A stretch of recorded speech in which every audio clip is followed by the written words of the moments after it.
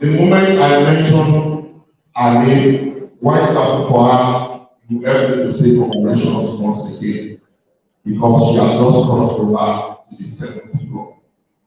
Well, so Mrs. Yetunde Olawale Akiyemi Ekema.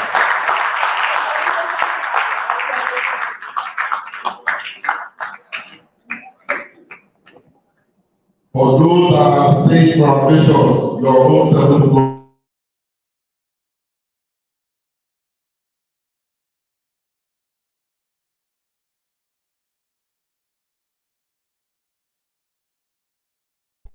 Another distinguished fellow, a mother of WIS, a past coordinator, national coordinator of WIS. Welcome. So, and now is your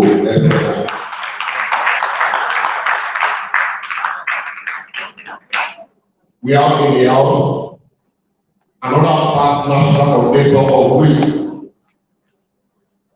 All the way from outside state of Lagos.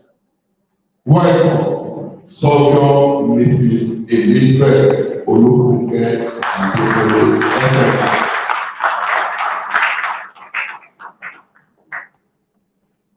Please, for all this recognition we're doing, for all those who are calling for recognition, please let us endeavor to stand up. Most of the people that are here, they don't know my name, they don't know my face. This is an opportunity for them to know you so that the history of WIS will not be thrown into the garbage. We are also today the immediate past Secretary General of Nigerian Institute of Surveyors, all the way from the state of Osun. Well, Surveyor Akinde Abiodun Akinde.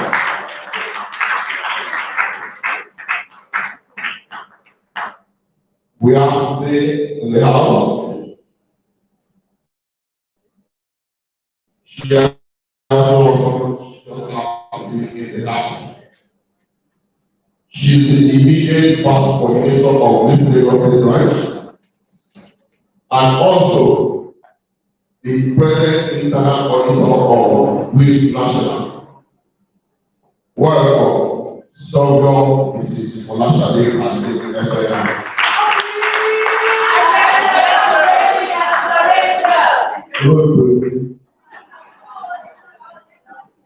The moment she says all WIS, you say adventurous. Then you need to stress her a bit. Because the moment you did not say praying, she needs to know she has to say all WIS again. Let the whole Lagos know that WIS is doing something at SSCI. All WIS adventurous. All WIS all WIS I'm coming up. We have today in our midst the present Assistant Secretary General of WIS National. Please welcome our own Sovereign Mrs. Olakemi Odunewu.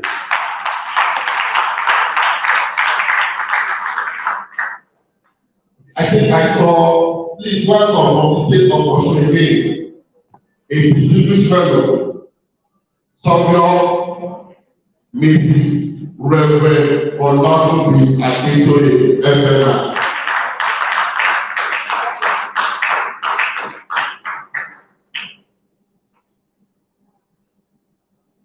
I think I saw the President Public Secretary of WIS National in the house, Sovereign Mrs. Erne Olom Genesis.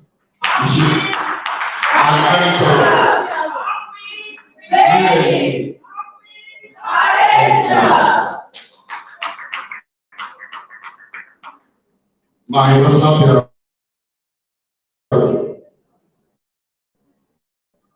thank you very much. That very well. Well, without wasting our time, I would like us to go into the program proper. All other recommendations will be done in the course of the program.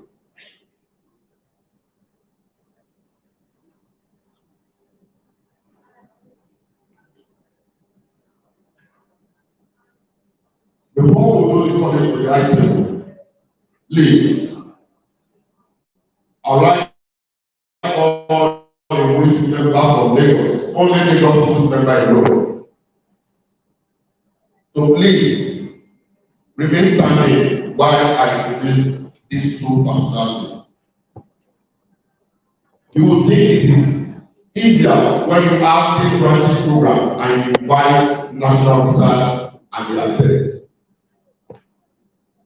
They will plan to attend, but they will decide to send delegates.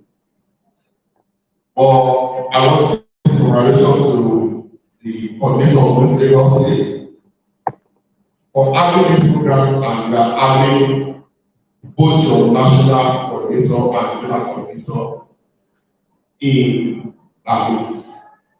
Please, WIS Lagos, with standing ovation, welcome Senior Mrs. Olayiwola Elizabeth, Evelyn, the national coordinator of Women in Salvation. Mommy, please can you rise up? Let us see.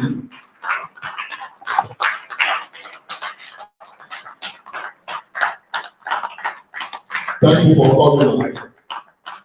Mommy, immediately after the program, remove your medallion, keep it in the box, don't let it get to the gate. This is Lagos.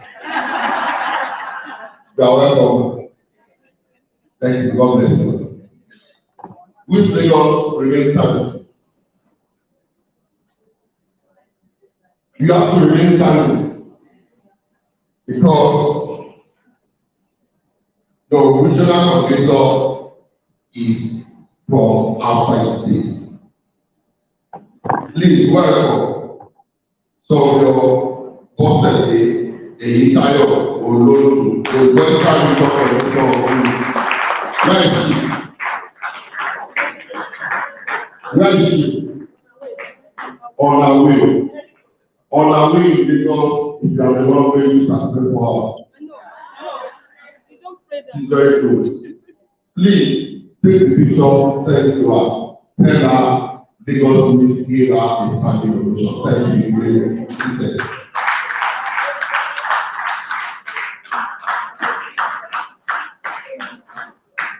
Welcome. Another fellow of the state branch of WIS, a distinguished past expo of NIS Lagos Expo. Sọ́kè Mrs. Akintaro Dorcas Olúwatóyìn Ẹ̀kọ́.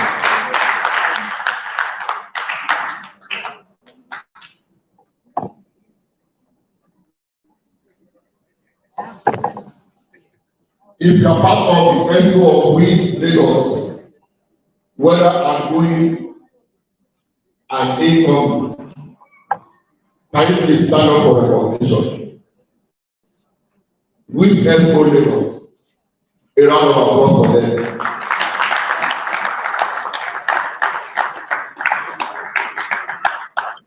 In the people of clapping, please can you please rise up and say, yes, yo. Yes, yo.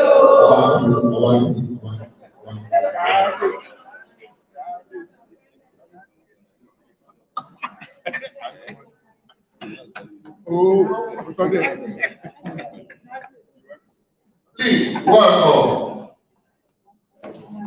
a past of the general, a past chairman of Lagos State University.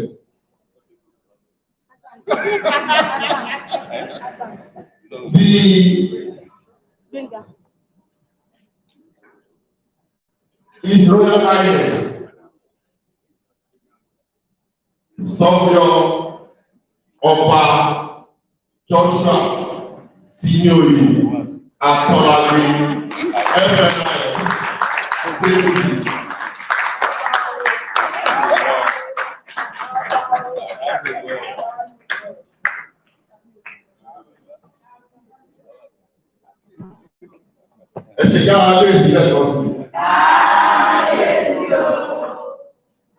For most of us in this hall,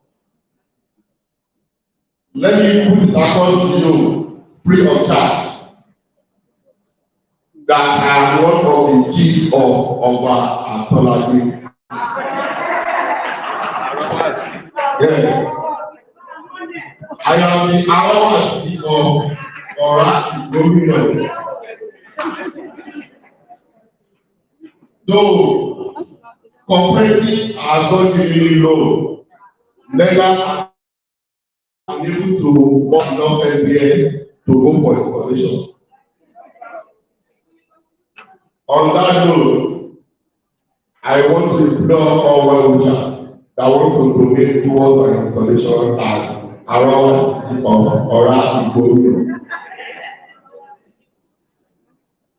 While Travis was coming in and we're doing our introduction, we have a special person that stepped into the hall. I cannot but introduce our own in Lagos State, our own in LS Nigeria, a two-time rector of Federal School of Surveying in Oyo, a distinguished fellow of Nigerian Institute of Surveyors, Mama Adini in the whole of Oyo Town. Let me keep all accolades into the pool of security. Please welcome Senior Mrs. Professor Dúpẹ́ ní Ọláwà Ọláyínká Òṣùwọ̀n FMI.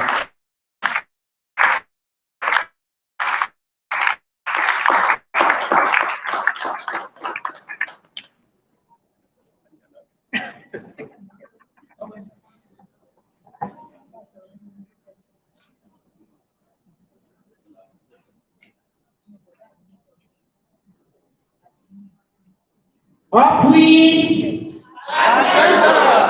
Up WIS! Up WIS! Thank you. We are praying. Can you see that for your attendance? They are praying. Yes, we are praying. Yes. I will start the program by putting it in the hand of God. And I would like to call some of your Mrs.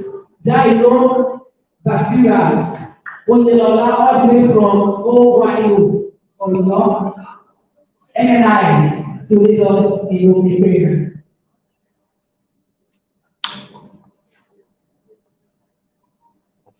You're welcome.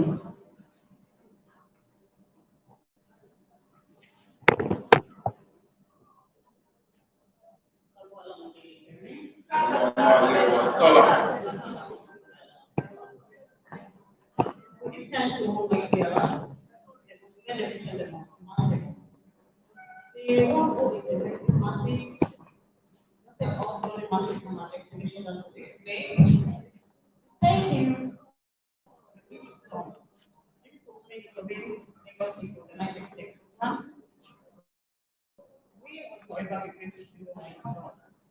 As we are starting this program, we take it to your hand of Mandela.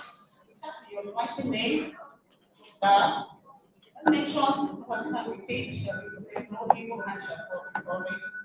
Almighty God, we are starting with this dialogue. And we have the faith that the program will not be focused on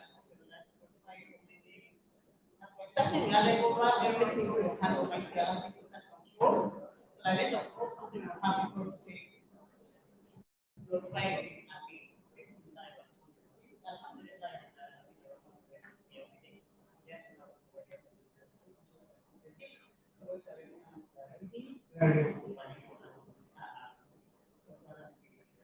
Sallallahu Alaihi Wasallam. A round of applause for someone.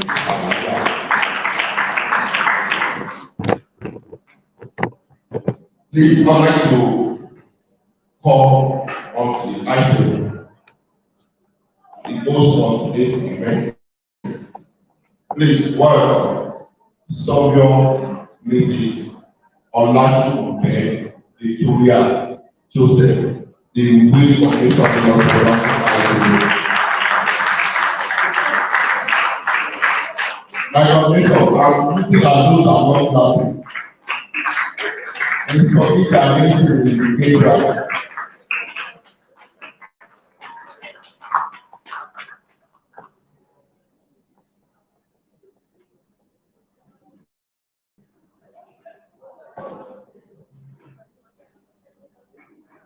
To join the coordinator on my table is the chief host of this event. Please welcome the chairman of NIS Lagos State Branch, Sovio Olade Abdulrasaq Kasi.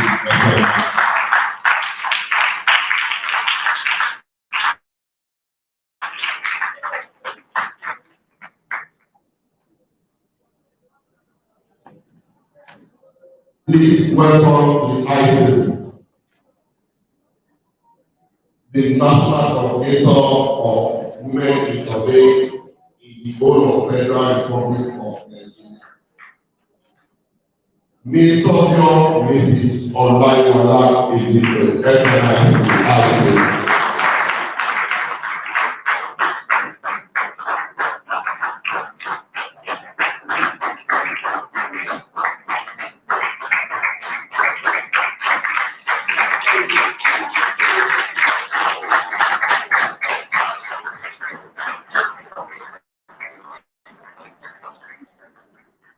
At times, when you look at the enormity of the challenges in being at the top, one will be contented to be at on level. But if you see the governor of the state or the president of our country passing by in the convoy, you will be tempted to be the governor or the president. Exactly what has just happened. You can see the kind of applause that was given to the national coordinator. Please, if there are the time that belongs to my school of thought of being contented at my level, as well to be the national coordinator of this, another round of applause for the national coordinator.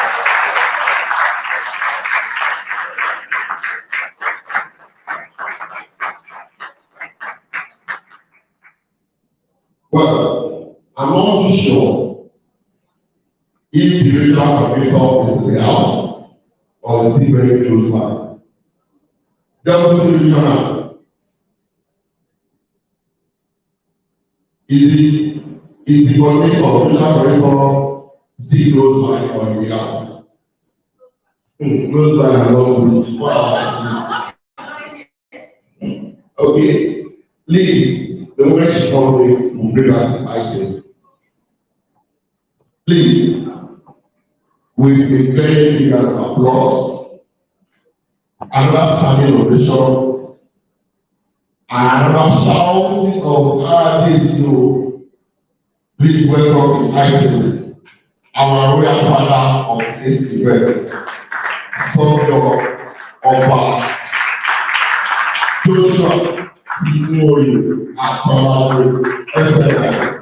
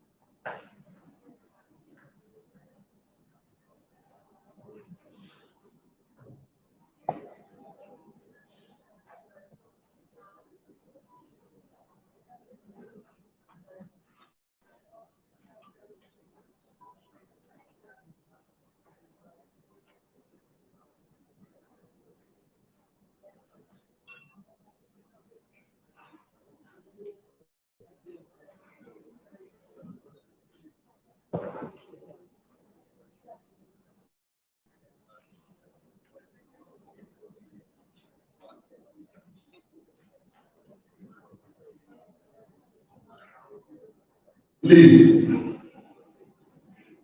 welcome to ITV, our guest speaker for today's event, Barrister Mrs. Victoria Chuma.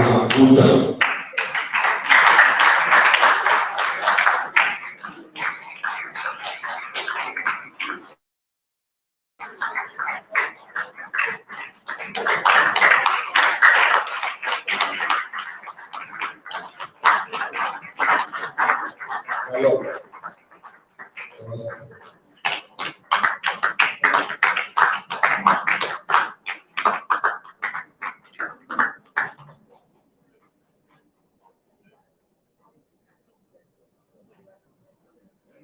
Please, I want to specially recognize, I think I can say, that behind every successful man, no. There is always a good woman, don't be good. God, behind every successful woman, there are always women too.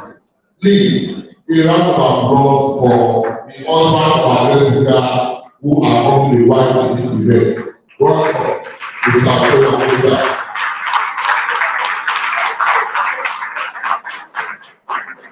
Mr. Abuja, I am a superior of Federal Republic of Nigeria. You are also a barrister.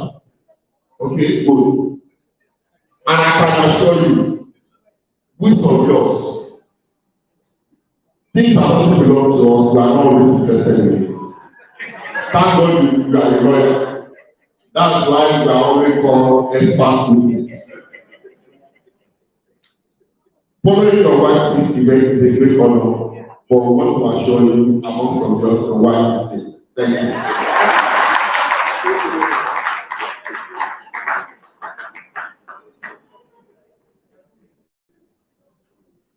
While waiting for the patron of WIS in Lagos and patron WIS National to come into venue, please, I want to bring this person to the high table.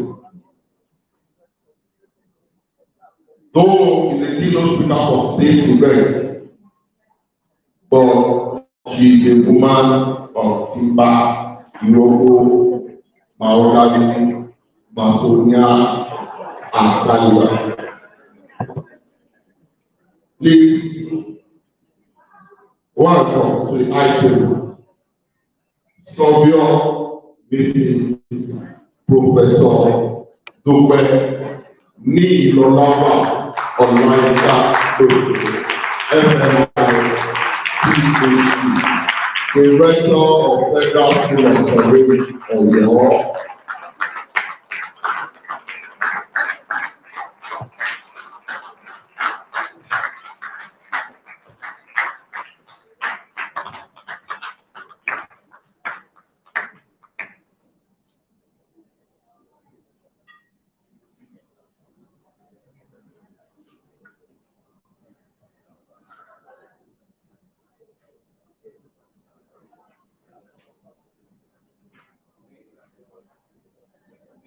I would like to invite the high table also Sovio Akindole Olufemi Oyewala FNIS FNIA PPNIS PPAPEL.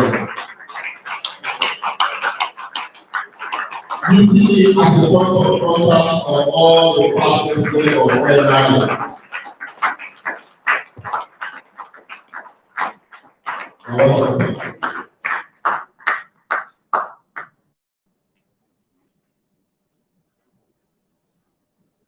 Because of time, please welcome representing the national coordinator, representing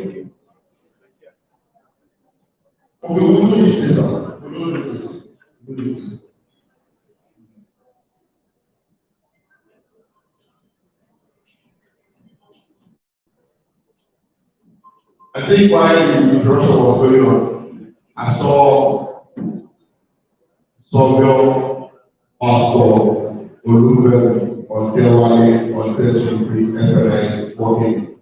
My chairman, welcome.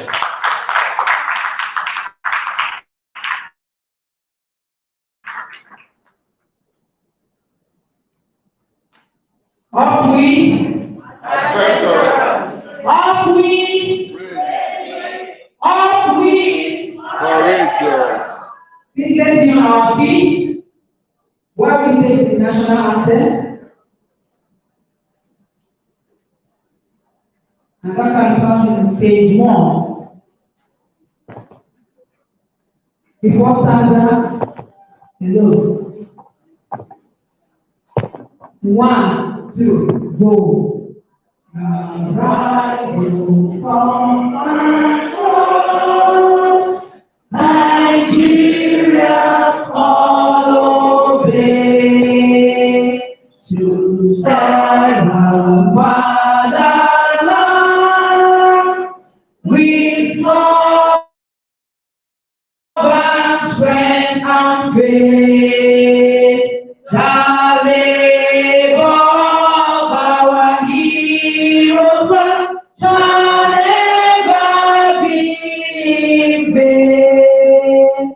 To serve with heart and mind, all nation bounding freedom, peace and unity.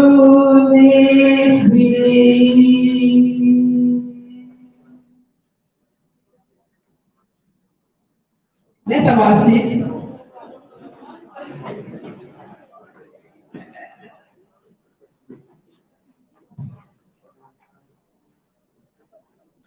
Up WIS. Up WIS. Up WIS. So, madam, are you feeling that? Are you feeling it? I think I can still feel the impact of the breakfast the enter too. You can see that the thing is coming down bit by bit. My coordinator, hope we have 3 calls before this event. Because the strength of all WIS is going down little by little. Up WIS. Up WIS. That's what we are here for. Up WIS. Yes, we are going to have the welcome address. This opening speech, rather, by the chairman of Nigerian Institution of Surveyors, Lagos State Branch, my chairman, Sobio Olukolade Kasi, FNIS.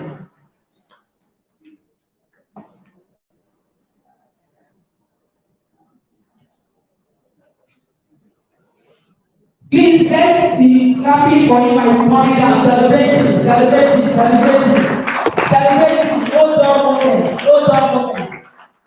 You can do more than that.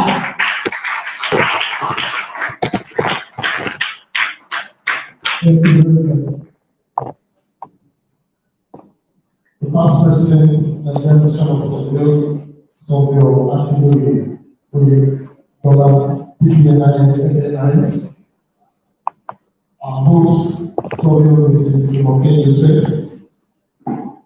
National Coordinator of WIS, Sobio Mrs. Elizabeth Olayiwa. The Western Coordinator, Sobio Osei Itayo Olutu. Our keynote speaker, Sobio Professor Dupe Olayinka Yusuf. Our guest speaker, Barrister Mrs. Victoria Jona Abuja. Kabesi, the Ashamu of our Governor, His Royal Highness of our JC Atolabi, and His Ojuisia President, particularly the Arowas High Chief, Benjamin, fellows of the Organization of Surveyors, members, students, invited guests. It gives me great pleasure to welcome you to this biannual conference of the Women in Surveying. And I think all members of WIS should please put a hand of applause for themselves. Please round of applause for themselves. WIS is a strong subgroup of the WIS who have, at least in the area of women and female, has done very well. I recall your program targeting students over the years, and it's very interesting when you go anywhere and you see female students who are actually excited about surveying. I know one was particularly when the drone was flown in one school, and we happened to go around there, and most of the female students were very excited about surveying. I am also very happy about the theme of today's conference. I think it's very important that we don't lose sight of that theme.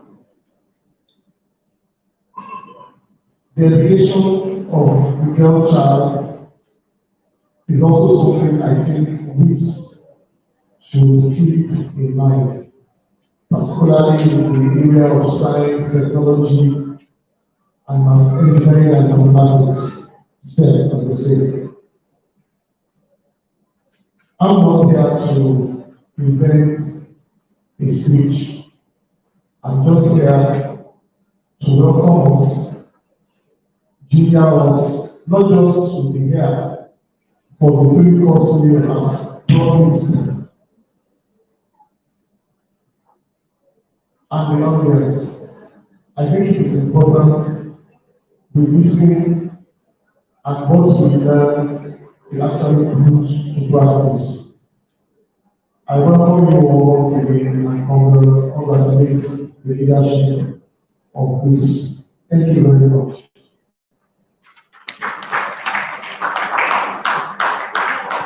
Thank you, sir. We can do more than that, please. Don't worry, we celebrated as well. Thank you. Yes. We quickly want to do something. Want to go to the next item. We want to welcome.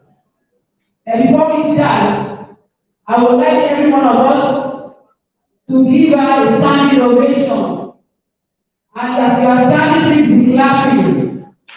Be clapping. Be clapping. We have a program. You should know where I want to come. And that is, some people are not clapping. Be clapping. Why I call on our host. We've done this since year 2018, and we are doing it here again today. We are not clapping. We are not clapping. Until we clap. Some people are holding their hands like this, they are not clapping. I would like to welcome our host, our coordinator, my coordinator. I did not ask you to stop. You are not the one talking. I am still the Tinubu of this moment. This microphone is in my hand. And so the others are not collect it now. We want to welcome our coordinator, my coordinator, your coordinator of Women Surveying Lagos State branch, Sofia Mrs. Olajumoke Victoria. She's there already. You are not clapping. That's why I don't know that she's there. My coordinator, please, I won't give you the man. That's one side.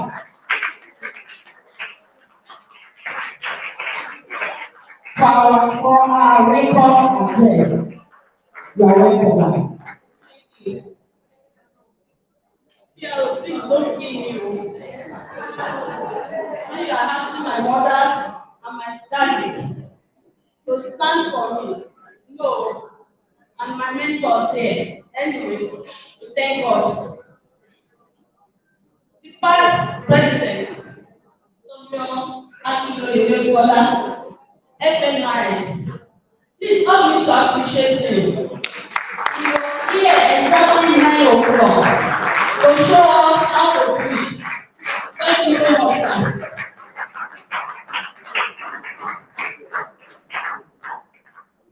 Kábíyèsí,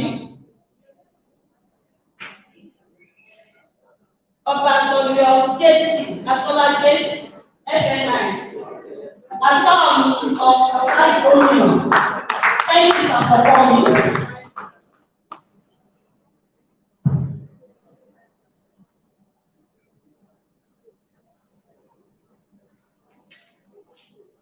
The past coordinators and the national coordinators, I welcome you to this occasion.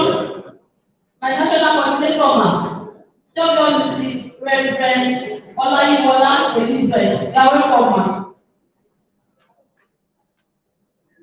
My friend, the Western Regional Coordinator, the person of Senior Mrs. Eyitayo Olotu Bosede, you are welcome. I'm sure you are right now. I want to welcome our keynote speaker, our own mentor, the person of Associate Professor, Dr. Olawa Olayinka, you are welcome. And also our guest speaker, Mrs. Victoria Mendense, Victoria, you are welcome, ma'am. I will never forget my immediate past coordinator. I want to celebrate her especially because she laid the foundation of this occasion. Please help me to rise up and appreciate him. Please help me to appreciate Sonyo Mrs. Olasade Kasim FNIS.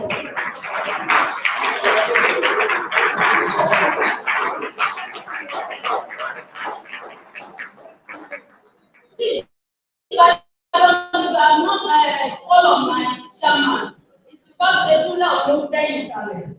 It's the chief cause of this place and of this occasion. Please help me to welcome to this occasion our own shaman of NIS, Lagos State. She is the one that made this to be possible after God. Because if they don't support us, we know how to support now. We will not be here today. Please help me to rise up. Please help me to rise. You know that you want to eat, just like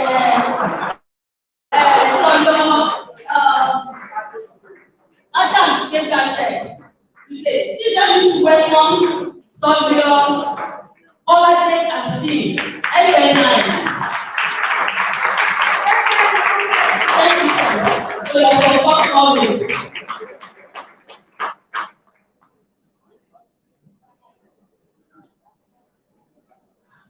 I want to appreciate our fellows in the house.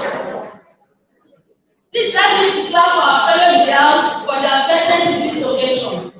They didn't start us to be small surveillance or small weeds like that. But they are here to honor us. Please help me to welcome all the fellows in the house. You are welcome, man. You are welcome, sir.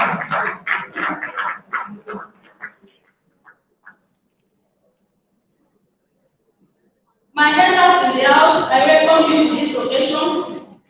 Dignitaries, past national coordinators, and I want to welcome all the state coordinators in the house. Please rise up and wave to us. Just rise up, all the state coordinators. Thank you for coming. We appreciate you. The past coordinators in the house, past state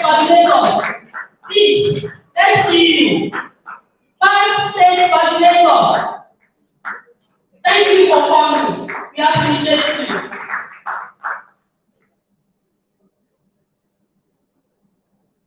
Esteemed members of Women in Survey,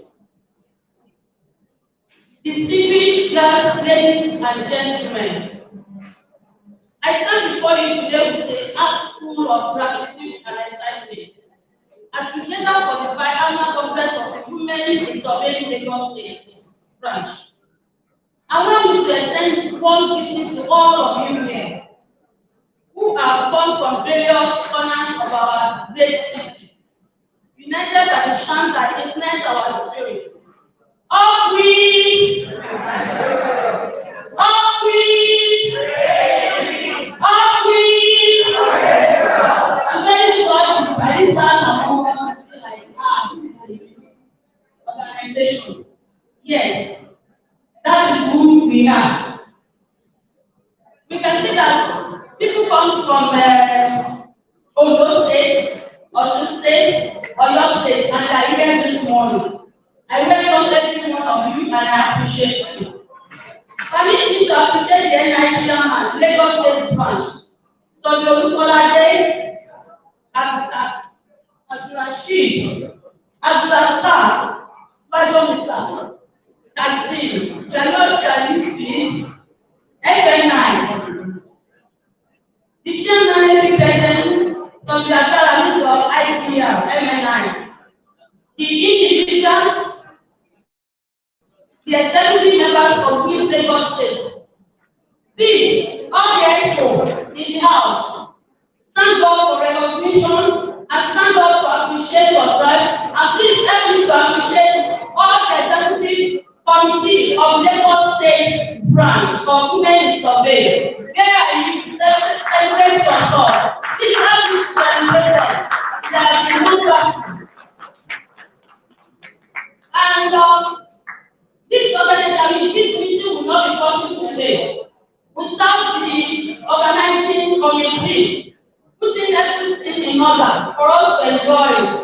Please, the organizing committee, wherever you are, please come out. We want to celebrate you. Please, organizing committee, I want to take time. Please, organizing committee, you know yourself. Please come out. I want everybody to celebrate these people as they are coming in. They are the ones that they really make stress. Please help me to celebrate them. Celebrate them. Celebrate them. The committee was headed by my deputy coordinator. In person of please come to this side. Let them see the faces. Let them see this opportunity that is helping me in Lagos State. That is not only the government difficult for me. Please help me to celebrate the organizing committee for a well done. Thank you so much. I appreciate you. I know you are more than, but you don't have to take time. Please, after the picture, you can go back. Thank you. Before we dive into the purpose of our gathering, let me take a moment to reflect on our journey so far. The maiden edition of this congress took place in April 2018, and it was under the visionary leadership of Solo Kasim, Kolashade, FNIs. You can see the reason why I said that we should help me to celebrate her at that time. But now you can know that she is the one that laid this foundation, and we appreciate it so much. We owe a debt of gratitude to her for laying the foundation and paving the way for our continuous growth and impact in the surveying community. Thank you so much, ma'am. As we all know, the year 2020 presented us with unprecedented challenges in the form of the global pandemic, COVID-19. Due to the necessary precaution and safety measures, we were able to hold the second edition of our congress as planned. Nevertheless, we remain resilient, adapting to the circumstances, and supporting one another through these trying times. The goal of Women in Survey is centered around our aims and objectives. We are a community of professionals committed to empowering women in the survey field, promoting gender equality and and encouraging diversity within our industry. Over the years, Women in Survey, Lagos State Branch, has achieved remarkable feats in giving back to society. Through various outreach programs, mentorship initiatives, and educational campaigns, we have contributed significantly to the growth and development of our community. However, there is still much more to be done, and that is why we need your unwavering support. Together we can amplify our impact and create lasting changes. I call on individuals and organizations alike to join us in our quest to uplift and empower men in surveying, women in surveying, and also the future generation of surveyors. The essence of our biannual gathering lies in the opportunity it provides us to acquire knowledge, share experiences, and build strong networks. As we come together, we strengthen the bond between us, enabling us to learn from each other's triumphs and challenges.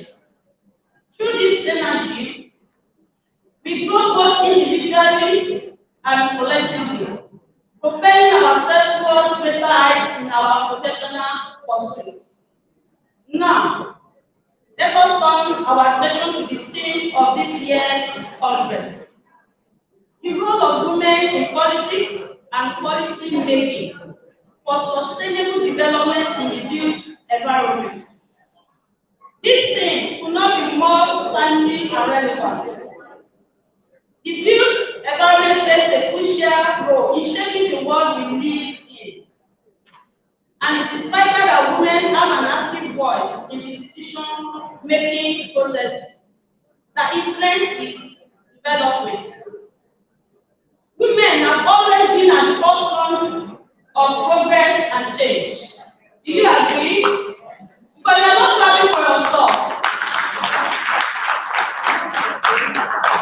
As influencers, leaders, visionaries, our unique perspectives are invaluable in creating sustainable, inclusive, and resilient built environments.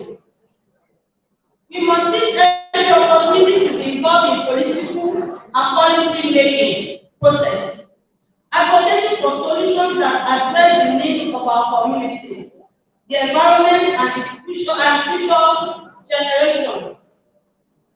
In conclusion, let us reaffirm our commitment to the cause of women in surveying, especially Lagos State Branch. Together we shall rise. Up wings, adventurers! Up wings, ready! Up wings, adventurers! And let us embrace the role of women in our industry and society. Let us embrace the spirit of unity, collaboration, and empowerment as we embark on the journey of making a lasting impact on the surveying profession. I want to thank our young child that is around today for coming here. Please rise up for recognition our young to grow, the students from Marino Shore Junior Secondary School and International Secondary School are. Wow, I don't even know that International Secondary School will make it because they told us they are holiday. And all these children that are holiday, but they are here today. I need to celebrate them. Congratulations. Welcome you. Thank you so much. And I need to mention that please sit down. They are being beneficial of our grants. This through school. We are giving them grants, and we thank God for those people that supported us to do that. Thank you all for being part of this very significant occasion. I wish us a successful and inspiring Congress. All women in surveying. All women in surveying. All women in surveying. All women in surveying. Thank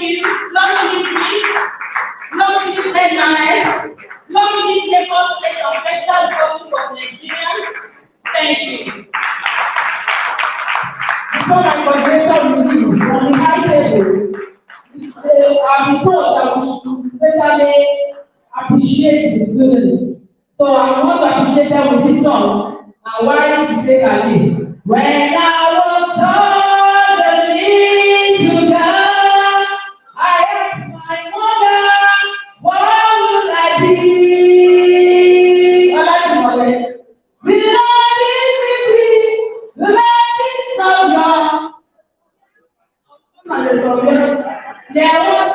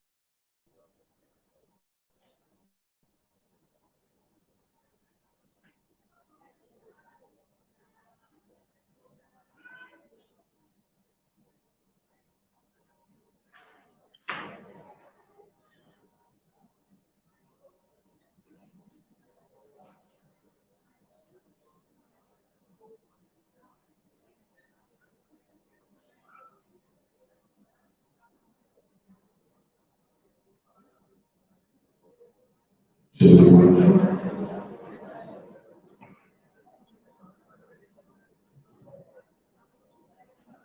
Thank you very much. Well, I was wondering when I was giving the letter to be an entity for today's occasion.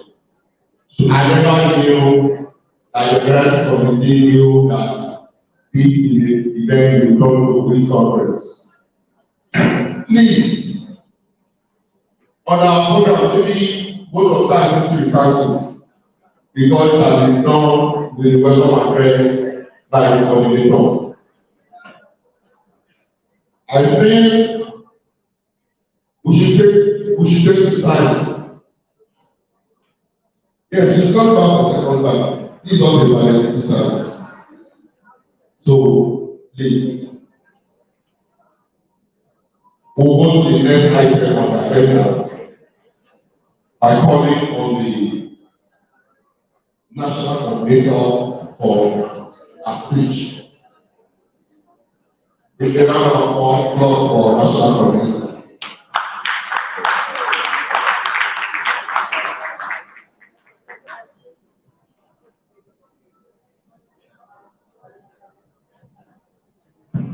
Thank you, Mr. MC. My dear Mr. Kindly permit me to start your visiting protocol. I want to say good morning to everyone. You are welcome to this special gathering. The Lord that has brought us here simply will take us home safely. You are welcome. I want to thank God for this opportunity and to hold this congress again this year. And I want to say congratulations to East Lagos State. I bring greetings from the National Expo of Women of Nigeria. You are doing well. Continue doing the good work. Welcome. Thank you. Welcome our future leaders, the distinguished students. They are very important in this gathering because the aim of women survey is to catch the girl child young and to make the girl child to intentionally pick survey as a career. And that is why we are here. So you are welcome. I welcome our fellows, past presidents, past national coordinators, the state coordinators, past and present. You are all welcome. Our keynote and speaker, the guest speaker for today, you are welcome, thank you because I know that you are going to use this thing to enlighten us and to encourage us, which is role of women in politics and policy making for sustainable development in the built environment. So remember, it is our divine assignment as women as to build our homes, the nation, the community where we find ourselves. I know we will succeed in this assignment. It's a divine assignment. And so I want to encourage those women that are here. Wherever we find ourselves, let's remember this assignment that we are builders. And whatever our minds try to do, let us do it with our minds. It is well with us. So once again, without taking much of our time, I want to say you are welcome. Relax, learn, socialize, make friends. Once again, you are welcome. Thank you. Thank you very much, I am the regional coordinator of WIS in the house. We're going to invite her to the high table, but before she goes to the high table, we'll call her for her own speech. Please welcome Sobio Bosete, the entire group, for our speech and to the high table.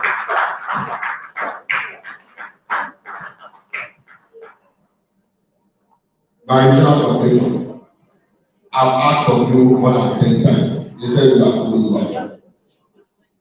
Just came from prayer this morning. You now spend the double of the hour you spend all the way from our prayer to your church. This is Lagos. You are welcome to Lagos. The past president, the royal father in the house, my national coordinator, the girl speaker, the keynote speaker, the chairman of Lagos State, the fellow in the house, and all the members of Women in Study here present, the students, ladies and gentlemen.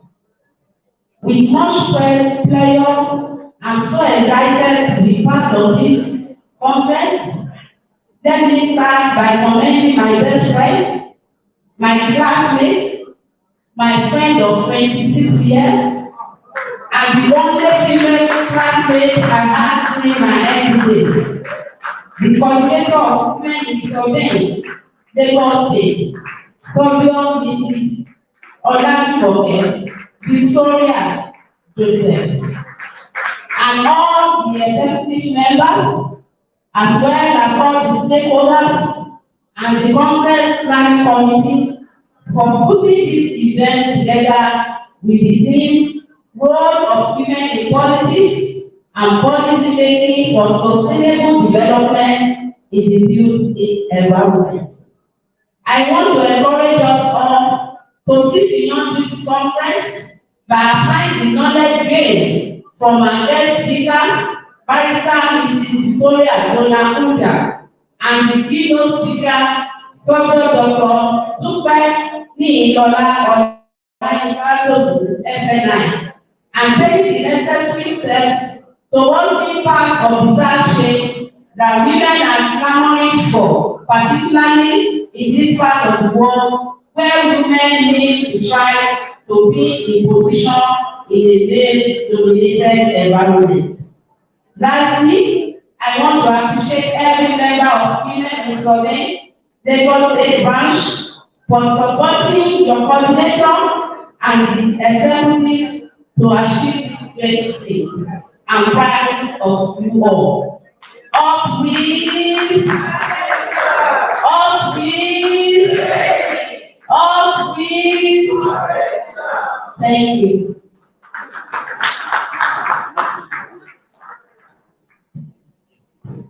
Up with, up with, up with.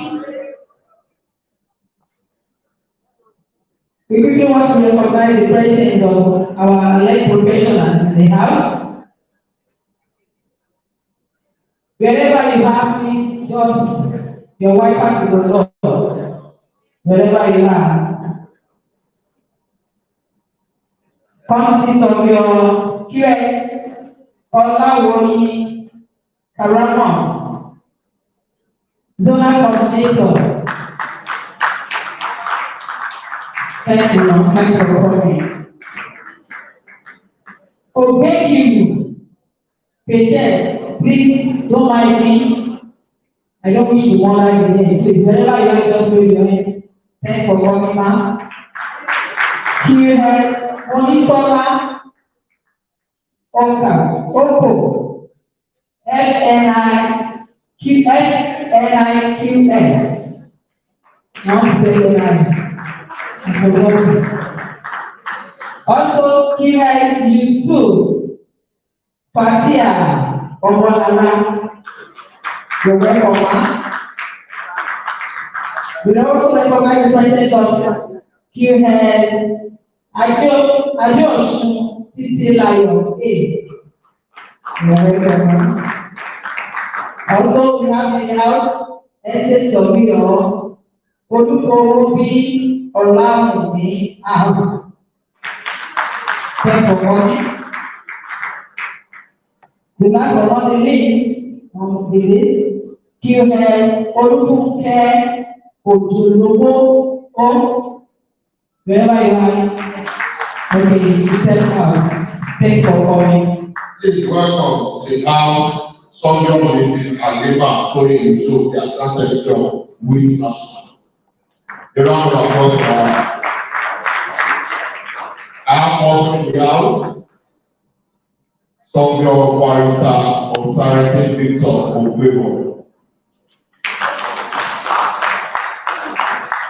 Please, a big round of applause for all the staff and students of State Junior High School at Limosho and International School, Unilife, and the Best University. Please, and the Best University, International School, State High School, thank God for the recognition once again.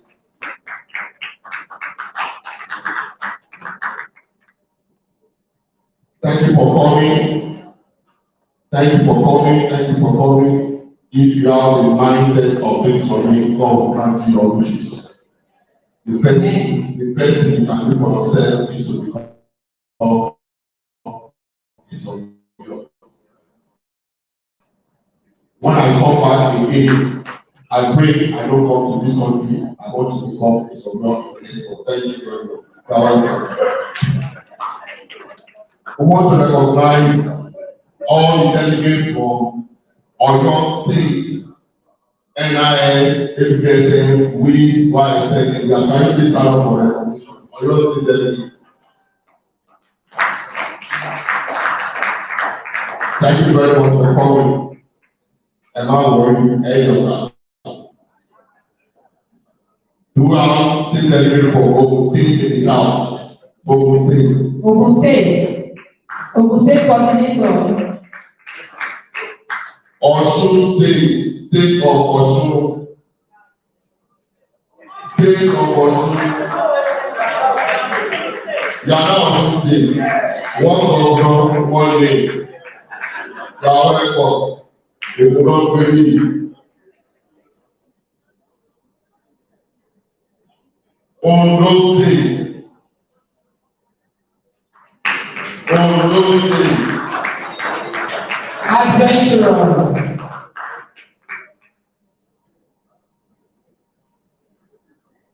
Ekiti State, my state. Stand up now, we say of apology. We hereby apologize.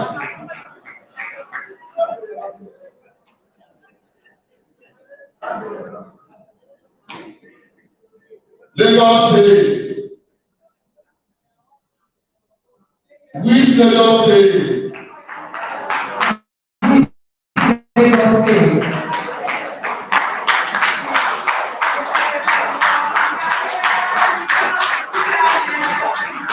Thank you. Thank you. When the number 70 is down, we quickly go to the selection of the keynote speaker. To do justice to this is one of our own. Is she our own? She's still waiting. That's going. She's still waiting. Yes. She has not got to the ground. Okay. They said she's still waiting. Samuel Ayo found a work for the citation of the keynote speaker. Women is surveying regular director.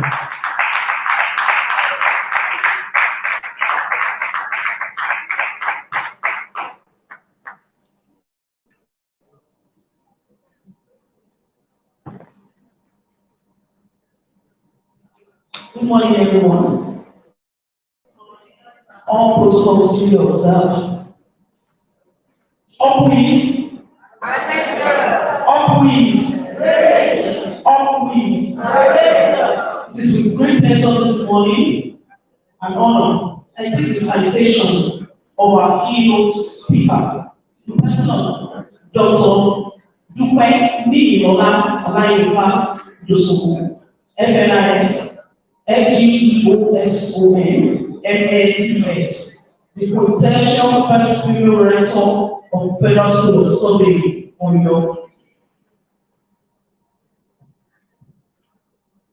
Background: Dr. Naika Dosmo was born in Oyo Town on the 3rd August 1971 to a disciplinarian head teacher, late Benjamin Olayinka, and the sweet mistress, Mrs. Victoria Olayinka, who is a complete humanitarian and hardworking woman. Dr. Olayinka's formative years was tailored by a daunting stepmother, Mrs. Sifat Olayinka, who took Niyola as her own and nurtured her to adulthood with love. Niyola came from an extended family background, growing up with almost 40 relatives. The night of family of 25, Niyola recalled her childhood with passion and nostalgia. Education: Niyola attended St. Andrew's Demonstration School between 1976 and 1982, Bonnet Thomas Memorial School between 1982 and 1985, and Alaafin High School, Oyo, between 1985 and 1987, and Olivet Baptist High School, Oyo, between 1987 and 1989, for her higher school certificates, A-level. She later graduated with distinction in higher national diploma and surveying from Federal School of Surveying, Oyo, in 1995. Dr. Niyola graduated in first class honors in surveying from the University of Lagos in 1998, making her the first female graduate of surveying with first class from any university in Nigeria. She also graduated with distinction in her Master's of Science, Surveying and Geoinformatics with a CGPA of 5.0, a record which is yet to be broken in the history of the department. Dr. Niyola Olayinka obtained a doctorate degree from Lancaster University, UK, with specialization in environmental modeling under the Schlumberger Foundation, Faculty for the Future for Women in Science, Technology and Engineering. She was the first recipient of the award in Africa, having competed with other 13 participants from 7 universities in Nigeria and 60 participants across the globe. Leadership roles. According to her, getting to the current position was the accumulation of leadership roles she had taken at early stages in life.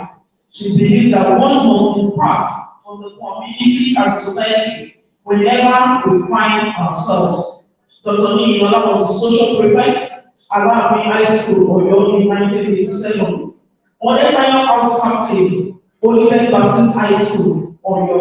She was a member of the Students' Representation Council in 1992, the Vice President, Student Union Government in 1994, Federal School of Surveying for Europe, the President, Nigerian Institution of Surveying Students, now NISGS, University of Lagos, in 1996. She is the immediate past secretary, Academic Staff Union of Universities, University of Lagos branch, and internal auditor, Nigerian Institution of Surveillance, Lagos State branch. Awards, commendation, and recognition. Dr. Olayi Iwadosu is a recipient of over 100 awards. The closest to her heart is graduating as a overall university scholar, valedictorian in the Department of Surveying and Geoinformatics, Faculty of Engineering, and University of Lagos, with a first class in surveying in 1998. Prior to this, she received the best surveying student in pre-final year, Faculty of Engineering, University of Lagos.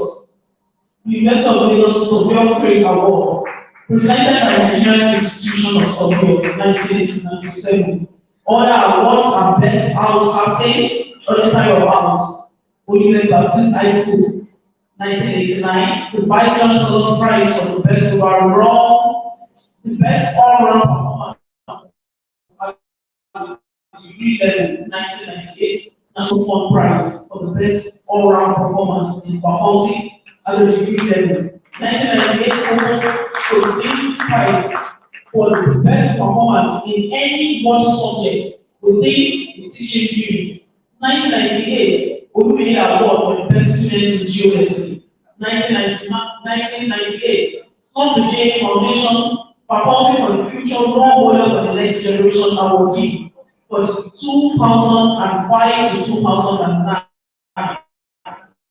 For PhD at the UK International Conference of Nigerian Students in Diaspora, Awards for Performance, Outstanding Achievements and Academic Success, Lancaster University, UK, 2007, by XN Foundation, University of Lagos Alumni Award for Academic Erudition, 2019, Olivet Baptist High School Students Award for Academic Excellence, 2019. Academic career. Dr. Olayi Iwadosu started her journey in research and teaching as a teaching and research assistant at the Department of Surveying and Geoinformatics in 2004 and rose through the ranks to the post of an associate professor. She is the first female lecturer in the department since inception in 1973. She served as faculty engineering examination officer, acting surveying, and an adjunct reader in the University of Ilorin. Dr. Olayi Iwadosu has mentored many graduates from the University of Lagos, Oyo and environs in Nigeria. She has over 75 publications as conference, journal, and resource papers to her credit, and has attended several conferences, both in Nigeria and abroad. Membership of professional body. She is a fellow of the Nigerian Institution of Surveyors, fellow Geoinformation Society of Nigeria, member Nigerian Environmental Society, member African Association of Remote Sensing of the Environment. She is a member EIS Africa, an associate member of Institute of Civil Engineers, the British Hydrological Society UK, member Building Collapse Prevention Guild. Dr. Olayi Iwadosu is a registered surveyor. Second, 2003. Family, she is married to Prince Adekunle Olukayode Dosunmu, and she is the mother of two beautiful daughters, Titi Layo and Temitayo. Dr. Ilola believed that a woman should take life as multifaceted, and none of the aspects of life must be left unattended to. As a professional, time management and planning is of essence to her. This has really helped to manage the whole front well. Appointment as the first female rector. Dr. Ilola was appointed the first female rector and indigenous rector of Federal School of Surveying on the 3rd December 2018, and her second term was renewed from 7 December 2022. Our main vision for the school is to become the Federal University of Geospatial Sciences and Environmental Technology. According to her, I quote, all hands are on deck to make this a success. Federal School of Surveying, Oyo was founded in 1908 for the whole of Commonwealth and is the first technical tertiary institution. It is high time we place her amongst the committee of institutions where she belongs in the world. Hobbies, she loves traveling. The most exciting one is the return to Sahara Desert, which lasted for about a month. Meeting people, she has visited 22 countries so far. Reading and cooking. This morning, with joy and standing ovation, distinguished guests, fellows of the institution, ladies and gentlemen, welcome with me, Dr. Our English speaker, Senior Dr. Dubai Nilola Monica.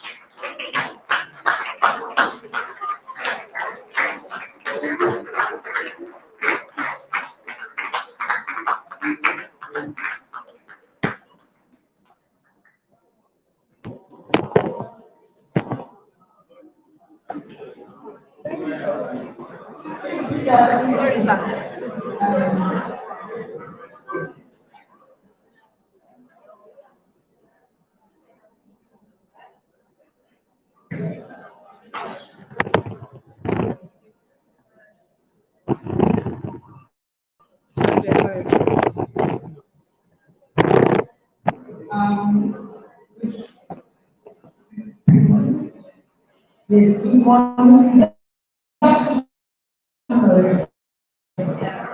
So I'll say good afternoon, and I hope the citation is not going to be more than the keynote speech itself. Thank you so much for the invite. I can say that I have a long list of protocol to observe, but I'll cut this short. They said it's going to be for 5 minutes, but the coordinator has extended my time, so I'm so happy.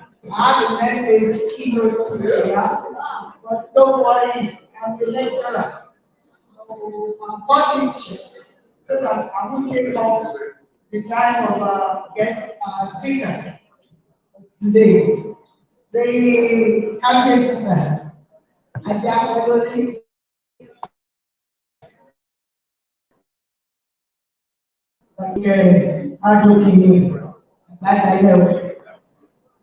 the chairman of today, our chief host,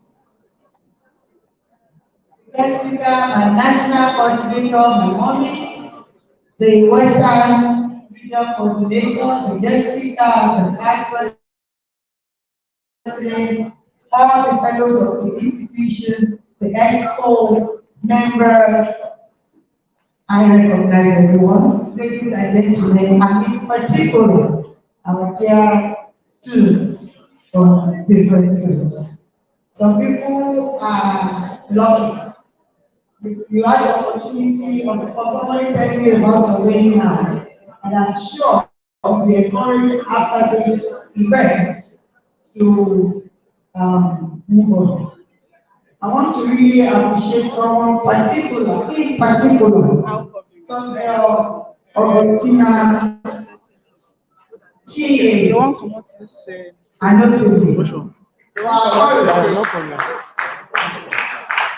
some of us were actually sleeping when it comes to matter of WIS, but I really appreciate her waking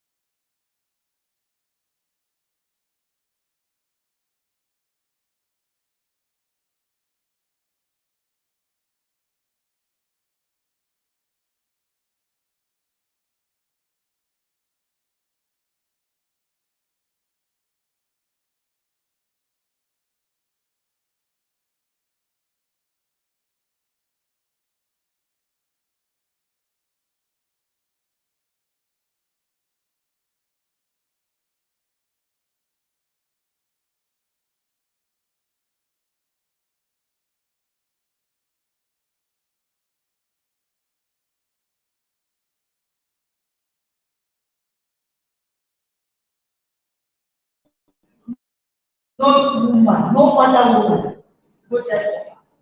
And we want to be represented. I think we need to be a bit by heart for us to get to where we can play that role of politics as well as decision of policy making. I'm trying to check the time. Yes, I've spent almost 6 minutes now. By introduction, I will define surveying and what it is. I assume we all know. But we are professionals, and in the beauty industry, currently, 7 professions are organized. And we have surveyors and geoinformaticians or geomatics experts. We have architects, the town planners, builders, engineers, quantity surveyors, and estate surveyors and valuers.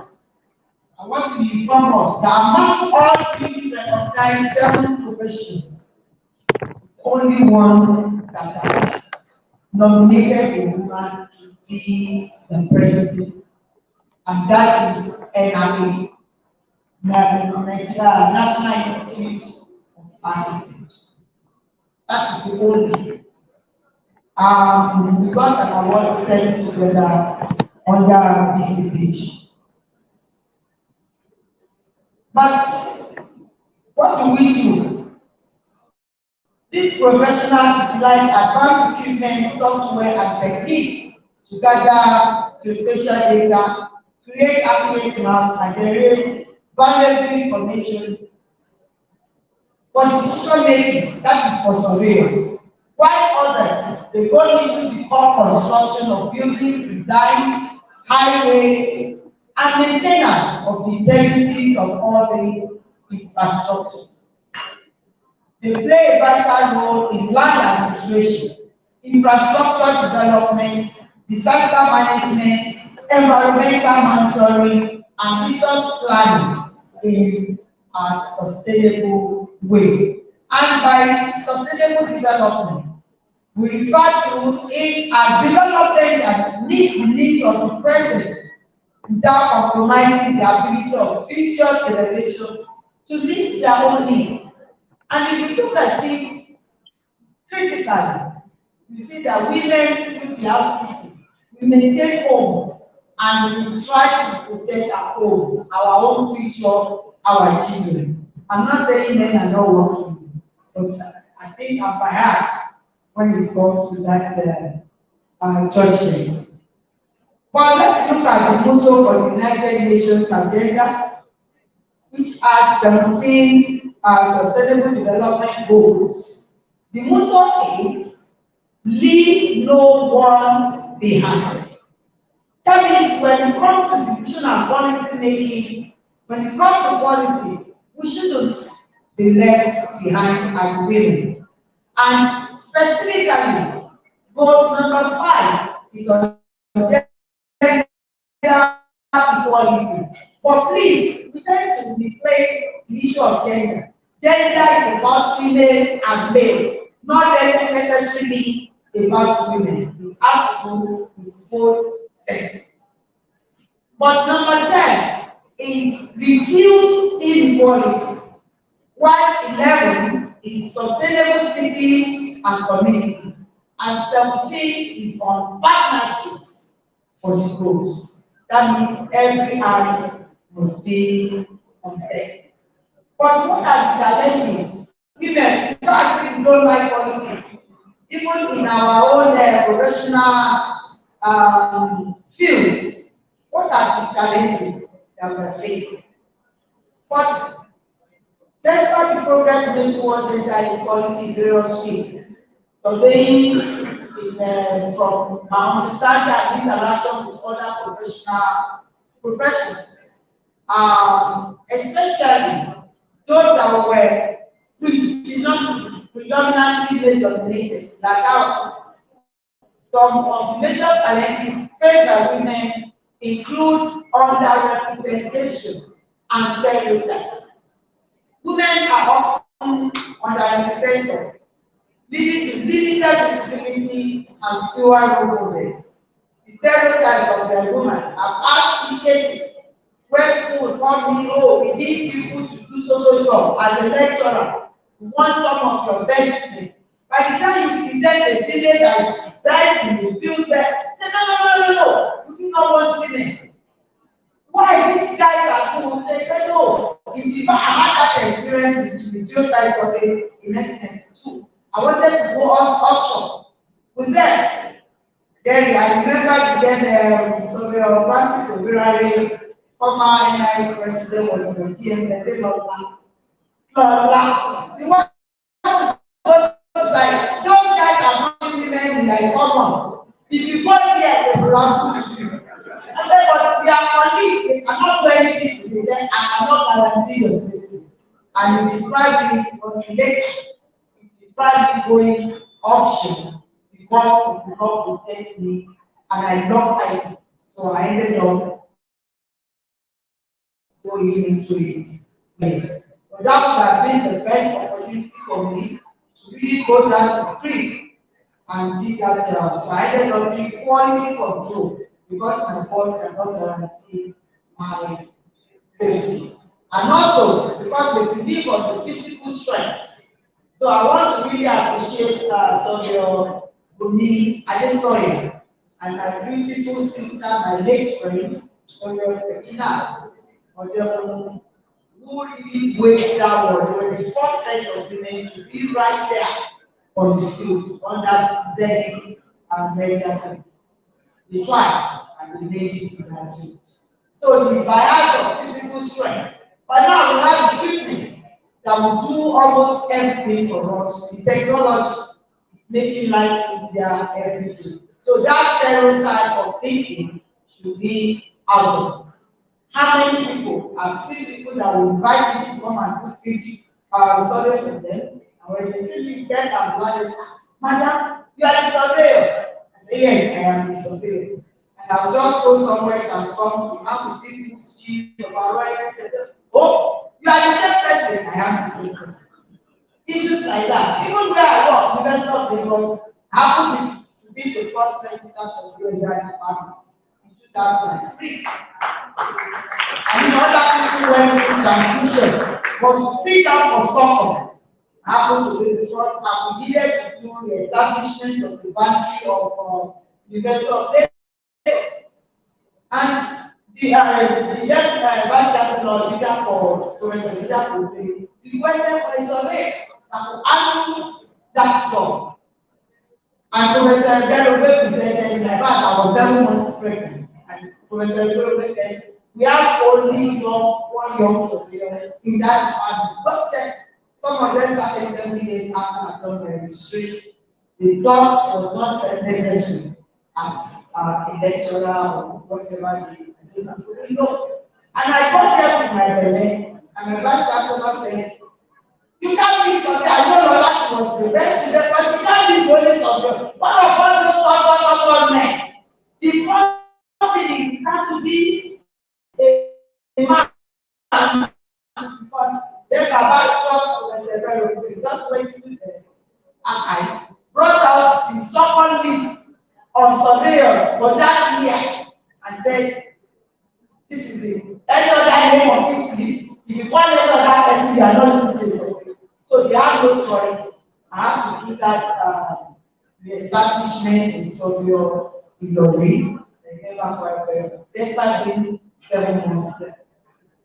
So that is, we need to remove that stereotype, recruitment and retention.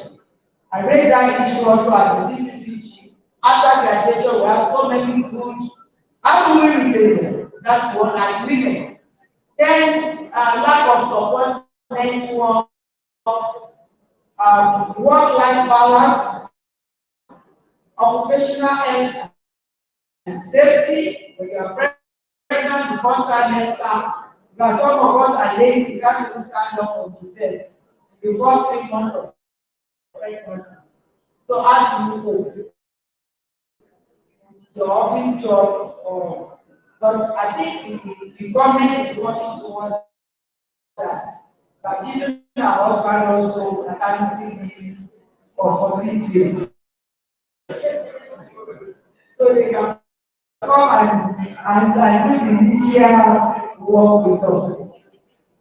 Then the program also has to do with career progression and leadership opportunities. And to answer that, limited access positions can hinder our professional growth in the field. Then that's why I want to thank Sobetina again when we want to reach Lagos. She was there. I know her effort at putting us together. I will remain grateful to. And also, for the Sayen Kazi, I remember that she started this Arena program and I was a guest lecturer. So this is the second time of being here as keynote speaker this time around. Without wasting your time, how do we reduce these challenges? We can't reduce them in mentality. These are issues that are already part of our society. Number one, how many men here is ready to release his or his wife to become chairman or chairperson of a local? Let's start from local government here. How many our men, please? How many are ready?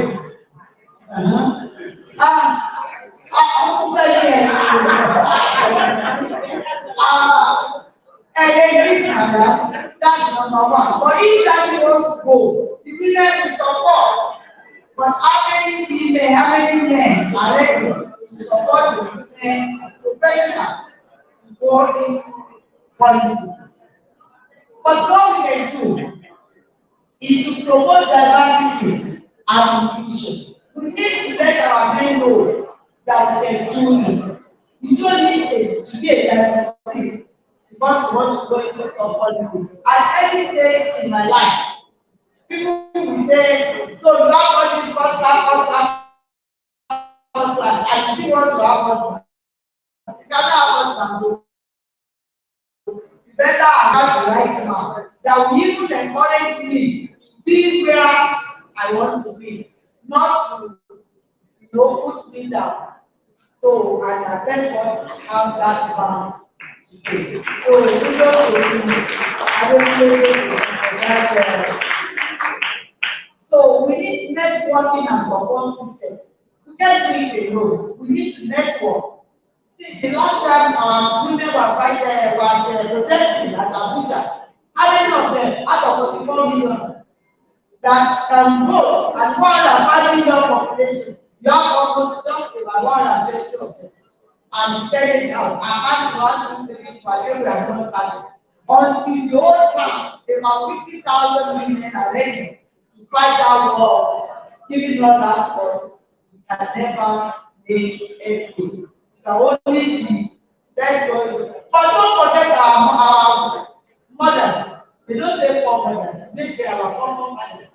Which are our former mothers too. Please, they have to go naked in Calabar. Their women, the struggle, as far back as 1923, 19, women have been in struggle for politics. I think we need to also, majority now, make sure we get what belongs to us. Education and outreach. Women is already, can we clap for ourselves? We started it at regional basis. Then I think it was Lagos State that first started that career program. Then we went national. Now it's competition between regions. Let's clap for women in celebration today. So you see that we are performing what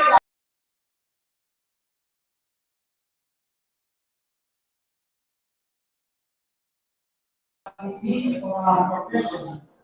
And mostly advocacy and policy development. We have a surveyor as the governor. Let us use all the things we can and make sure that we are part of this second term in office. But when you don't play politics, we cannot support that are in the private practice. Can't we go into politics? Politics is not about moving around. You can be a cash carry member. You can use your money to support their campaign. You can. There are so many ways. Let's be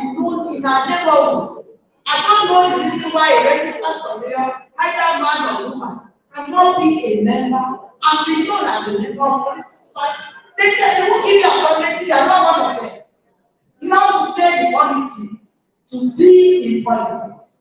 And without you being part of that politics, you cannot be part of policy making. You can't talk to them, even to see them, they see you, unless you go through someone that knows someone. So why can't you go to the top they attend? That is why I always give respect to Sonia Adekoya. It belongs to all social clubs in Lagos. Island Club, the Tennis Club, the Oli Club, Rotary Club, and others. You know, and with that, they decide the fate of what is going to happen in Lagos State on this PIT, and those socialize. So we need a lot to do. Just remember, I want to quote Mohammed Ali. Just remember that you don't have to be what they want you to be. You don't have to be it. You can be what you want to be. And also, for us to be included in the politics and pivotal roles in the construction industry as women, we have to promote gender inclusiveness.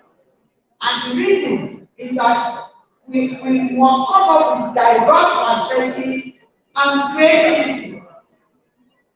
Gender inclusiveness in the construction industry allows for a broader range of perspectives and ideas.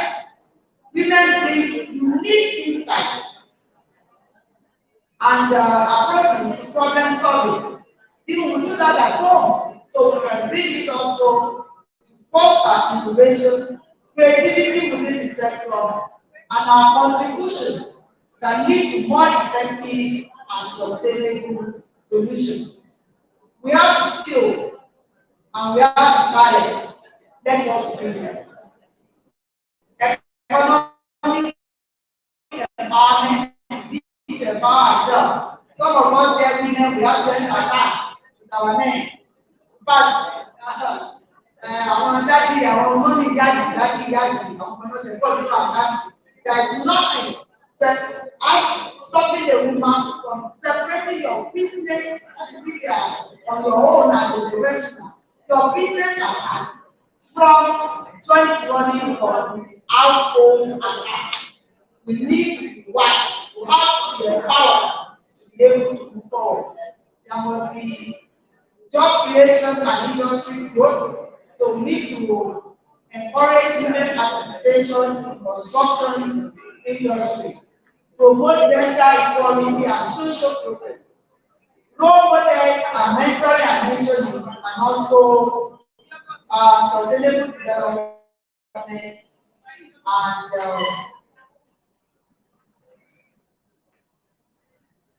and infrastructure planning. We need to make sure we are part of all the stages of infrastructural planning. And they won't want to give they know you are not good. You don't showcase yourself. Nobody will call you to come and work. So we need to show that skill that we have. And we can participate in reducing flood issues, building collapse, and also disaster management. We can be CEOs, we can be supervisors, quality control, going to it, engineering design, and then we have to keep on improving our skills. And I said before, we need to collaborate. But for us to be able to go into politics and to achieve status of us making policy and decision, we need to have the attributes of a transformational leader. Are we ready amongst us? We need to have it. If we don't showcase that we can lead, nobody will follow. So we need to do that, and I will mention what are the components or key attributes of transformational leadership. We have idealized influence or charisma, inspirational motivation, intellectual stimulation, individualized consideration. So we need to have all those attributes, and that is what keep us, make us know. I want to say how many people, the current expo of Lagos State, how many women do we have there? Only one. How many women? Lagos State and I. We have 2 women. How many women came out to vote for the position? I think 3 of them. One was not if all women is obeying and voted for that top person also well. So we need to give one from home. Once you know you are qualified, take up all the posts. Yes, let's try. I have never tried. If you want to have one house, one home, and you present women that we are going to take over in Lagos, I will come and make by the time we all vote for our own people, I'll show you, we will take 50% of that position. But that will tell you, the man what your basic so that's where you need the support of the men as well. You do whatever. So we must have vision and we must have purpose. We must be able to motivate and we must be able to interact intellectually. And then also ethical leadership. You cannot say that this is the rule.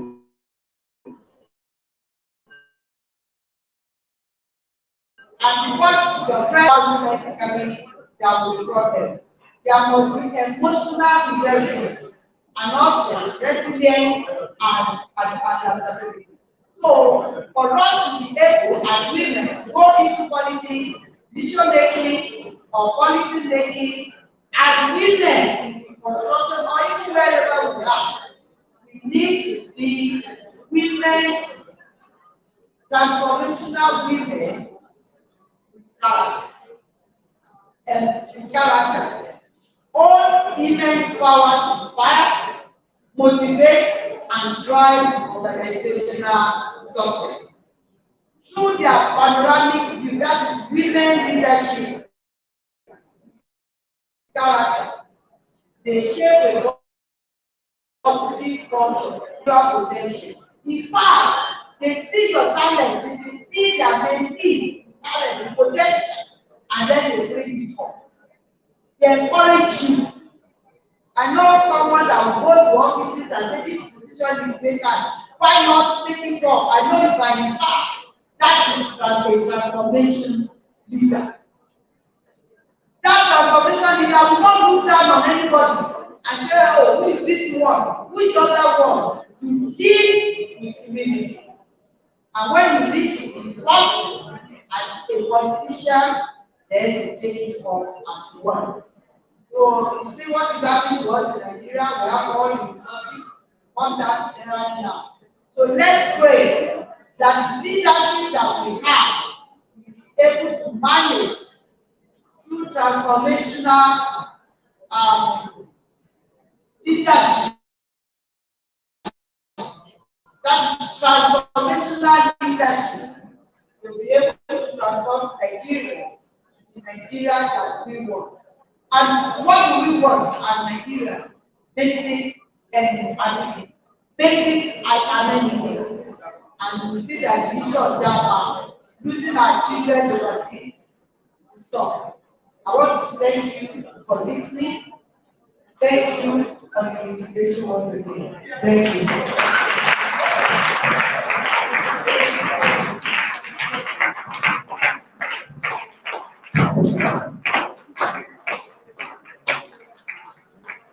Thank you very much, my distinguished Cheryl. Well, I want to say a very thank you to our keynote addressee. I'm very sure the organizers of this event have the fact that they invited one of the greatest scholars of any profession has ever produced as a keynote speaker. So I think it's an oversight on their part. They would have told us we have 2 guest lecturers.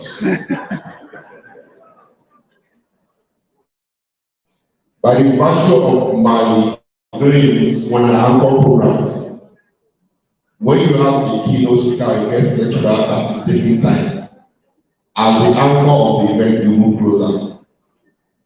The moment I saw the name of Sylvia, Mrs. Professor Dupe, Ni Lolawa, Online Takoshi, FNIs, I went outside. I went to ShopRite to buy love rights. As I was coming in, I heard she saying that she has a 9-page keynote address to give us. I went back to ShopRite to go and buy more units. I think she deserves a big better round of applause.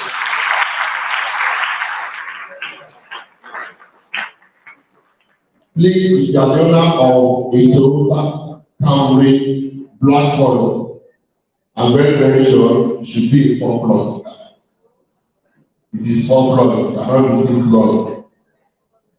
Cannot be using V8 like people like us.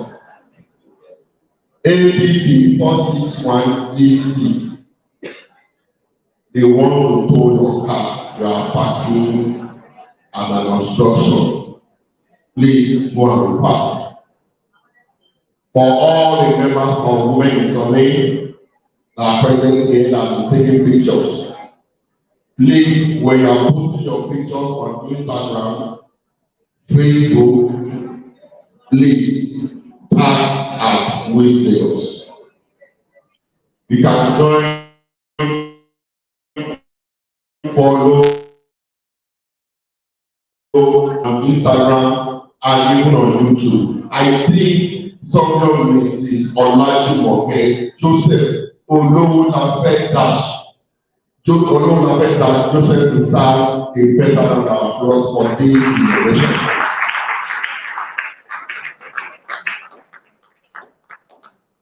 We can, but make use of technology for surveying to be made known in and across and all the nooks and crannies of this country.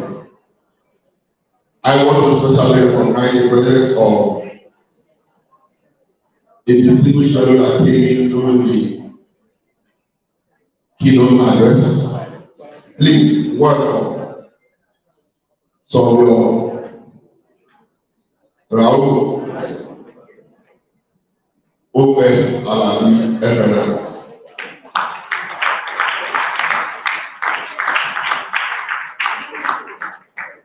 Also, we have in the house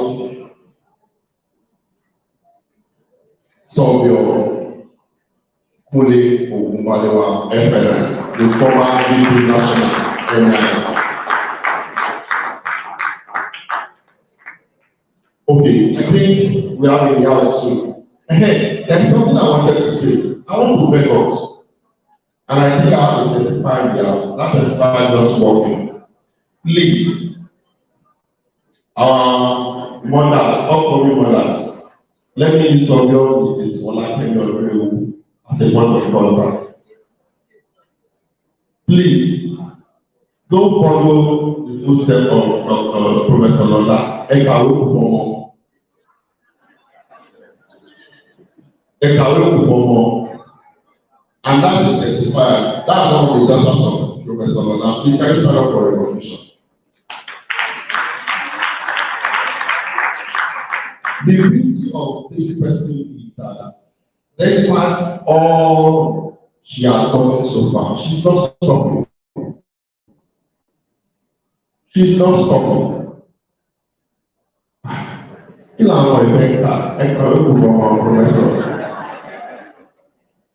Please, thank you very much.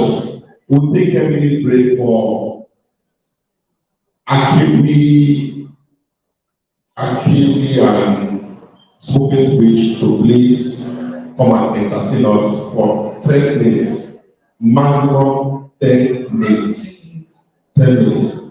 While the person that will take the citation of the guest lecturer to please get ready.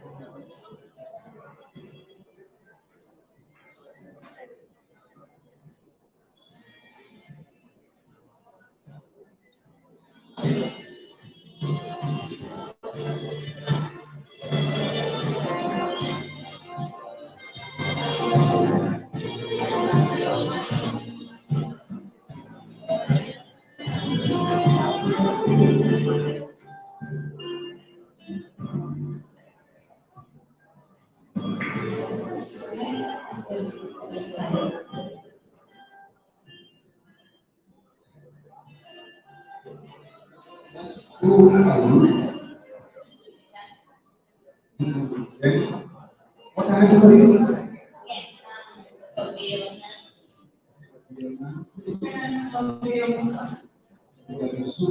From where, please? Went from receipt facts and cover. So what can I do for you? Please. You call us here with respect to the proposal we submitted.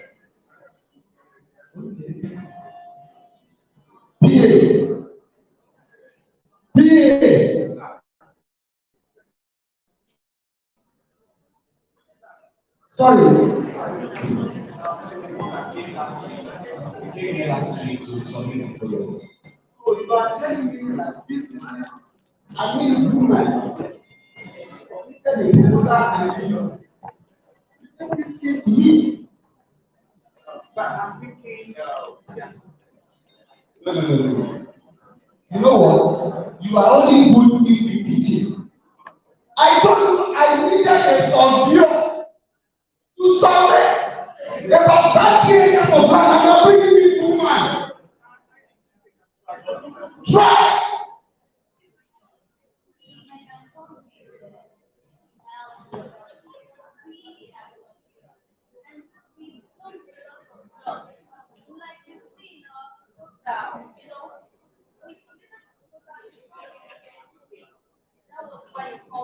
So what you are telling me now, I should give away my 30 years in this career, not for woman.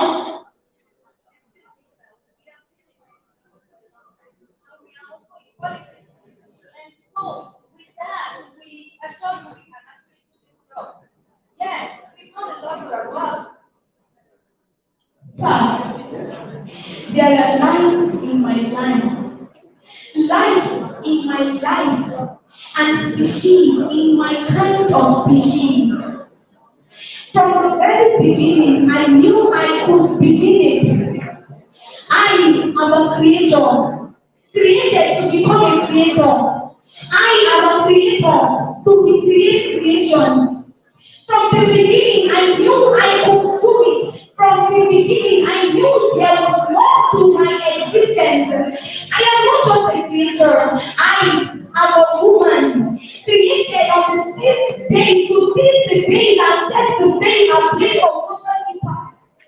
Living and loving to remain the most intriguing, the most aligned, and the most creative creature in an uncommon nature. With the little thing you said, let me just quickly try it. Because I've never seen a woman surveying anything, but I believe you are only good in the kitchen. I have many of you in my house putting me outdoors. But anyway, okay, no problem. Let see how it goes. For me, Professor, let me see how what I can do. Bye-bye.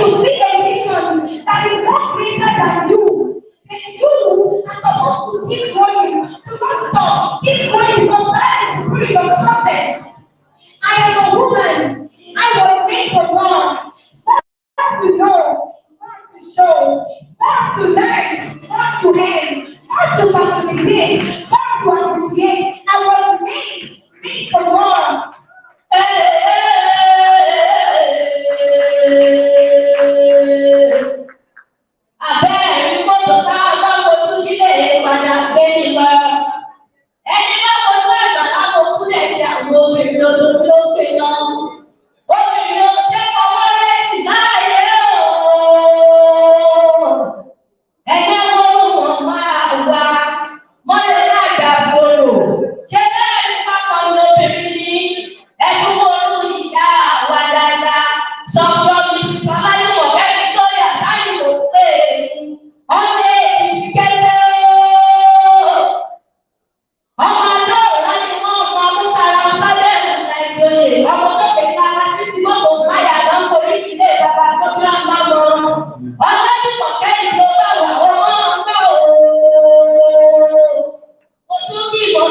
àwa dáadáa. Sọ̀bì ọdún Bọ́ládé sábì mò ń pé èmi dé kàsí. Ọmọ ìjẹ̀bú ọ̀la rẹ̀ náà ni wọ́n ní wọ́n ń jẹ̀bú àwọn ènìyàn wíníwíní. Wọ́n ń jẹ̀bú àwọn ènìyàn wíníwíní. Wọ́n bá ń jẹ̀bú àwọn ènìyàn òkú sọ̀tún àjẹwọ́ ẹni lọ́ba alájẹmọ́ àti tó wíníwíní. Ẹni lẹ́nu ọkọ̀ bàrà ìgbà wọn ló lẹ́nu ọkọ̀ rẹ̀ wá bí kúkẹ́kú sí ọkọ̀ rẹ̀ ẹ̀dá pẹ̀lú. Ẹ̀ka wọn ní obìnrin sásùn ní ọ̀pá àwọn àdúgbò ní ọlọ́run. Lòsùn wọn máa ń gbé ọ̀rọ̀ ẹ̀rù mi dáadáa ọmọ ọ̀dọ́mọ láàbí òjò pàṣẹ kẹrẹ lọ́jọ́ wá àgbà. Àtìsẹ́ ní ọjọ́ ọ̀la àti lọ́wọ́lọ́wọ́ yóò ní ṣe bí ìbálẹ̀ ìgbà ọ̀kan. Nínú ọ̀la ìgbò lọ́wọ́ àwọn ọmọ ọ̀gá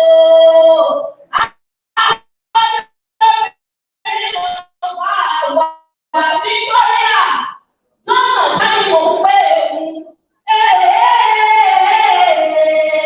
Bọ́lá ẹ̀ bóyá dé o. Aṣá òní ọ̀rọ̀ ẹni gómìnà Ṣáàbì mò ń pè é. Àkókò ní ìtọ́jú ọlọ́run kò ní jẹ́ lọ́dún. Káyọ̀ òsì o. Ẹni wọ́n tún wọ́n pàdúmọ̀ ẹgbẹ́ ìjẹ́wọ́ ìlú náà pàdúmọ̀ ẹgbẹ́ ìjẹ́wọ́. Wọ́n lé ọmọ sí ọ̀gá pa ọmọ yàtọ̀ wọ́n pàdúmọ̀ ẹ̀yìn ìgbàwọ́ yóò gbà mí náà lọ́wọ́ ní ló ṣe lọ́wọ́. Ẹjọ́ yẹ̀ mí o, ẹjọ́ yẹ̀ mí ẹ̀wọ́n lè bẹ̀rẹ̀ lẹ́sẹ̀ ẹ̀gbẹ́ púpọ̀. Kábíyèsí o.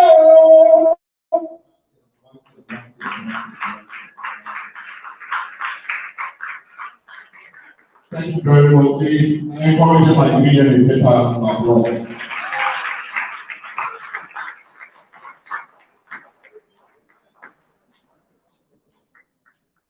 As we are proceeding, I'll quickly call on Savio Miss Lara Afosed to come up here to give us the citation of our guest speaker. Please clap for her, she's coming forward. She's one of the youngest of the hands.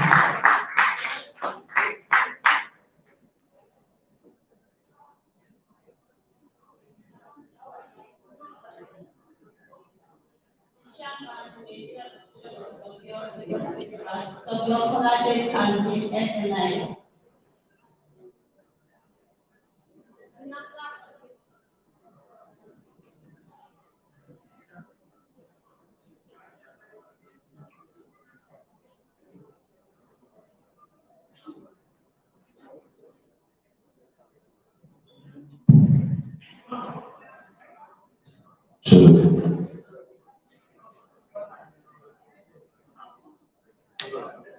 The chairman, Nigerian Institution of Surveyors, Lagos State Branch, Surveyor Colade Kasim, FNI. The National Coordinator with Surveyor Mrs. Olayiwola Elizabeth, FNI. The Western Region Coordinator, Surveyor Bosede Itayo Olotu, FNI. The Coordinator, Women in Surveying Lagos State, Surveyor Mrs. Olajumoke Victoria Joseph, FNI. The Royal Father of the Day, His Royal Highness Surveyor James Atolake, FNIS. The past President of the Nigerian Institution of Surveyors, Surveyor Akinloye Oyekola, FNIS. The guest speaker, Barrister Mrs. Victoria Jonah Uja. The keynote speaker, Surveyor Dupe Muyiloduwawa Olayinka Tosunu, FNIS, PhD. The past state coordinators, distinguished fellows of the institutions, their members and colleagues, all invited guests, good afternoon. With great humility, may I pray the indulgence of the guest speaker to please stand and remain standing when I take a citation. Thank you, ma'am. Victoria Jonah Uja Esquire hails from Abia State and was born over 3 decades ago in Port Harcourt, Rivers State. For her post-secondary school education, she was admitted to study law at the prestigious Obafemi Awolowo University, Ile-Ife, Nigeria. She successfully completed the program towards the end of 2012 and obtained the Bachelor of Law degree with honors. Thereafter, she was admitted to the Nigerian Law School, Victoria Island, Lagos, for the mandatory vocational training for law graduates. She successfully completed the program, passed the bar final examination in flying colors, and was subsequently called to the Nigerian bar as a barrister at law, solicitor, and advocate of the Supreme Court of Nigeria. She's an institute legal practitioner whose practice cuts across different areas of criminal, civil, corporate, and commercial laws. She has 10 years corporate experience in corporate governance and regulatory compliance. She has acted as secretary and external solicitor to numerous public and private companies, where she actively advised on complex commercial transactions. On the litigation front, Victoria has been exposed to various active and rigorous advocacy. She has prosecuted and defended IS civil, commercial, and criminal cases at the High Court, Court of Appeal, and the Supreme Court, including court martial. Please deserve a round of applause.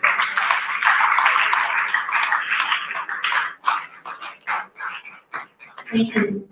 Victoria is a senior associate at CLP Legal and one of Nigeria's leading commercial law firms, with head office at Ikoyi, Lagos.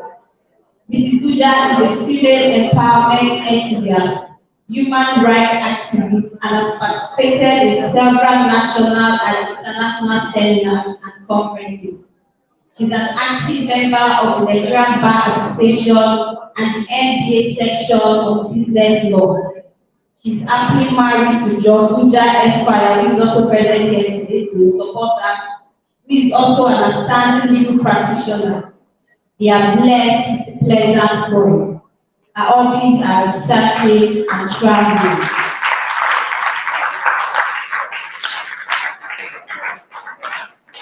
Distinguished fellow members and guests, please join me to welcome to the podium the guest speaker of Women in Surveying Lagos State at the annual conference, Victoria Jonah Uja.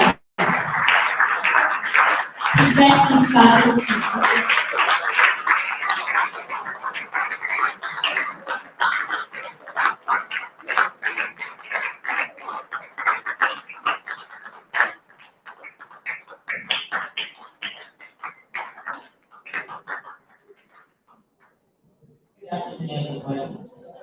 Thank you. After the intimidating of my keynote speaker, I learned that wasn't so much. But thank you so much for the compliment and the class. Thank you very much. I hope you're having fun, alright?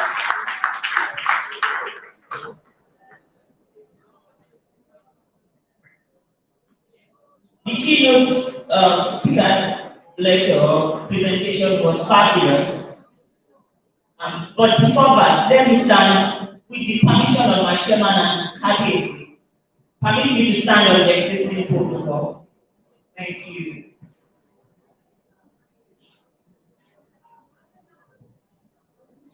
Because we all know why we are here. The great women of women in Surveying Lagos, they brought us together here. We all know the importance of women in the society. So this is more like reiterating the importance of women. So please, let's give them a round of applause for this, putting this together. Thank you. The topic is the role of women in politics and policy making for sustainable development in the beauty industry. Impact of women in society in general, and particularly in different industries, cannot be emphasized. Okay, my presentation is being projected, so if you don't mind, that way it will be more interactive, and you have a better understanding of the lecture. This lecture shall explore the role of women in politics, policy making for sustainable development, particularly how they can come on board the more, how they can make more contributions, because they are already making contributions, but more contributions from women, especially women in youth, environment, and industry. We're talking about women, the way we talk about it is looking like, oh, it's a new child that we are trying to put on board. No, there are existing laws in Nigeria, in Africa, and even the world at large that extol the rights of women. Some of those laws that are enumerated there, the 1999 Constitution of the Federal Republic of Nigeria, as amended, it is the current norm, the mother of all laws in Nigeria, and that law specifically recognizes the right of women not to be discriminated against, to be given equal right like their counterparts, their male folks. The African Charter on Human and People's Rights is another law that extols the rights of women, privileges that should be accorded women. The protocols to the African Charter on Human and People's Rights also makes enormous provisions for the rights of women in Africa. I beg to tell you that even the Surveyors Registration Council of Nigerian Act 2004 in supplementary regulations also recognizes the right of women. I say that particularly because I had to go through the course of this presentation, I had to look at the second act. Let's really see, because this profession is so male dominated. I mean, the surveying profession and the built environment at large. It's so male dominated. So I have to look at the second act. Perhaps there's a provision that says, oh, it's only males that can do this and do that. And trust me, I didn't find any. So the Surveyors Registration Council of Nigeria Act, the second act that regulates the profession, the surveying profession, also extols the rights of women. So let me just refer you to section 42. I talked about the provision of the Constitution that recognizes the right of women, so that we don't just talk in vacuum. Section 42:1 says a citizen of Nigeria with particular community, ethnic group, place of origin, sex, emphasis on sex, that's gender, religion, or political opinion shall not by any reason whatsoever, only that is such a person be discriminated expressly or impliedly. I'm just paraphrasing.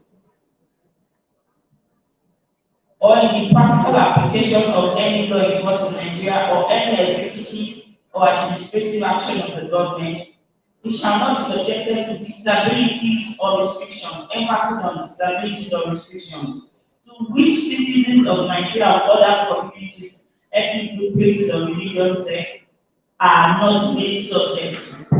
In other words, let's bring it home.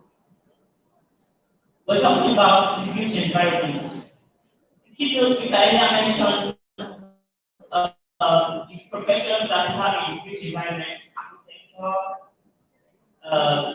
and all that. I'll still mention them just for ease of reference. In this youth environment, what section 42:1 is telling us is no person, because of her gender, for example, should be restricted from perhaps enjoying the benefit that the male gender enjoys. Of course, it's not like any male will prevent a lady from expressly prevent a lady from perhaps taking up a position.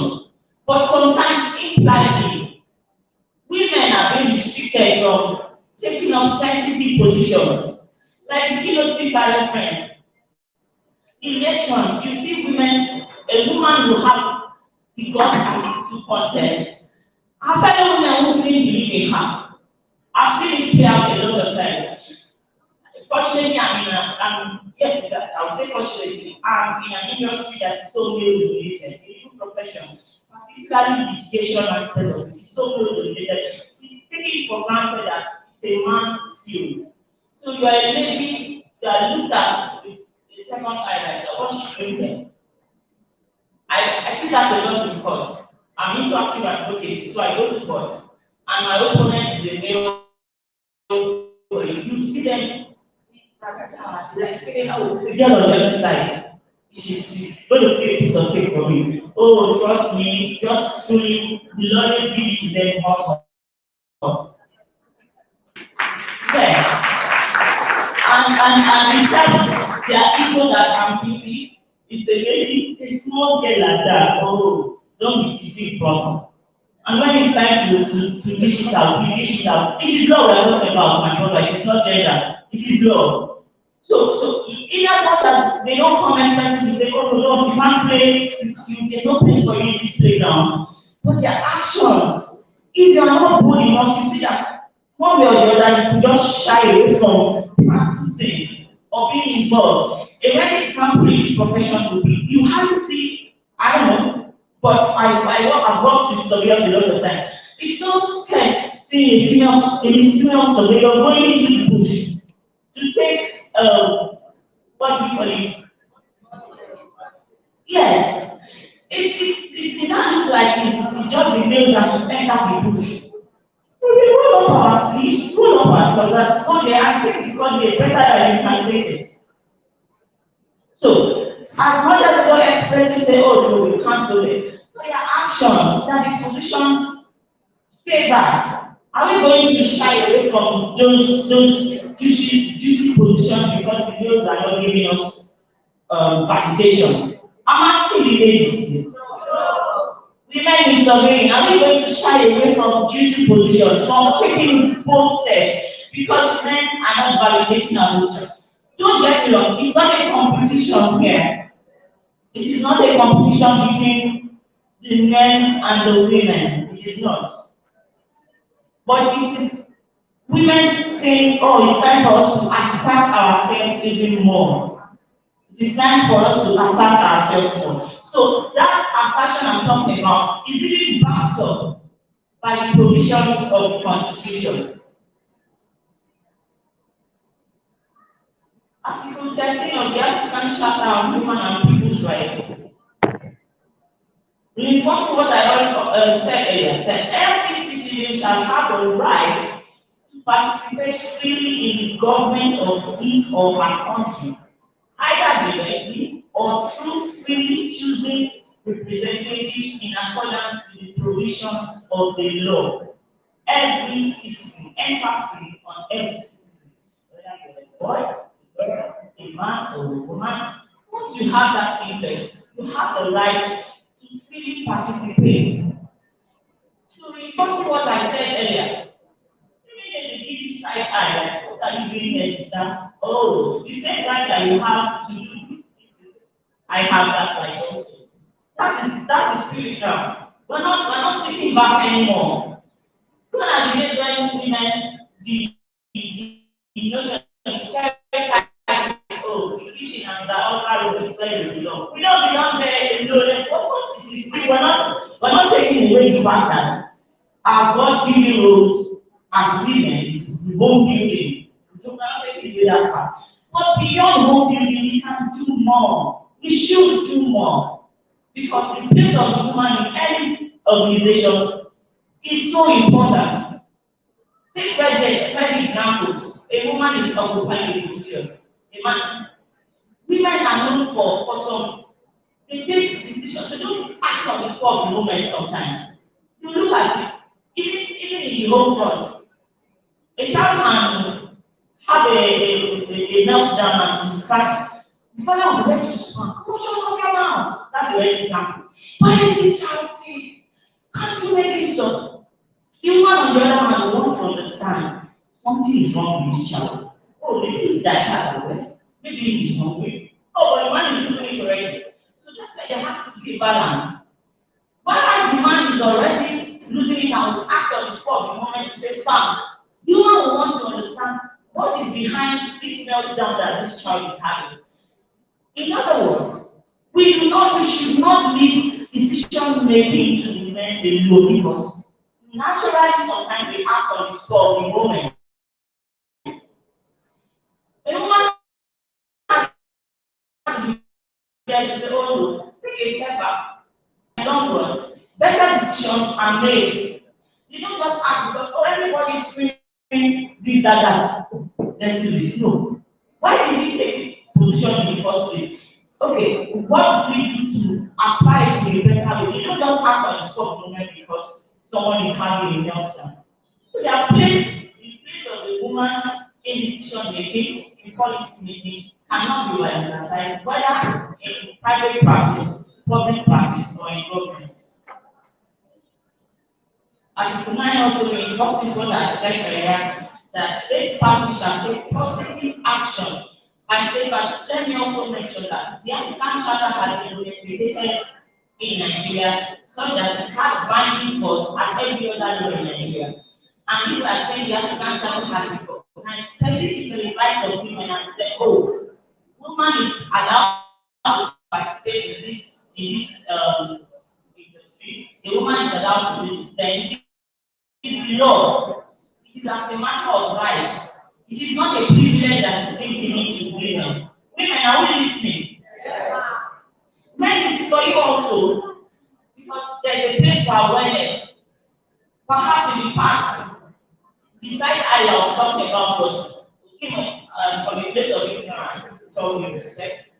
So it's also important that you listen, that you become aware that, oh, we are not doing this women a favor by saying, hey, I come and take the position of assistant deputy to the deputy. You see, when organizations are going for perhaps conducting elections and all, you hardly see them really say, oh, the woman can contest for the place of chairman or president. It's always right. They make it look like they're handing it to party. Come on, no. It's the same right to have to contest for chairman or president. It's the same right the woman has. So it's good for you to be aware that it is a statutory right that is conferred on the female force by the Constitution, the African Charter. By virtue of reading all those, I've already said the implication of the statute.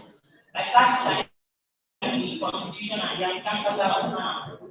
But let me just read it again and reinforce that the provisions of the statute expressly accord women equal participatory rights to the opposite gender in policy formulation and execution, as well as equal opportunities to learning and contributing to national development. The laws are stated there for the young ones. No profession, no course is restricted to the male folks. The male folks are going to survey, you can go into that. No profession, any profession whatsoever you want to do, the capacity they have to excel in it. You as a young female, you have that capacity to excel in it. You have equal rights to take up those courses. Don't stereotype yourself and say, okay, I will go for nursing. Nursing is a female course. There's no such thing. Doctors, the medical profession is for men, nursing is for women, surveying is for men. No, you have equal rights, equal opportunity to go for those courses you want, even though it's male related. And because we have so many women have excelled in male related industries. So now let's talk about the effective ways to involve women in politics and policy making. We now know that you have the right, statutory rights, legal rights to go for those positions. What ways can women be involved in politics and policy making?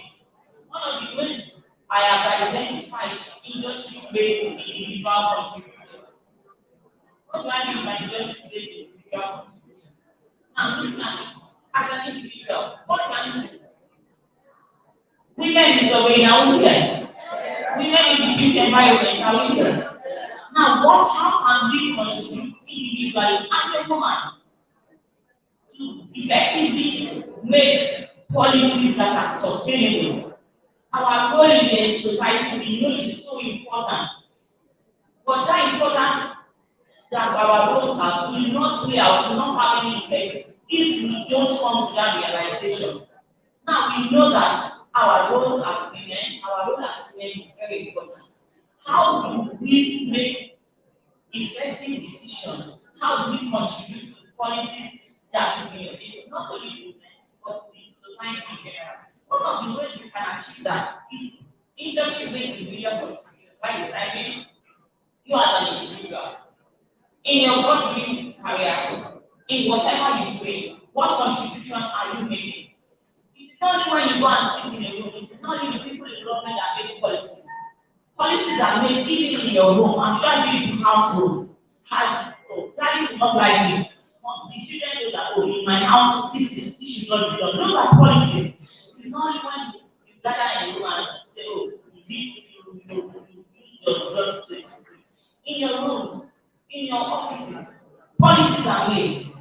How do you contribute in those policies that are made, which in the long run will impact you one way or the other, whether you are part of policy making?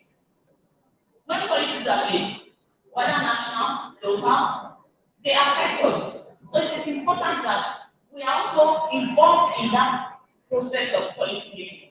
Now I'm talking about the individual-based contribution. Let's take an example in your office. Some offices have HCM policies, human resource, capital management policies that will regulate the workforce. There are bosses here. You make those policies. Women, we just sit back and allow the male bosses make those policies.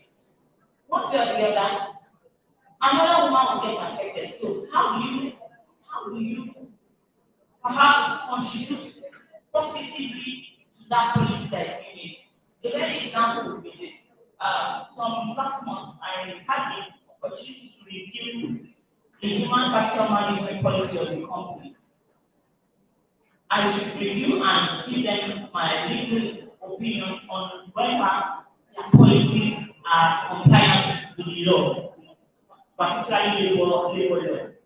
On reviewing it, I saw a clause, and that policy has been in place for years. Perhaps they got caught up by the law recently and thought it was time to review that policy. The provision for maternity leave. We all know, if you don't know, you know that maternity leave is provided for in the labor act. Every woman, once you marry, you have a child. You're entitled, even though you resume today in the place of law, you're entitled to 3 months maternity leave. It is not negotiable. It is your right. It's not a privilege. They are not asking you to say go and rest. So in that HCM policy, I noticed that whereas the law says 3 months maternity leave, the policy subsumes maternity leave with annual leave holidays, and once you go for your maternity leave, for that year you will not be entitled to annual leave. My individual contribution was to advise them, you can't do that. I refer them to the Labour Act, the provisions of the Labour Act. It is a right. If they go on maternity leave this year and next month they say they want to take their annual leave, they are entitled to it. In my own view, oh, and of course they accepted it. Perhaps they didn't know all the while. Perhaps they were trying to be smart to change.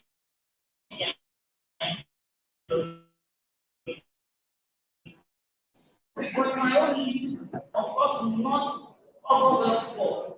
The nursing mother has just resumed and told that, oh, you cannot go for any other leave or holiday during the year because you are being up for maternity leave. Whereas that is not the law. Now relate this to yourself, the personal experiences in your office. There are some policies implied or expressly that are made by employers that work against the female folks in the profession. Unfortunately, women are pivotal to making those policies that do not go down well with. You can contribute by correcting those wrongs in your own individual capacity. Another effective way is through gender policies of political parties. Keynote speaker earlier mentioned that people should try to women, particularly, should try to participate in politics. It is so important. We have highlighted how important decision making is and how women are naturally endowed to take decisions without acting on the spot moment. But if you don't go there, if you don't participate in politics, how are you going to influence that decision that in the long run affect you and other men in the society? Another effective way to involve in policy making is to join associations, interprofessional associations and groups. We should not restrict ourselves to the home alone. It has gone, the one has moved past that. go to work. If you are working, you come back. Of course, it is demanding, but you just have to make the sacrifice and strike a balance. We belong to international association. Look at where decisions are taken in some cases. Look at where they make policies there, directly or indirectly. We involved in those associations. Your involvement in making give you opportunity to make contributions. But when they are saying, let's do this like this or like that. No, this is not good, this is not good, this will backfire. You are able to contribute to those policies that ultimately affect you as a woman and other women. Another effective way is mentoring. It's good we have the young ones, and what the women is already Lagos branch is really is so fantastic. Bringing them up young. Some of us don't have the opportunity to have a career, so we just do that. So there is one you don't even want to enjoy. But it's good that these ones they have the opportunity of knowing that there's something like surveying. Oh, as a girl, I can even go to survey, even though it is a new related field. You mentor the younger ones. You start instilling it in them from the young age, catch them young. Are we listening? Yeah. You catch them young. You start letting them know women that, oh, young child, you are not supposed to just be fixed to one thing. Nobody should brainwash you and say you can't do this. Nobody should tell you that, oh, no, it's only the men that can do that. Your brain is not sharp enough for that. No, it's not true. That is another way you can be involved in policy making. By guiding these young ones right, you're already instilling it in them. And in the long run, it might not have the effect might not be immediate, but in the long run, positive effect of mentoring these young ones will play out. Training and leadership programs for women, that's taking for granted the effect it can have on policy making. Statistics of women participation in Nigerian politics is so appalling. According to a report by the Gender Strategy Advancement International, women's political participation in Nigeria remains 6.7%. And we want to be involved. We want to make contributions. We want policies that are favorable to women to be made. And you allow them to shake your head behind your back. Women, we can't continue like that. It is the politicians right now that are making national policies, for example. And we refuse to stay back and let them make all the decisions. Is it possible that they will make policies that will be so nice for us and not nice for them? You know, it pays them for us to shy away from these things. Yes, and the truth be told, it pays them for us to sit at home and tend the children and make food. Why they go and conquer territories? Who says you can't conquer territory? So it is high time women started participating in politics. The statistics have to change. 6.7% is a ridiculous figure. I don't bore you with defining what the beauty industry is.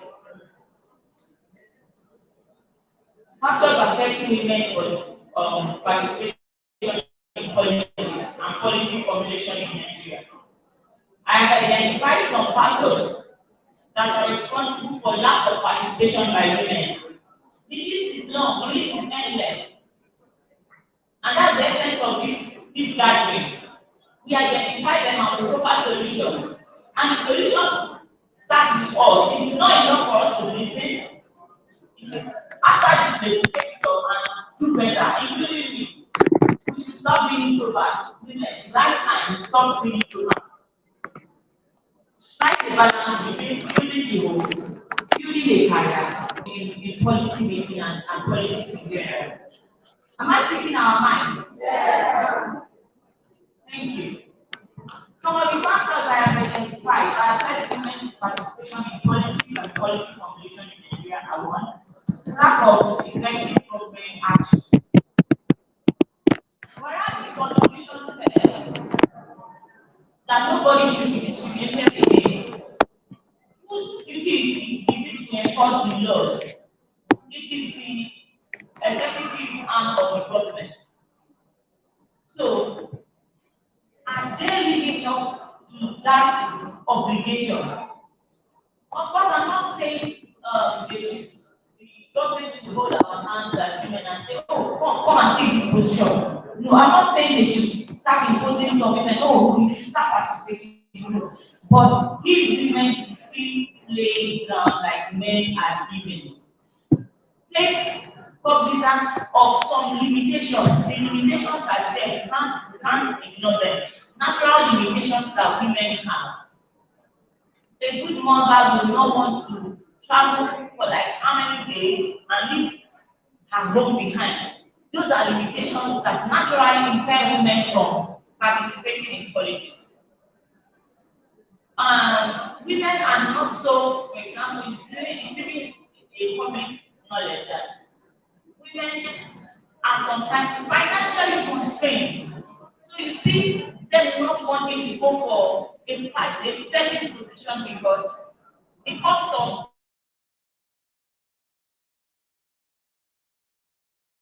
taking cognizance of the natural restrictions placed by these women. What is the government doing to support them? Now we don't have that effective role. We don't have that support from the government, and it is one of the factors that limit women from participating in policy making.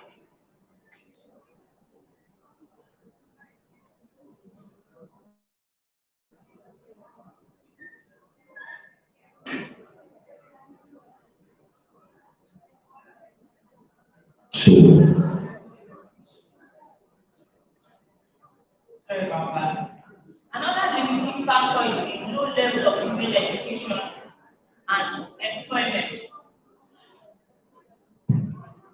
Let me even emphasize employment. You see some companies, some roles are open and they expressly say it is for you. I've not seen a position that they say, oh, okay, most times they expressly say it is only males that are needed for that employment. So even low level of employment of females is a limiting factor for women's participation in policy making and politics. Corrupt and patronage-based political system, violence at elections, stereotypes. Those are the challenges that women face that are presently facing the women vote that is hindering participation in politics and policy making. Now let's bring it home to the youth environment. These limitations that we've identified, the opportunities that I've identified. Let's bring it home to the youth environment. Youth environment is best defined as human-made surroundings that provide setting for human activity, ranging in scale from buildings and parks or green space to neighborhoods and cities that can often include their supporting infrastructure such as water supply or energy network.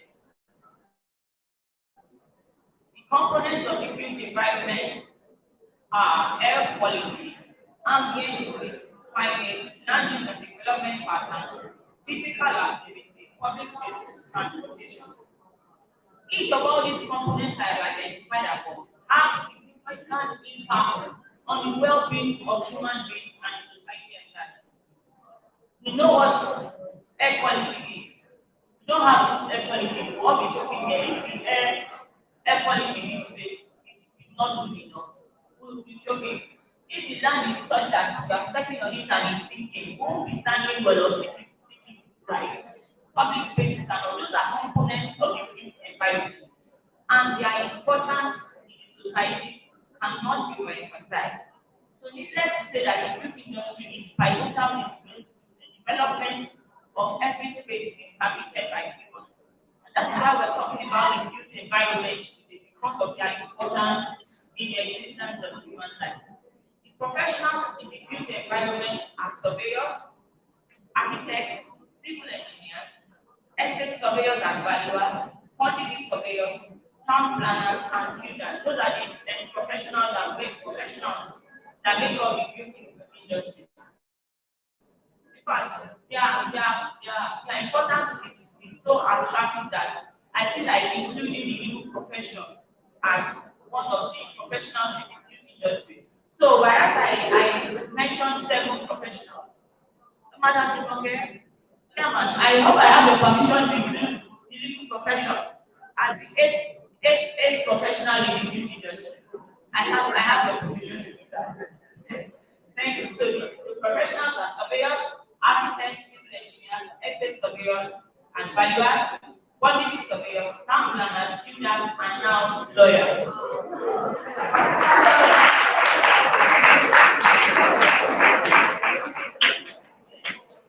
One of these professionals I've mentioned in the beauty industry is so important. They are involved, these professionals that we're talking about that we're celebrating today more or less, the beauty environment, the industry. They are involved in everything from major construction to infrastructure projects to land and resource management, asset management, property valuation, and more. The youth environment industry players are instrumental in creating a livable and sustainable world. Please clap for yourself. These are youth environment. This is kind where you clap for yourself. I'll make myself because I don't care. They are major players in creating a livable and sustainable world. So we bring it further down to surveying. I know surveyors, you already know the definition of surveying, but for the benefit of the non-surveyors, surveying is the act of science of measuring, determining, depicting, or representing the dimensions, extent, features, or relative positions of the earth surface and representing on the map, plan, or chart. Your job cannot be the surveyors. I don't envy you. I don't envy you. They take depict, represent dimensions, map on the map, a plan, or a chart. The importance of surveying, they are vital in determining position of points on the earth surface. They are so important when it comes to land use and management. In the legal profession, bringing it further home with my base, in the legal profession, when title is an issue, title to land particularly, it is the surveyors that come to our aid. You cannot know the correct position of the land without a surveyor coming to your aid. And that's why they serve such an important role in the legal profession that when a case is in court that involves title to land, we call the surveyors to come and give expert witness. When they give that expert evidence, even the judge, most times, is reluctant to question their judgment, except in cases where there is apparent misjudgment. That's how important surveyors are. They are allowed to determine title to land. Mr. A can say, oh, this is my land. Mr. B will say, this is my land. My land is a social place. It's okay. Bring your survey plan. You to bring your survey plan. In some places, when both parties have brought their survey plan, the judge will direct the surveyor general. The surveyor general will charge his land for. That is how important they are. And most times, the title, who has real title to that property is determined by the survey plan produced by the surveyor. It's not for example. Surveyors help in establishing property boundaries. They determine the terrain of the land, consequently aid in drainage and construction. They also aid in physical planning and development. Their role is so important, like I said earlier, in having a livable society. So policy making in the future environment by not just women in survey, but women in the future environment generally. No doubt surveyors and the future environment play a major role. Surveyors play a major role in the future environment from start to finish. We recall how we describe the future environment, the components of the future environment. Surveyors play a major role in that environment, in that industry. And as we have seen earlier, our laws, constitution of the country is run down, as I said, the African Charter on Human and People's Rights, do not discriminate between a male or a female, even the second act. Even though the act everything you're trying to be, but you're using it in the general sense. There's no provision in someone act that regulates surveillance that say that provide that only way we cannot get it. Our laws do not discriminate between both genders. So they all have equal rights before the law. Are we together? Women is obeying. And men now.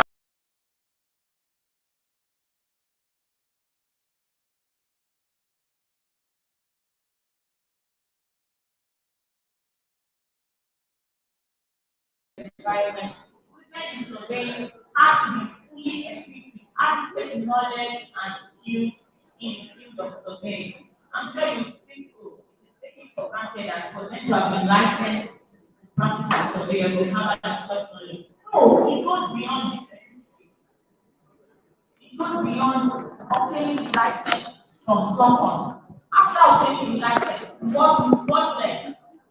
You see, it's not enough for you to come. Oh, I'm 15 years into having surveying for 15 years. No. In those 15 years, women surveying, what have you been doing? Have you been equipping yourself with adequate knowledge? Do you have the same patronage as your male colleagues? Have you thought of it? Why don't I have as much patronage as my male folks in this surveying profession? It is right now we started reflecting on that. So to be able to contribute, to be able to effectively participate in decision making, women in surveying you have to not just once, continually equip yourself with adequate knowledge and skills in the field of surveying, in particular, and in the environment in general. There's this legal magazine, the Latin magazine that says that a Latin magazine that never that problem habits cannot give what you do not have. Are we listening? Women in surveying, oh yeah. Women in surveying, oh yeah. Oh, okay. Let me say that. WIS, WIS, orange, how do you say?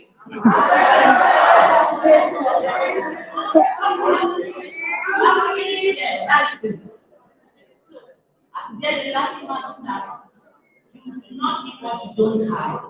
If you don't equip yourself further, if you don't continuously improve on your skills, I'm sorry, you will have no patronage. You'll be seen as she's a woman, she cannot enter the bush to take the coordinates very well. She's a woman, she cannot chat it very well. That kind of stuff, we should go past that. We should not be limited because we are women. We should not allow people to have that conception or perception that she cannot do it because she's a woman. No, we are doing the woman a disfavor by allowing that. And how are we going to stop that from happening? Continuously improving ourselves, equipping ourselves with sufficient skills in the surveying and built environment. It is not enough that we acquire a license to practice. Go further to acquire skills in the profession. In the new dominated profession such as surveying, women must get involved in capacity building.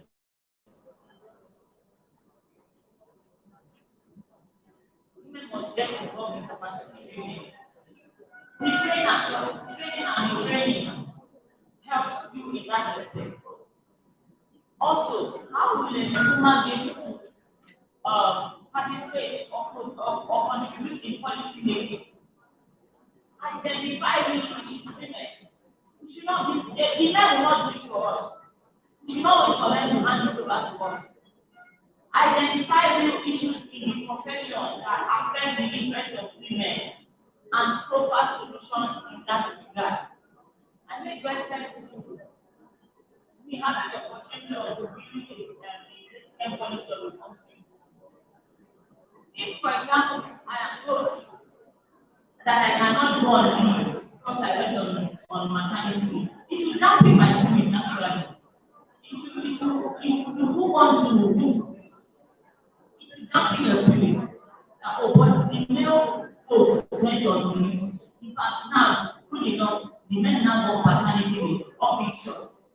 But a paternity leave is not subsumed. When they go paternity leave, they are still entitled to on annual leave or any take up holidays. For women, maternity leave, when they go holidays, it's subsumed that they are not entitled to go on any other holiday on annual leave. That is the real issue that you identify. Okay, this is not what in the interest of women. What do we do?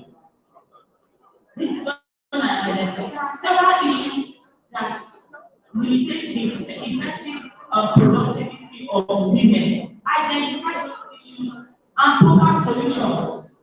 When you identify those solutions, you also identify a possible solution to that problem. Another way we can now contribute to policy making, sponsor legislation. We shouldn't leave it for the men to be making laws that affect both men and women.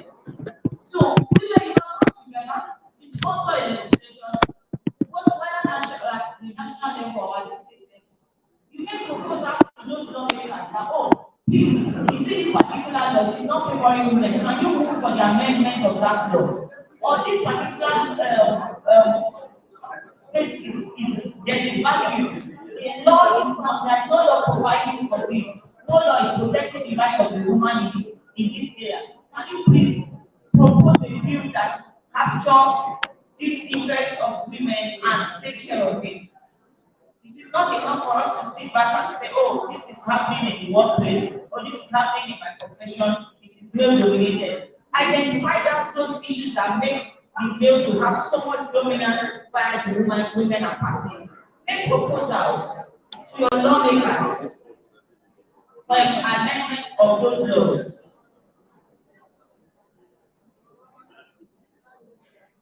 For amendment of those laws or for enactment of new laws. There are great women in surveying already. We cannot take that out. As much as it's a male-dominated industry, it gladdens my heart to see that, oh, so many women have also made it and they've broken ground in this profession. A very worthy example is our keynote speaker. She's a round of applause for her again. 5.0 CGPA. Why our citation was being read, I was just saying in the way, I like Miriam. So women have already broken ground in surveying profession, which is very admirable. There is late surveyor Mrs. Olaika Adekoya, the first female principal of Federal School of Surveying, is a woman, or she was a woman.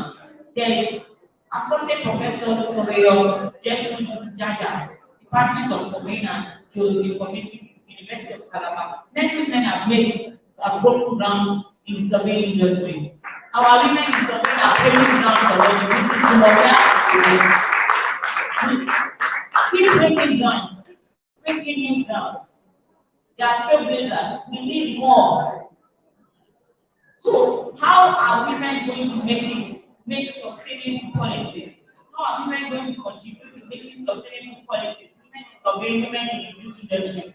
One of the ways that I identify is discipline, professional ethics, compliance. If you are disciplined, oh, the sky is a certain point, as they say. Sacrifices and determination, boldness, don't be afraid to take up inundating tasks. Don't be afraid to break new ground. Don't be afraid to enter the bush if you have to. Give it to them squarely. Take it, don't let them, don't wait for you to sit down and wait for the men to hand you over the party. No, we are taking it. And that's the way you can make great contribution in the surveying industry, in the youth environment. Continuous capacity building, training and retraining, go for courses, take lectures. This is one of it. This one is an example of training and retraining. We come and reinforce it that, oh, this is why we must make impact.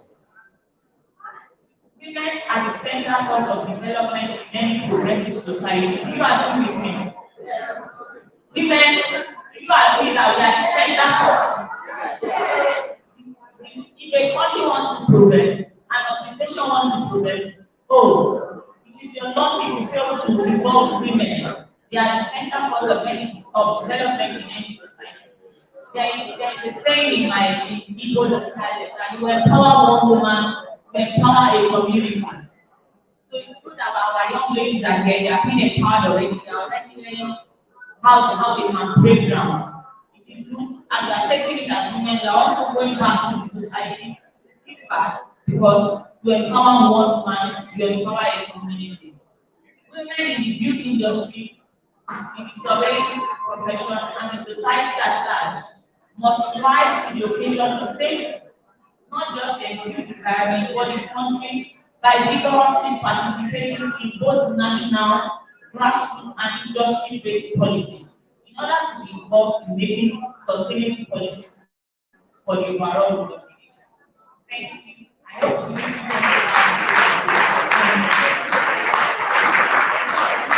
We can do more than that. We can do more than that. We can do more than that without the lady. There is one justice to that. Thanks so much. Our guest speaker. This group quickly wants to go to question and answer. Question and answer. And I want to know whether the artist of your General of Lagos State is around now, or any representative from him. Sure. Our also your Ayokuno S. Additional. MNIS.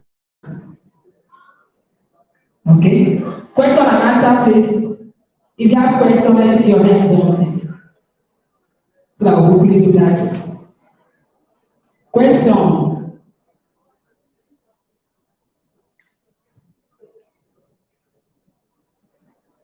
Does it issue? Okay.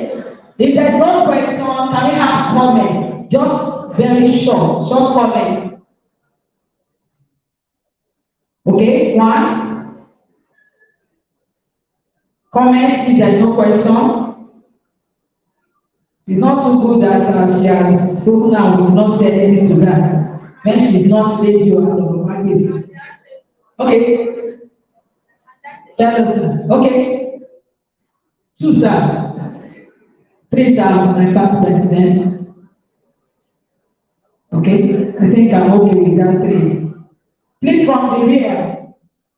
From the rear, please. Your comments. I thought I saw one this time. Please be fast.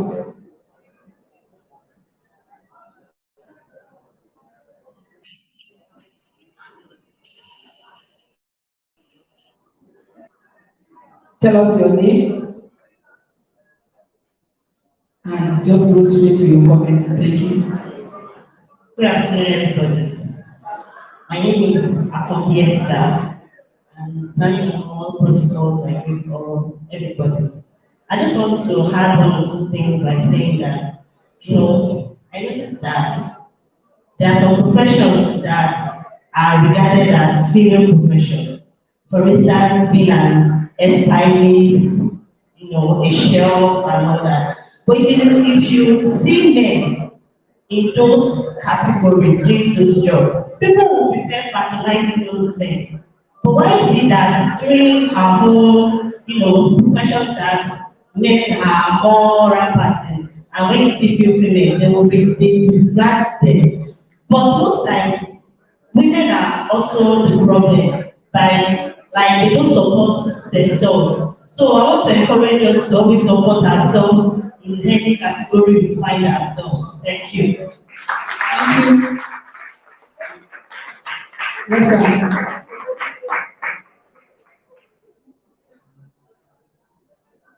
So we are body work and eyes.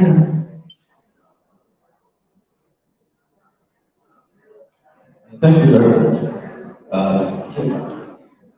The MC has actually introduced me, so I don't need to tell you my name any longer.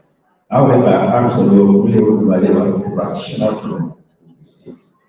I actually want to commend the guest speaker because he has actually organized all the topic itself as related to women in Survey.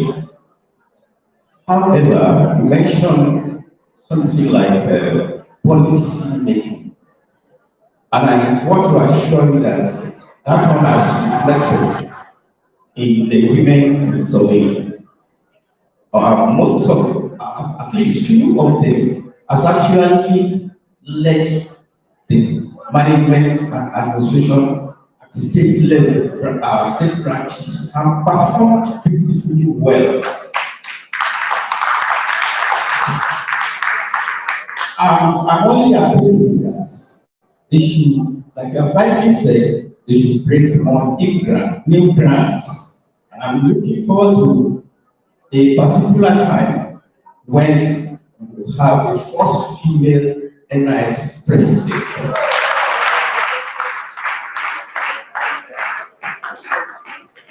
In terms of administration, in terms of integrity, and in terms of accountability, I can see vouch that from now, most of the women survey are up to the task.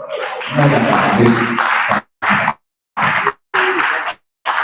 However, there are some frictions because as a woman, you have to be somehow submissive to your husband. And we are very happy that the husbands are also intelligent enough. When you have a good role to play, the husband will give you good support. So I'm very happy that today the set of women we have today are really putting the weight, and I pray that with understanding and cooperation among you will excel. And this profession for them. Thank you, Robert. Thank you, sir. Yes, sir. My past president, sir.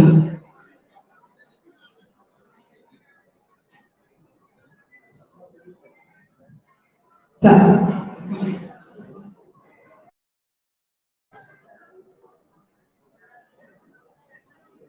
The chairman of the branch carries you other dignitaries of the vital fellows, distinguished colleagues, guests, students, ladies and gentlemen. Mine is going to be a paradigm shift from what I've been hearing. When I saw let me first recognize keynote addresser and the guest speaker. Thank you very much for the wonderful job. I wondered what exactly will be the role that we will farm out for the lady in politics. When you say the role of women in politics, we will not farm out any role. There will be politics, and irrespective of the gender, politics will have to play. Rather, it is what was my hunch that I now saw the speakers talk about. Maybe how to escalate or enhance the level of participation in politics, and not the role per se in politics. Because politics remains politics, and politics doesn't have gender. Having said that, I think it is necessary that we address something there in the psychology of it all. If you ask me, I see a lady as stronger than a man. If you ask me. But when you bring it down to the tangibles, you will say, yes, the man is the leader of the home. But at the end of the day, we know the role the ladies play there. especially a very responsible one. The man goes out there as if a lady doesn't go out to work. The lady goes out to work too. And he comes back, sits down, expects his dinner, and the rest of it.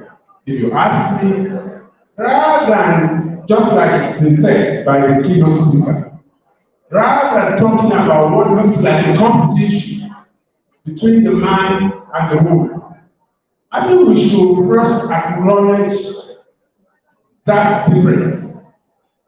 And now, if it is necessary, if ever it's going to be necessary, if we want to quantify what input each one has in the society, maybe from the home, the school, wherever it is, something tells me that if we choose to quantify, we will give the ladies more marks than we will give the men. Thank you.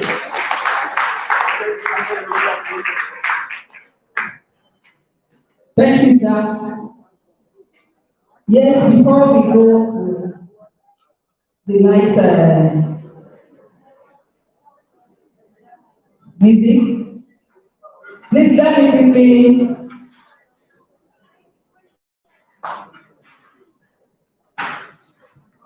we are going to the career talk. So, okay. So, I want Solo Mrs. Bolake Odewo and Solo Mrs. Clinton to get ready for the career talk. So, I want to recognize the person. Please listen to your name. Your name is here. I want to quickly recognize the presence of our legacy, WIS Lagos legacy partners. Sobio, Alabi, Abayo, NIS, if you are in the house, just wave your hand. Sobio, Alabi, ROS, NIS. Sobio, College Ruben, MNIS. Sobio, Malola, AO. Sobio, Odejino, MA. Sobio, Ayoshi, GA, MNIS. Sobio Ẹ̀sán AO FNIS, Sobio Adédèjì OO FNIS, Sobio Aliu Samuel MNIS, Sobio Òṣì Kọ́láwọlé FNIS, Sobio Dàda Olórunṣọ́ MNIS, Sobio Kọ́lé Oṣóòrùbẹ̀ MNIS, Sobio Afọlábí Ọláolúwa FNIS, Sobio Túnjí Làwá MNIS, Sobio Fatiu Aṣẹ́gun MNIS, Sobio Fáṣínà OI MNIS, Sobio Dèjì Ṣebí Otímọ̀ FNIS. Sir, you do not wave your hand. I can see you. Sobio Kadi FK MNIS, Sobio Ọlájúgbà FNIS. Very much. Please, because we need to listen to this, we like some of your Mrs. Samake Odewo to come and character. Please, quickly your comments. Your name, question. Good afternoon, everyone. My name is Olashipo Bolaji. I'm an architect. I'm here representing the Building Collapse Prevention Unit. I want to thank my friend Mrs. Jonah Uja for her speech right now. We at BCPG, we plan to hold a seminar with the barristers very soon. We're actually already speaking with them at the NPA Kenya chapter. We recently had a seminar where we separated women in the building industry. Sister here, my big auntie, Esilola was there, and other members of the building industry. We had the town planners, the architects, we had the surveyors, we had the quantity surveyors, and all of them. So, but my question from you, like I said, you have a seminar coming up and go to talk to the barristers. At Building Collapse Prevention, we are working towards the end of building collapse. It was in Nigeria. And so far, we found out that so much has been happening, especially this year. We had so many buildings collapsing. And my question on that now is, what is the Bar Association doing concerning mitigation on people who are penetrating on this thing. Because we in the building industry, this is something that is giving the state to us. And we want to even now have the lawyers join us. I'm happy when you said lawyers are going to join the civil field industry further. So that's my comment. I just said, tell us if you have anything with that. Thank you very much.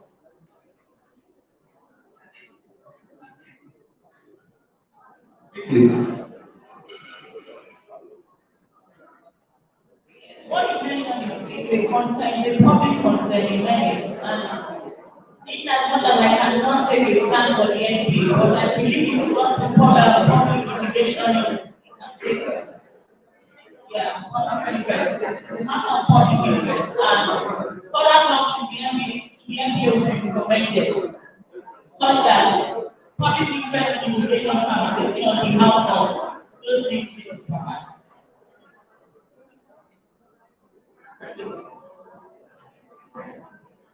Thank you very much. Subject Mrs. Falake Ogwin. Subject Mrs. K. Ogwin, please, Gary.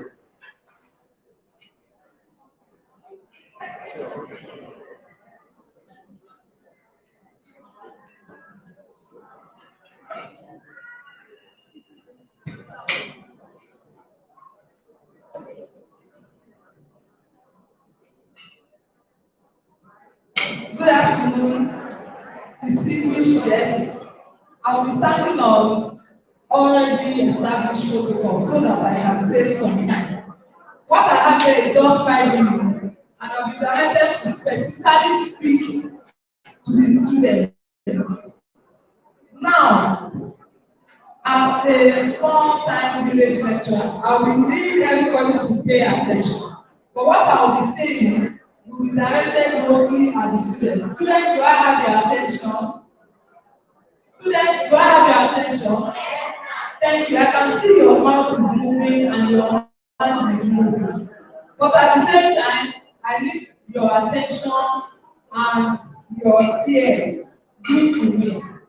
Thank you so much. I hope you have been enjoying yourselves. I'm not getting a response. I hope you have been enjoying yourselves. Now, I'll quickly say this before I talk about what it takes to be a surveyor. And what I would like to tell you is that you have a rare privilege and an opportunity today that most of us seated here never have. And what is that privilege? You are sitting shoulder to shoulder with established professionals in the beauty industry. So give yourself a round of applause. I say this because some of us, when we were students like you,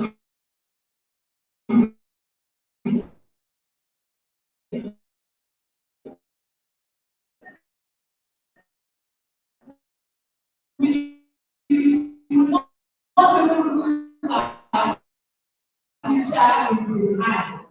Let alone full advantage of it. Now, I won't waste your time to define surveying because I can see that even the lawyer has defined surveying for us. Please let us put our hands together for our guest speaker of the day. She has done a whole lot of research on surveying.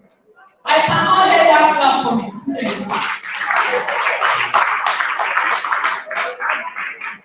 Thank you. So a surveyor basically measures the positions of points on the surface of the earth. That is just the summary of what surveying is. Surveyor, if you please stay by the slide so that I can keep to time. Thank you. Please stay by the slide. Just move to the next slide.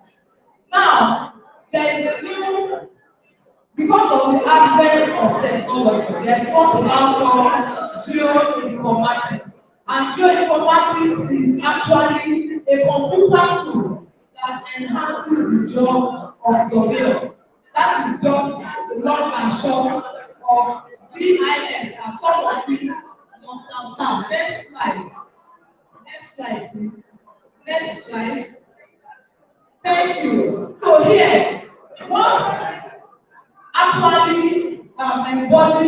study of surveying is that the position of the points we are taking, there are 3D points, called the 5D. 3D is saying that you have your X and Y, you have your Z. I'm sure you know your artificial coordinate system from your basic mathematics.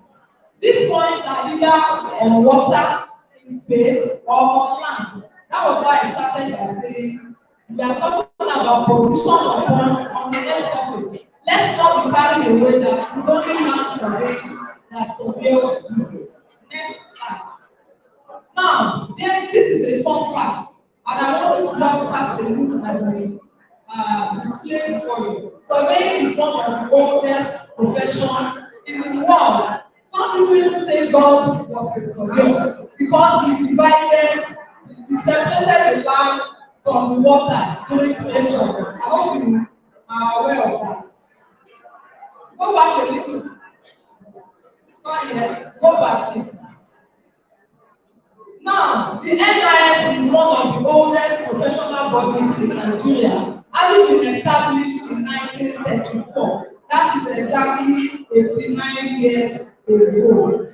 I'm not sure we have a 90 years ago. But that means surveying is actually older than almost all of us seated here. You are too fast. Now, one of Nigeria's founding fathers, Sir Abbas Macaulay, was a surveyor. That is another fun fact. Now, in the US, 4 of their past presidents, now you can move to my next slide. 4 of their past presidents, Abraham Lincoln, George Washington, Thomas Jefferson, they were all surveyors. And back then, most people were most people who were surveyors were also civil engineers. That tells you how much the professions are well integrated. Now, go to my next slide, please. Thank you. Surveying in historical times, I just talked about geoinformatics as a new tool. Now, before now, you had surveying being carried out with compass, theodolite, compass shape. Please go to the next slide. I have some pictures there to show them what surveying was like in historical times. Next slide, please. Most of all these instruments were used to chart navigation back then.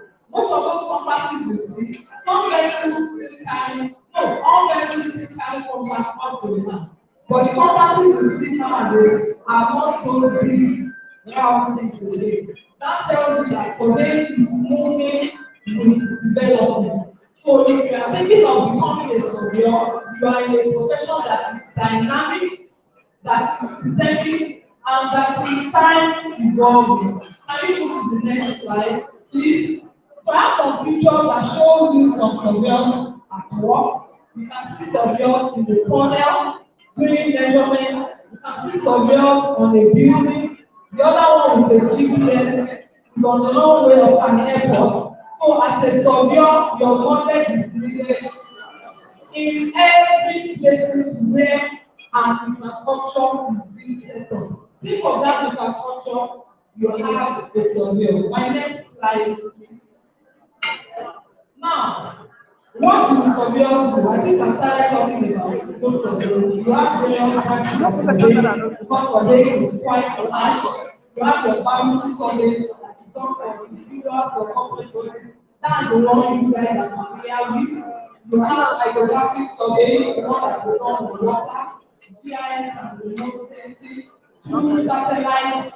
I mean, that is survey. Let me use that word survey in quotes. That is done by satellites that are orbiting in space. In construction, in your every type of construction, civil construction, infrastructural construction, and what have you. So you can go to my next slide, please. I'm trying to stay within 5 minutes. Now, for example, surveyor places area hospitals, I talk about photogrammetry, I talk about construction. My next slide, please. Okay, now this one is talking about hydrography, and I'll just read the last sentence here. The shipping industry relies heavily on surveying. I think I talked about navigation. I talked about seabed mapping. You want to know what is happening under the water that you want to navigate to, or you want to know what is happening because we want to do mineral exploration. My next slide. Now, who needs a surveyor? Private and corporate entities, engineering and construction firms, oil and gas, telecoms, government departments and agencies, town planners and architects. Let me tell you another fun fact. There's nobody in the built industry that does not need a surveyor. Ask me why. The first professional on site is the surveyor. It is the information the surveyors give that every other professional builds on in order to achieve whatever it is that we conceive. Now you all be surveyors a round of applause. That is why you hear me say that surveying is very well from every meaningful development. So attorneys and legal firms, you can see the lawyer is trying to slot herself into the built environment, even though we are seven, trying to make it safe. And then banks and mortgage institutions, individuals and private practice. Next slide, please. Somebody is there to. Now, why do I want to become a surveyor? I'm talking to the young persons now. There is an advantage of on the job training. Like I told you, some of our elders, when they started surveying, they were using theory. Now all of us can use the GPS. So there is the advantage of getting exposed to the dynamic nature of surveying. Then you must have a degree, either from the university or the polytechnic. Surveyors utilize the latest technology. You can work outdoors. For me, this is the most fun part of surveying. The fact that most of the work can be done outdoors. And then you have a rewarding career, and of course, there is a great pay. My next slide. Thank you. Next slide. So, the latest technology in surveying that I'm sure will interest you. You see drones, satellite, and UAVs. How many of you have seen the drone before? Fantastic. So, I'm not talking to you. Now, there is also the space technology, which is being explored at the moment. My next slide. Now you have your robotic total stations, you have laser scanners, you have the pump station network. All this we can just try and use a little bit of it. But as women now, I'm driving that I can tie to what we are going to do. Most of all this skill improvement is actually making it easier for women to blossom very much in surveying. You know why? Most of the older instruments are so heavy that when I started surveying as a 90 student, carrying the teaching Israelite was always one of the turn-ups that I get when I go to site. Because every time you move, you have to carry the instrument. And it was quite heavy.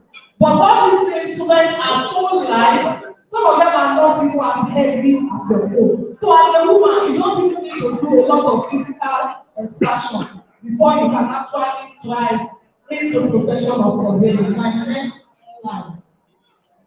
Thank you. So how to become a surveyor? This is my last slide. I've said that you need a university degree or HND or BS.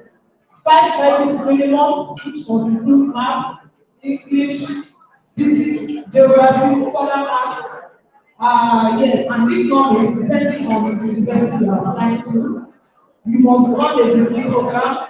There's a 2-year PhD period of training. There's a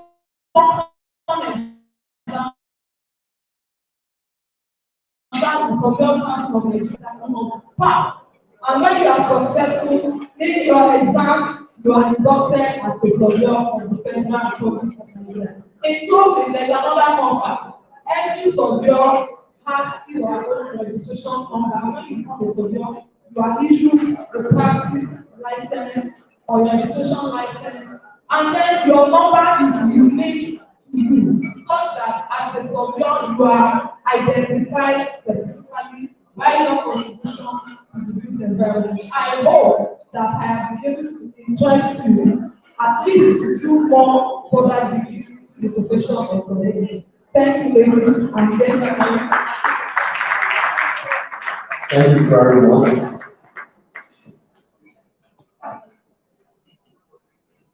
When the kingdom I see was talking, somebody told me, whispered to me rather, that she said, what a man can do, women can do better. Somewhere along the line, another person whispered to me. The person told me, he said, please, tell women to always do transfer.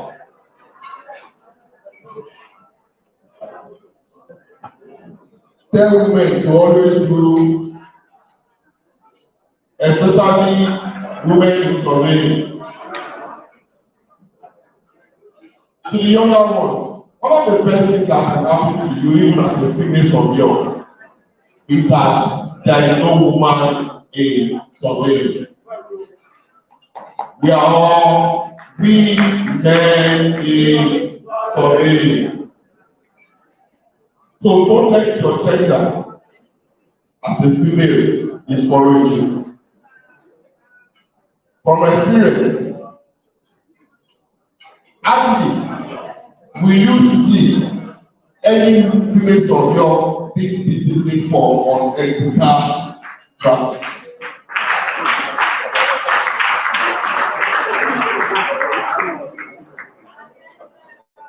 It's not because of anything.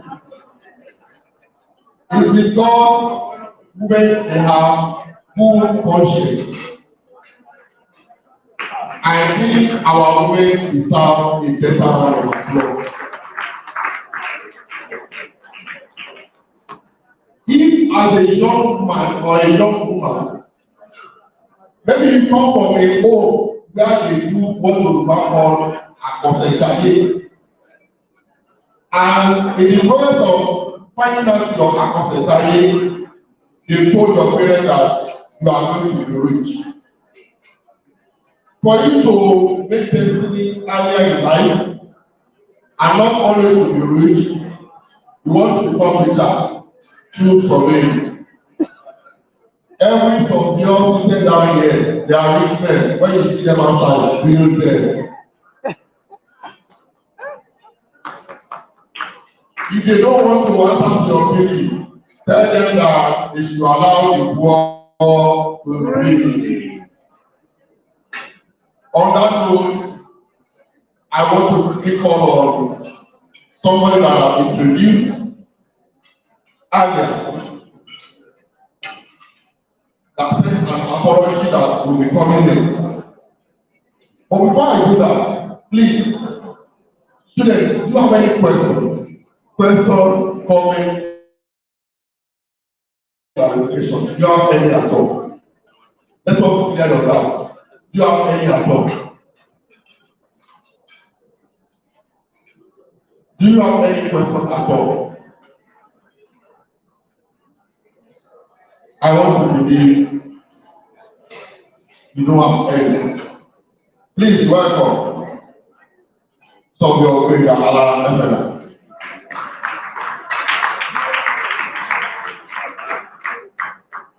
Also, in the hall today is the Vice Chairman of Lagos City Next Branch, Sobio Adini Shigosimo. I would like to introduce and call him to please come to the front to help us come and do this presentation of award to these three important guests of us. He was the past chairman of NS Lagos. He was the past second registrar. He is the patron of women in surveying in Lagos. Please, a round of applause for some of your great Abolaki Olukayode Shonis evidence. Come forward, sir. You can come forward, sir. The position of patrons and patrons is not for collection of money, it's not for people. It's to send them an error.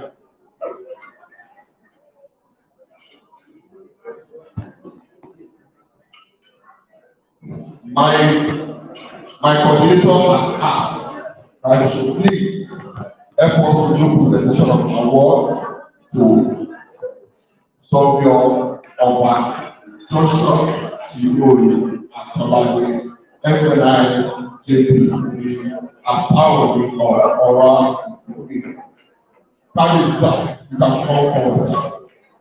How do we say that?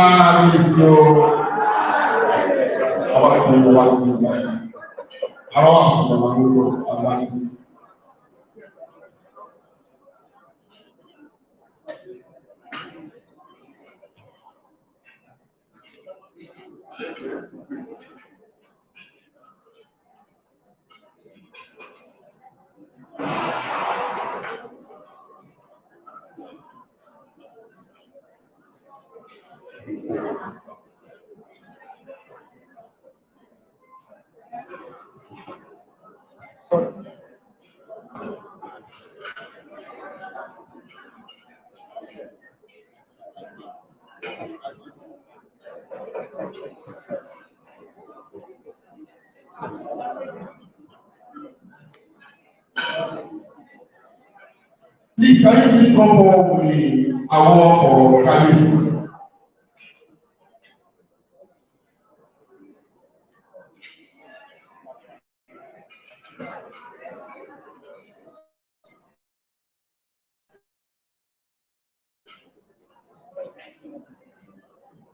My chairman, please, can you join us?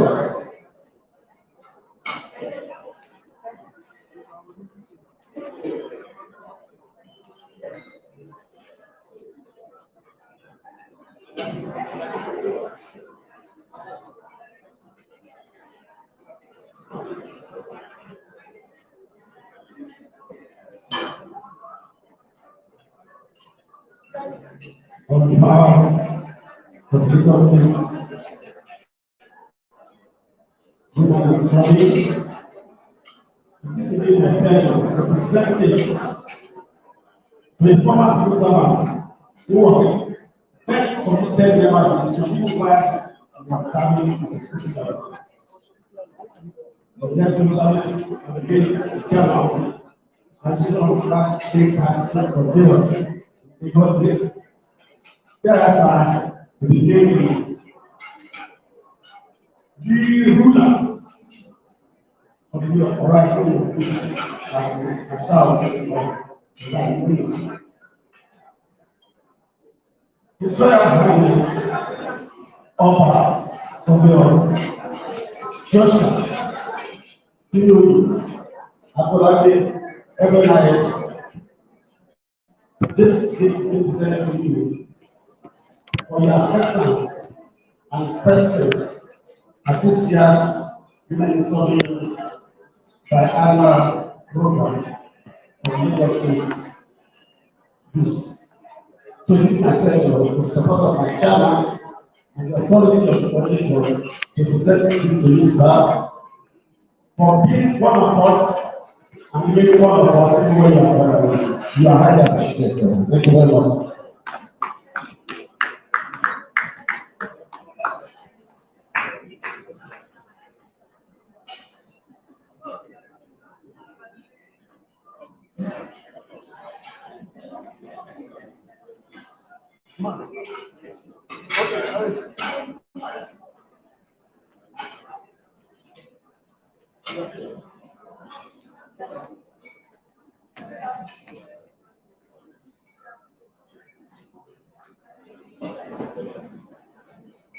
Welcome.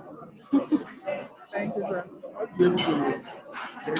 I would like to call on the national coordinator for women in Southern to please join from your apology.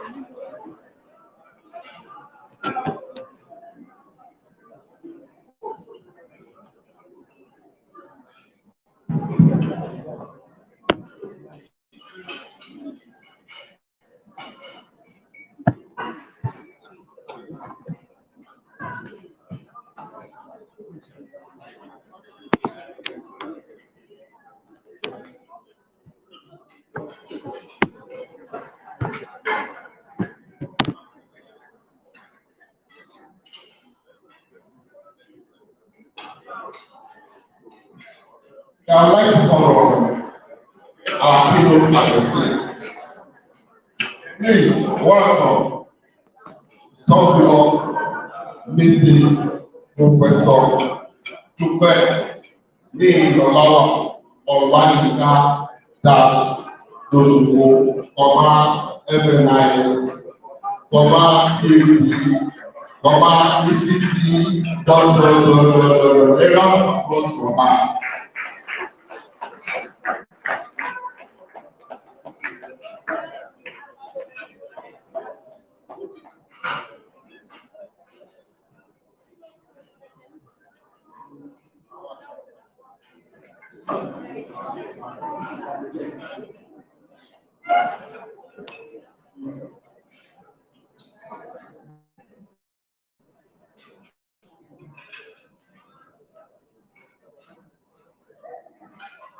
On behalf of the Human Economic Justice,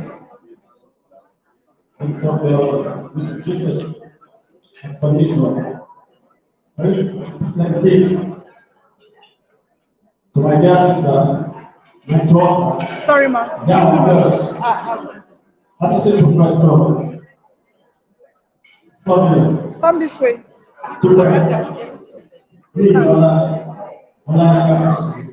Director of International Study Control, for being the speaker at this year's WIS in Lagos.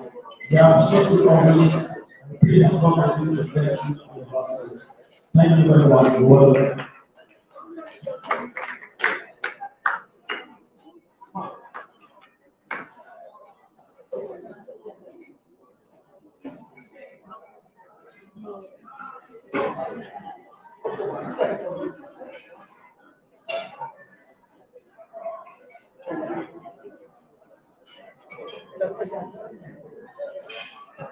The national coordinator can say why the paper criteria is the national coordinator please allow the past president Sọ́bíọ̀ Akínlóye Olúpẹ̀lú Oyèbọ́lá to join the national coordinator while the regional coordinator to please come as well.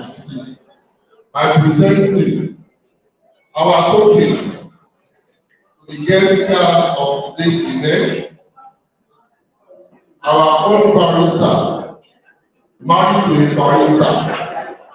I pray they give out to a barrister of the community because barrister was barrister to be equal to barrister. Barrister is Victoria Jonah Kucha. The husband to please come forward.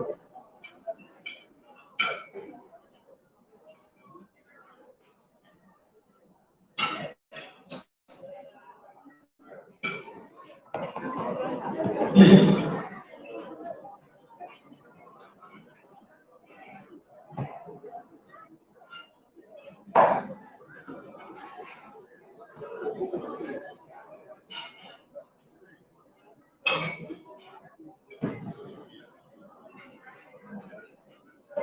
On behalf of the Women Committee, we are still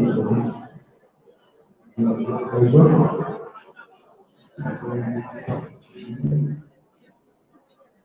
Taking our appreciation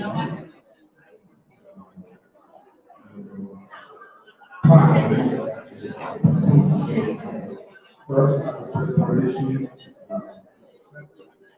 taking time to deliver personally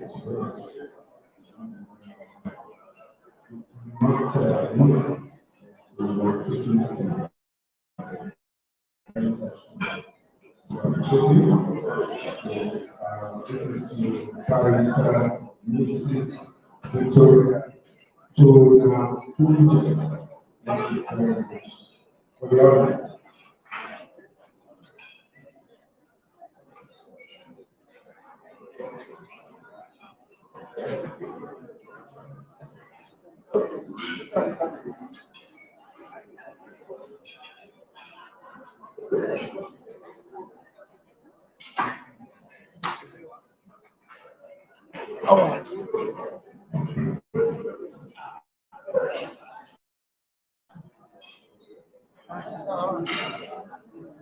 Thank you very much.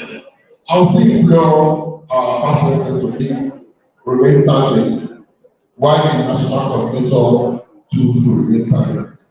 On that note, I would like to call our mommy, Sylvia Mrs. Yesterday on Labade Akiyemi, so please join the national council for the presentation of talking to the national coordinator.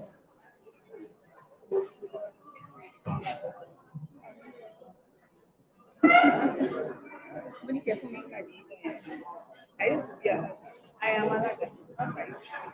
I am still sharp. Forget that. Yeah. You give me your background, so that I give you yours. No,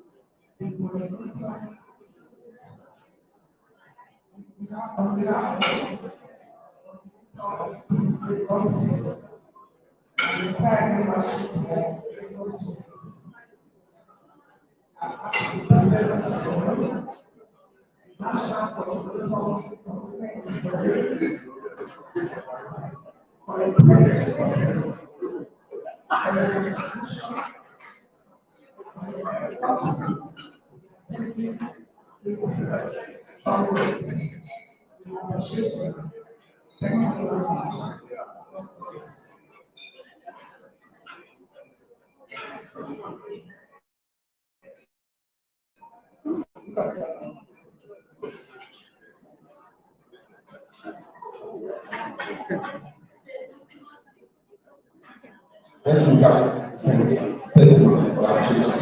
Yes. Please align the Sylvia Mrs. Ismo and Nobody and Sylvia Mrs. Olasade Kasi, FNIS, please come forward. Our regional coordinator, please can you step down?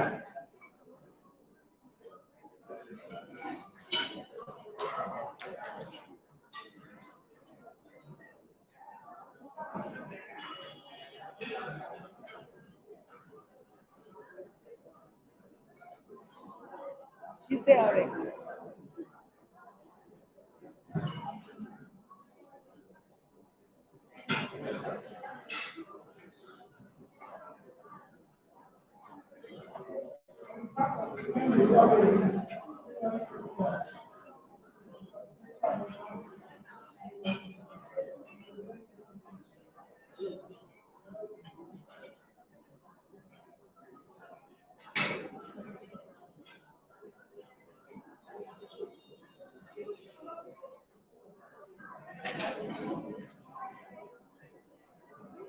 Thank you very much. Thank you very much, sir. You are free now. Thank you so much. Quickly, we're running up ourselves. Only things are wait.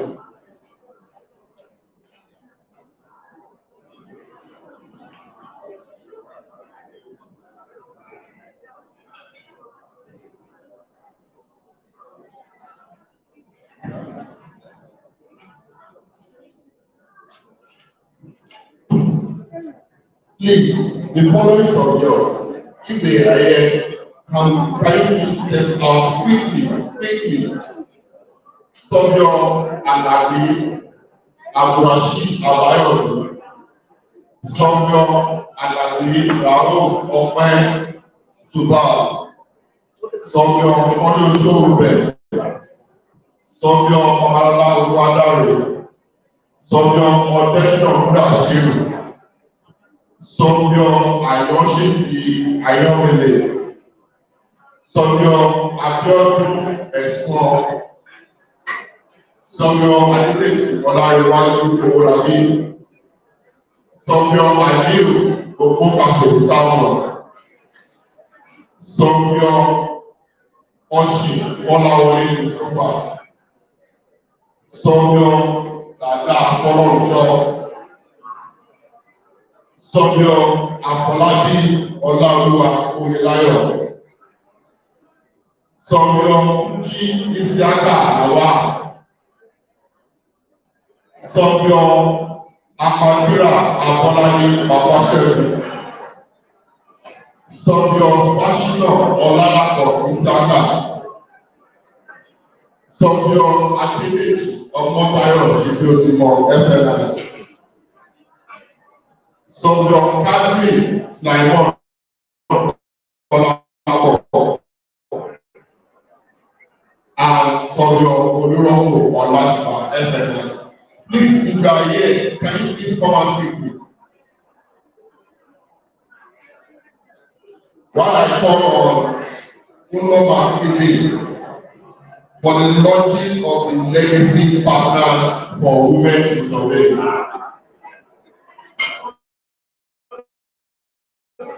Why you giving me and doing and Gambia that? Daniel.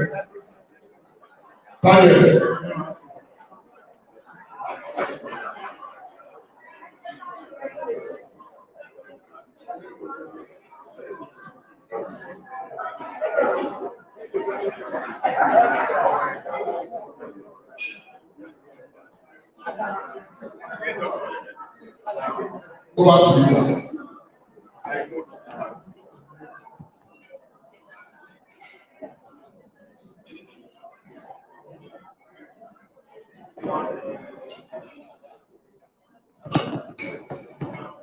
Good afternoon, everybody.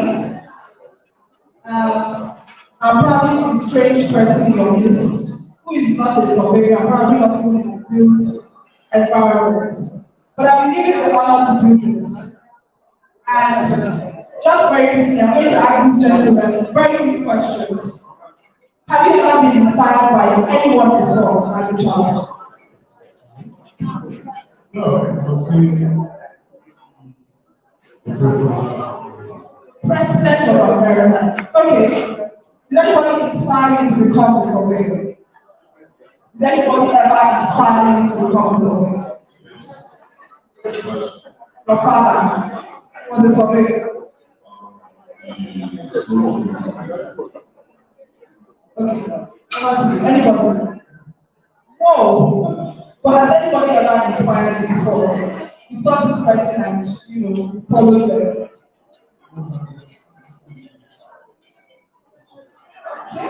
Fathers. Anybody?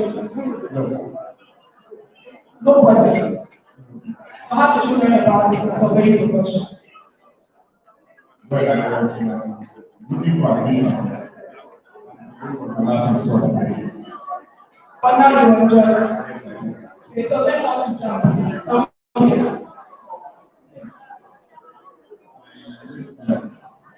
Well, sorry.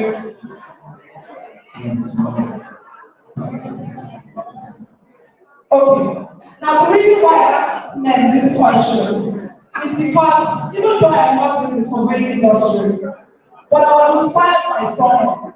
I was inspired by a woman called Evie Abuba when I was in primary school to join media and theatre arts. And it was because she came to my school that I decided to choose a profession as a media and a theatre person. Today we are going to talk about the legacy projects.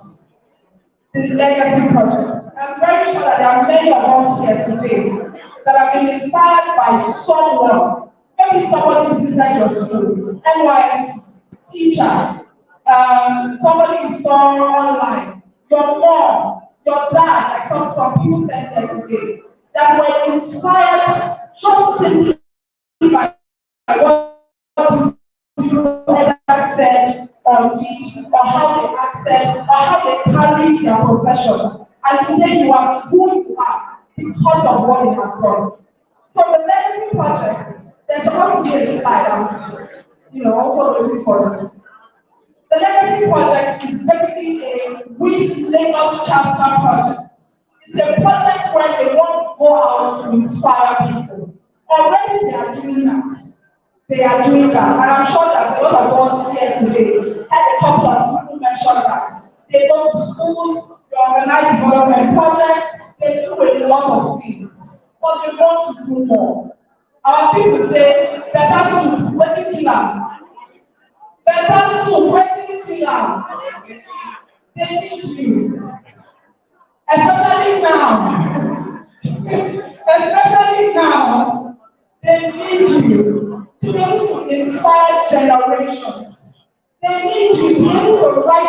name. I can't forget that woman, if you are woman. Her name will forever live with you. They need you to write your name in the hearts of many people that they will be inspiring. They need you to leave a legacy. That's why the project is called Legacy Project.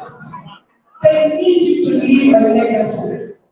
Someone said that little drops of water make a mighty ocean. Which Lagos today is not asking you for an ocean. They are simply asking for your little drop of water. They are asking for your little drop of water. That little drop of water is on the minimum 20,000 for individuals and 40,000 for couples.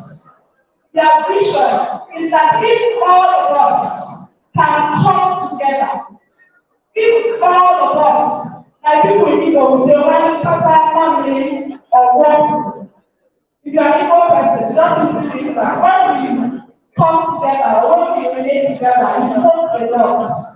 They are asking, let us come together and join our forces. And join our forces so that we can make greater impacts. It's very simple. It is contributing just very little once a year, minimum 20,000 as an individual and 40,000 as a corporate organizations. Ushers, I can't see us all, but please, very quickly, I need us to celebrate the fellows and members of WIS who have been carrying out this project on their own. Can we please have all the WIS members and fellows? Can we be all upstanding, please? WIS members and fellows, can we be all standing? WIS members and fellows, I know that easy. WIS members and fellows, can we be all standing? WIS members and fellows. Ushers, I can see also. Okay, thank you very much for standing. Please, the rest of us that are seated, please do me this one favor. Final duty. Can we please put our hands together for these women who have been contributing, playing out, going to schools, sponsoring people, making sure that people are educated, and not about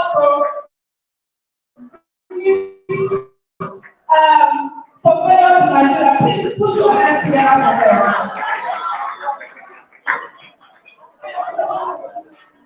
Always.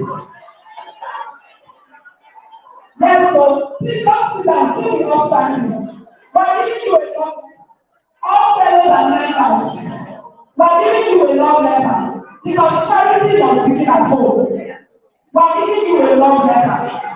If you need a pen, please tell us.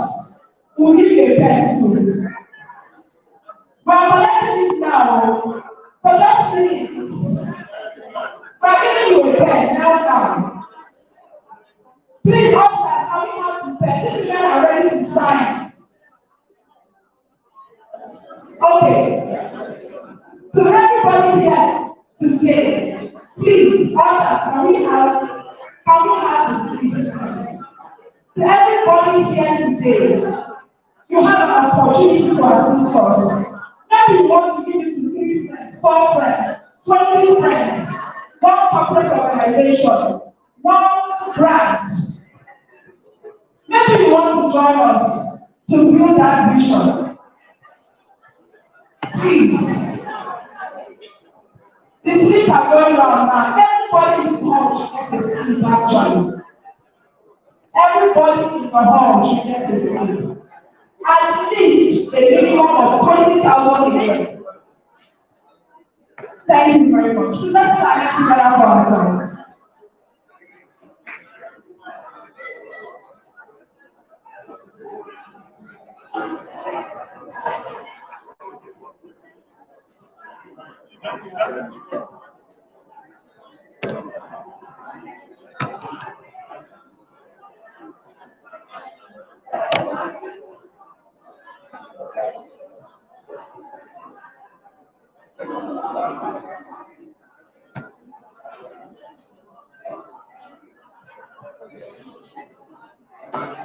you very much. Oh, well.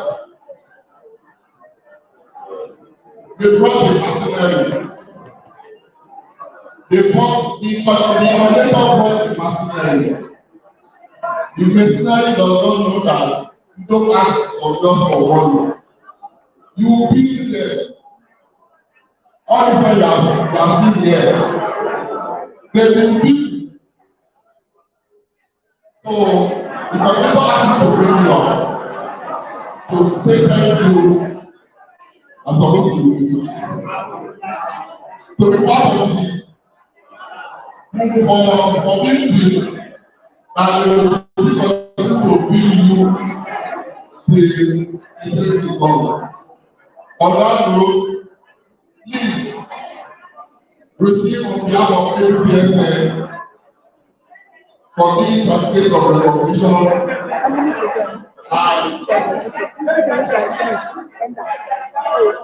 WIS is giving APSN an award.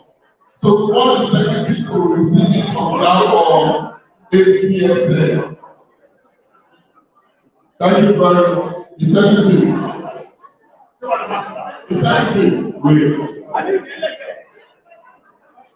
Coordinator. Sorry, coordinator has not parade. Deputy God. Deputy God. Come. Give this to the secretary on behalf of APSN. APSN secretary.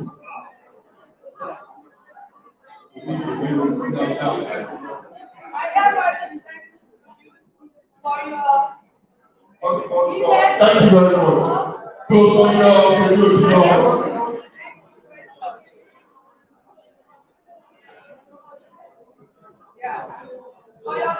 so the for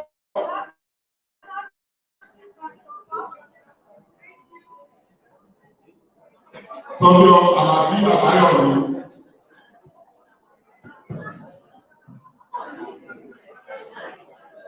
Sọ́jọ́ Ọlátúnjí Àwà.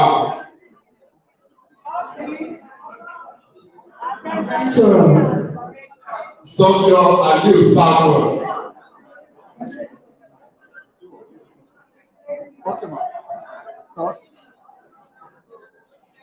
Sọ́jọ́ Akátírá Làpáṣẹ́gun. Thank you very much. God bless you. Pastor Ogunbari, come and receive on behalf of the person on the salon and everything. Pastor Adeleye Joshua Adeleye come and receive for the station.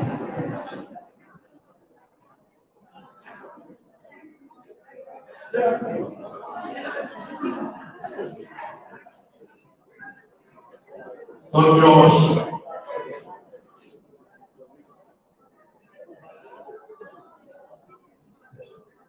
Don't go. That's why you are having coordinator. Coordinator conflict. You see.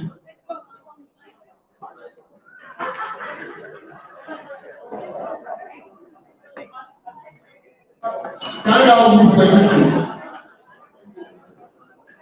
With secretary.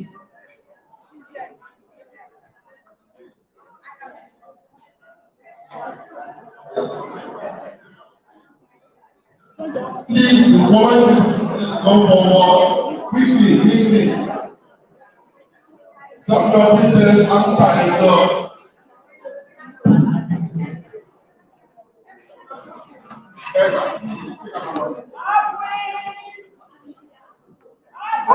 Sọ́jọ́ Mrs. Ọ̀pádọ́lé Olúwàbùnmi.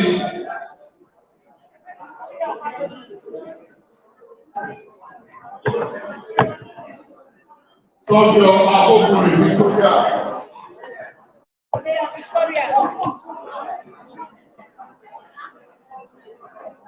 Okay, ma.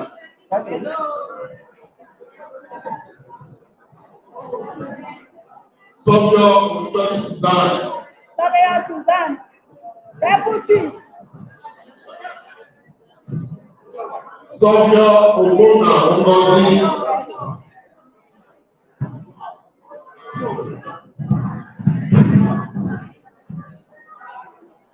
Sọ́bíọ́ Ọmọìwà Ayọ̀dẹ́túndé.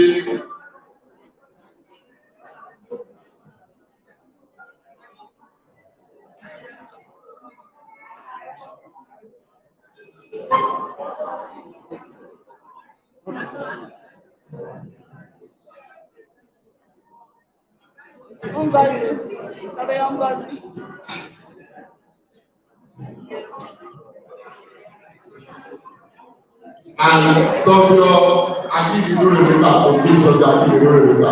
That's good.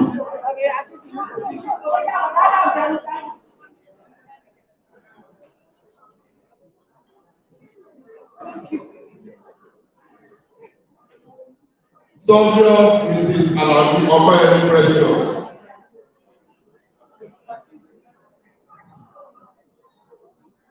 Sọ́bíọ́ Ọdún Ewu Fọlákẹ́mi. Sọ́bíọ́ Oyèlérè Olúwatósìn. Sọ́bíọ́ Òwòyípẹ̀ Ọlọ́ládé Kéésàn. Sọ́bíọ́ Mrs. Múdàṣírò Fúnmiláyọ̀. Sọ́bíọ́ Oyèlẹ́yẹ Oyèládò. Sọ́bíọ́ Abókùnrin Victoria.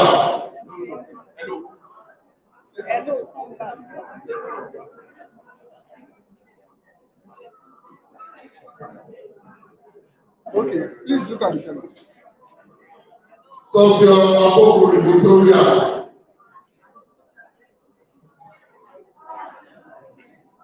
Sọ́bíọ́ Princess Amusadejo. Sọ́bíọ́ Ògúnjọ́bí Susan.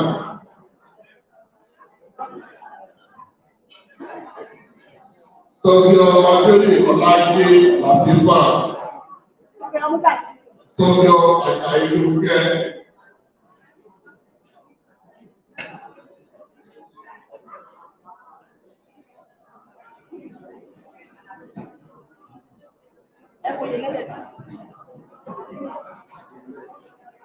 Ma?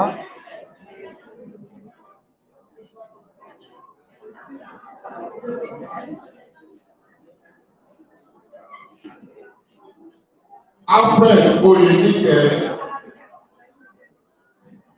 Mrs. Kọ́mádé Olúwafífẹ́. Sọ́bíọ́ Allen Adébọ́lá. Sọ́bíọ́ Mrs. Múdàṣírò Fúnmiláyọ̀. Sọ́bíọ́ Victor Mary. Okay. Princess Amusadejo.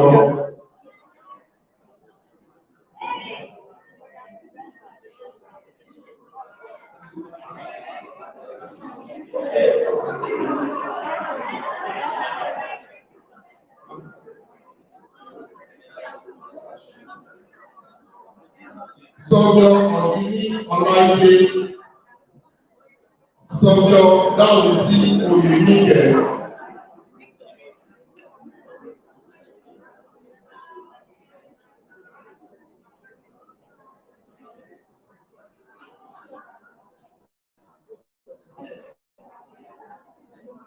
Animasa Ọ̀gbìnfún Dasola S is consistent. Abioye Ọláìdé Latifa. Àyọ̀síkì Níkẹ́ Ẹlẹ́. Ọmọìwà Ayọ̀dẹ́túndé. Alfred Oyèníkẹ́.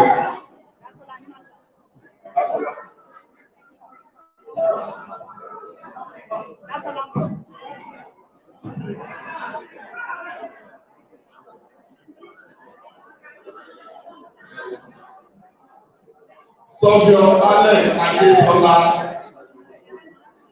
Okay. Allen Níkẹ́. Ó wà lọ́wọ́. Sọ́bíọ́ Sọmọkẹ́ Ayọ̀síkì Níkẹ́ Ẹlẹ́.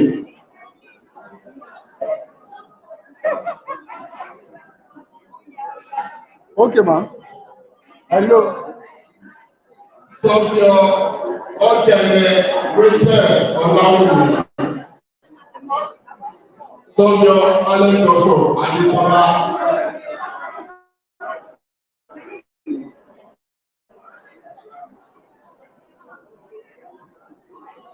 Okay, ma'am. Look at the camera, please. Sọ́bíọ́ Mrs. Adéníkẹ́ Tẹ́jú Oṣó.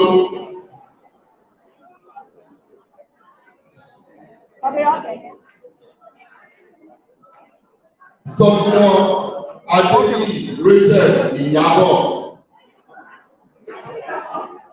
Sọ́bíọ́ Láwùsí Oyèníkẹ́ bí Sọ́bíọ́ Òkógbálè Patricia Òsèkèmẹ̀ Ọmọlókun.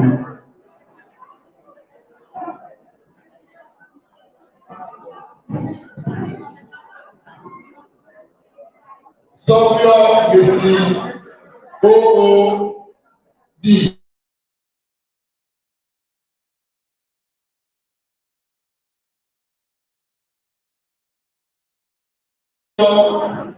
Mrs. Tẹ́jú Oṣó Adéníkẹ́.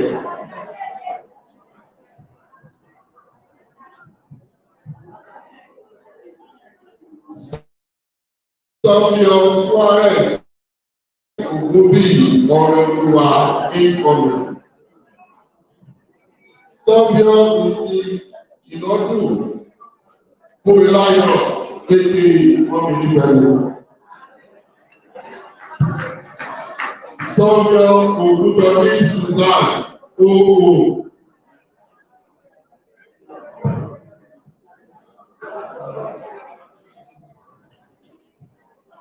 Sọ́bíọ́ Ògbébọ̀ Abíọ́lá.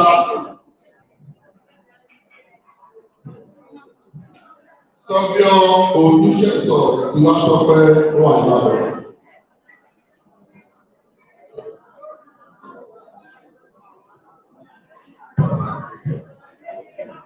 Sọ́bíọ́ Mrs. Aládé Ọpẹ́yẹmí Precious.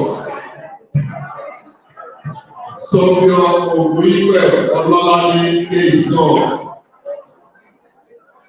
Sọ́bíọ́ Fámúyìwá Ayọ̀mídé.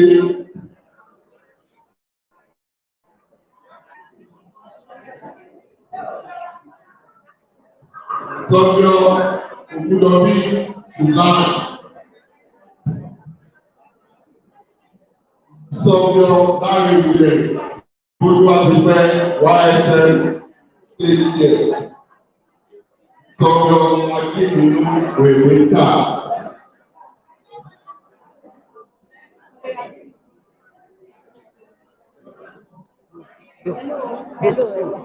Okay.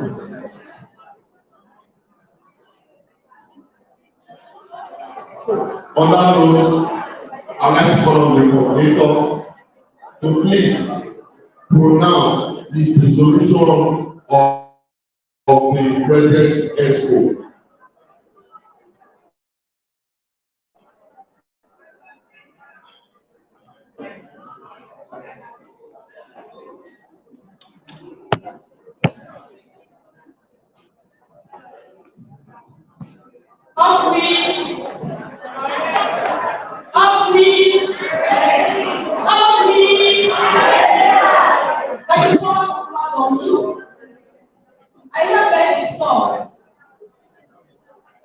The executive committee of 2021 to 2023. Thank you. God bless you, my former coordinator. Thank you. Àti ìdílé pass àti fọ́wà ṣì ló wọ́n dẹ̀ ọwọ́ ti ta náà wà láyé. On that note, I'd like to welcome the following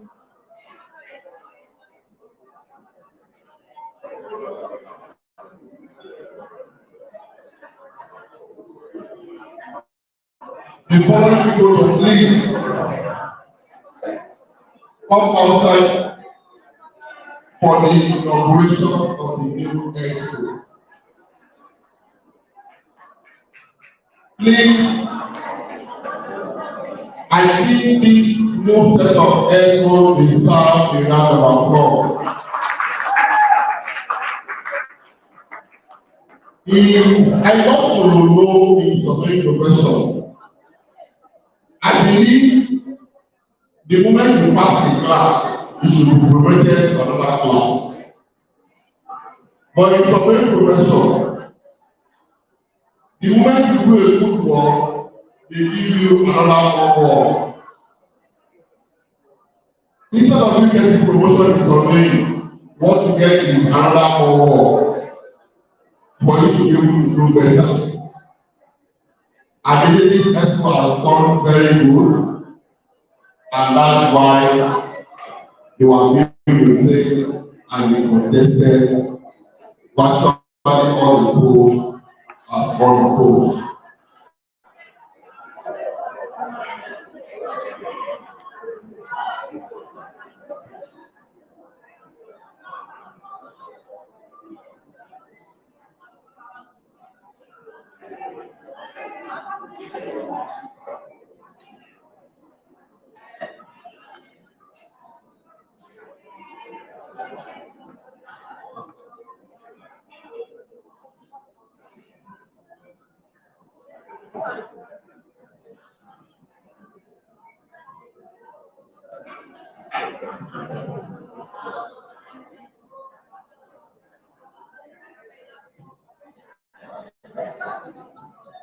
I'd like to have some of Mrs. Suarez to please come outside as the new incoming public city secretary for WIS Lagos State Profession.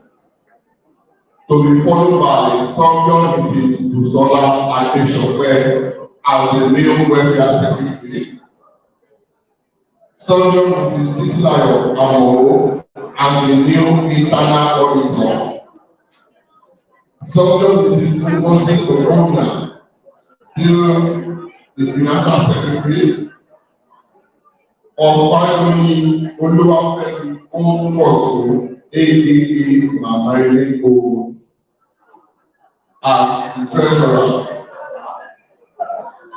Someone Mrs. Rebecca Akindele as the new secretary. Sobio Ms. Omolawa Afose as the new assistant secretary.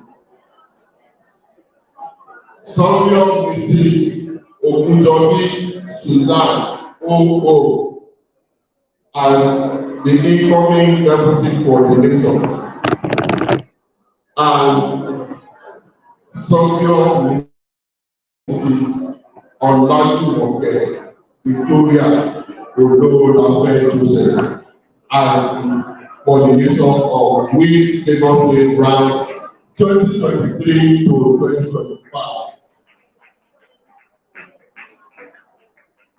I would like to call on Barrister Osarete Victor Okwebo to please come and help us to swear in the coordinator, while the coordinator will do the swearing for the remaining ESCO members.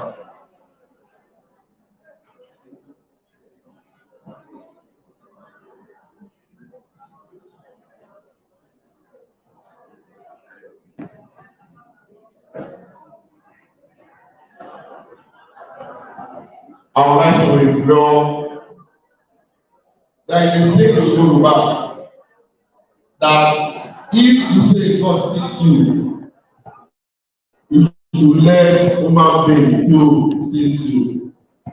I would like to call on the national coordinator and the regional coordinator to please come and witness the beginning of a new era, the swearing of a brand new coordinator to run the affairs of WIS Lagos State Branch from 2023 to 2025.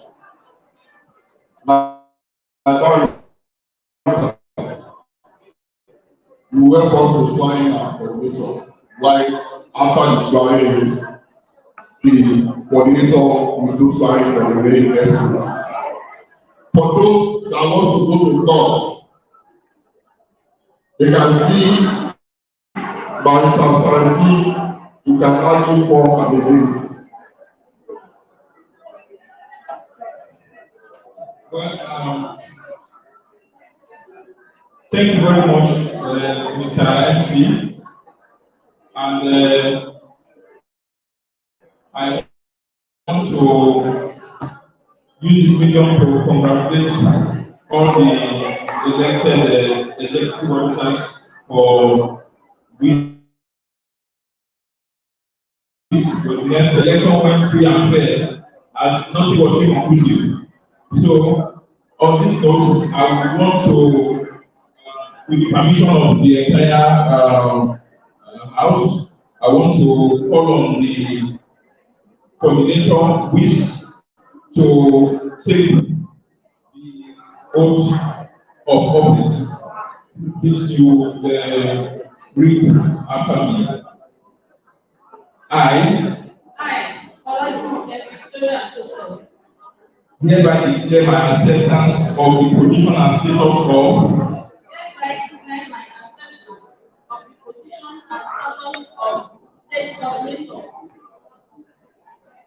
of the women in surveying Lagos State branch. In accordance with the provisions of Nigerian Constitution. In accordance with the provisions of the Nigerian Institution of Constitution. And the women in surveying bylaws in operation. And the women in surveying bylaws in operation.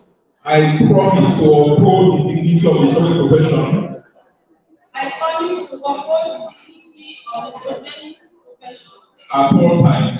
At all times. To abide by and be guided in accordance with the provisions of Nigerian Institution of Constitution and the women in surveying bylaws. To abide by and be guided in accordance with the provisions of the Nigerian Institution of Constitution and the women in surveying bylaws. I hereby undertake to discharge promptly my official obligations.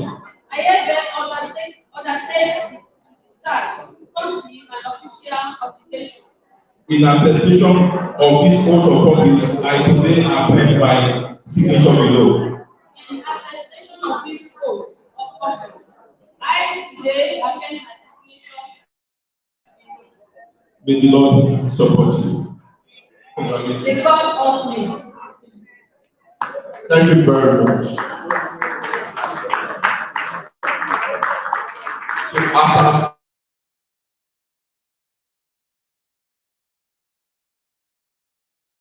now, my national coordinator. Can you please help us with the help of regional coordinator? Decorate our brand new coordinator for the next.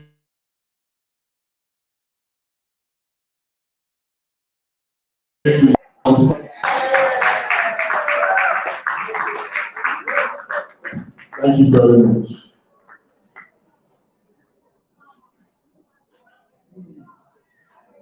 You can go and have your seat. As it is now, we only have one ESCO member. But I'll mentor any of you have appointed me along with salary. My coordinator, over to you.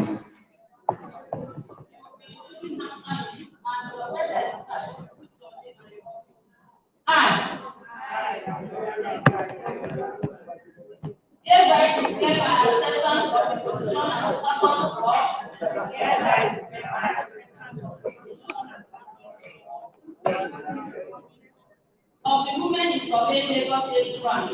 Of the women in surveying Lagos State branch. In accordance with the provisions of the Nigerian Institution of Constitution. In accordance with the provisions of the Nigerian Institution of Constitution. And the women in surveying bylaws in operation. And the women in surveying bylaws in operation. I promise to uphold the dignity of the surveying profession at all times. I promise to uphold the dignity of the surveying profession at all times. To abide by and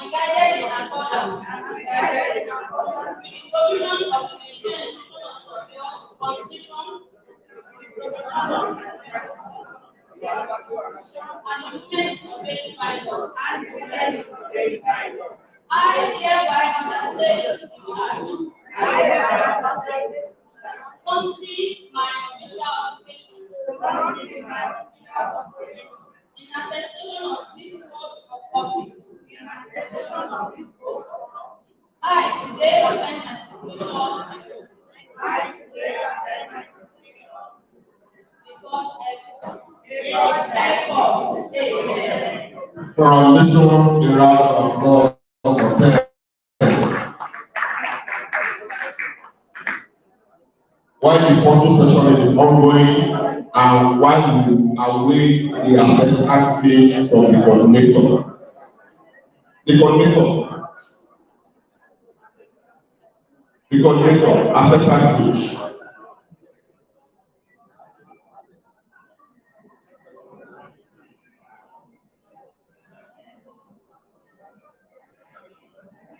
By the power conferred on me, I want to humbly call on my immediate, still my immediate past coordinator to join this executive as an ex-officio.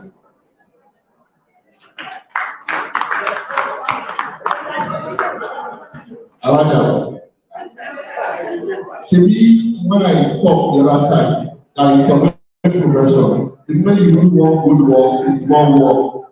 You are shaking your head. But yeah, come and continue more work. More work. Alaja, and you don't know. More work, you call you back.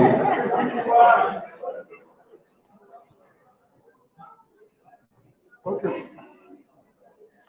Thank you very much. On behalf of the WIS Coordinator Lagos State Branch and the entire membership of Women in Surveying Lagos State, I was asked to please appreciate the following people. Sọ̀bíọ̀ Fátókí Olúwafẹ́mi,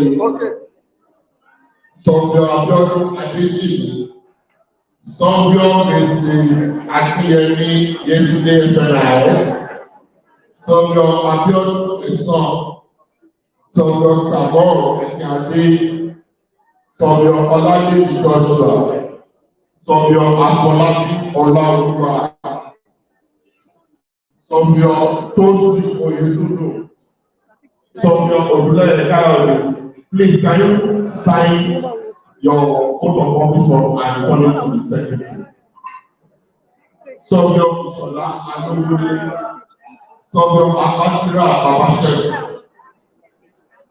Sọ̀bíọ̀ Right Honourable Jonas Okeke, Sọ̀bíọ̀ FNI, Sọ̀bíọ̀ Kúnlé Ògbánilá FNI, Sọ̀bíọ̀ Agbára Níjọ IGR, Sọ̀bíọ̀ Ọlákùndábíọ́lá FNI, Sọ̀bíọ̀ Lúsíbà Àlàgbé, Sọ̀bíọ̀ Ọmọ́táyọ̀ Lóòpákú, Sọ̀bíọ̀ Ọ̀tẹ́bíọ̀ Kúdàṣíò, the ABPSF Expo of Lagos State Branch, Sọ̀bíọ̀ Ògúndàrí Moses, the chairman and the entire Expo of NI Lagos State Branch, Sọ̀bíọ̀ Kazeem Olúkọ́ládé, Sọ̀bíọ̀ Murita Abiodun, Sọ̀bíọ̀ Ṣìyàbọ́lá Ọláìlúwé FNIS, and Sọ̀bíọ̀ Adams Olúwẹ̀gbà for being a supporting shoulder for the success of today's program. The coordinator says she appreciates you from the depth of her heart and she says thank you. Àwọn ọmọ bàbá àwọn ọmọ bàbá are mandated without any reason to please call on Sọ̀bíọ̀ Kúnlé Ògúnbádéwà FNIS to come to the frontage.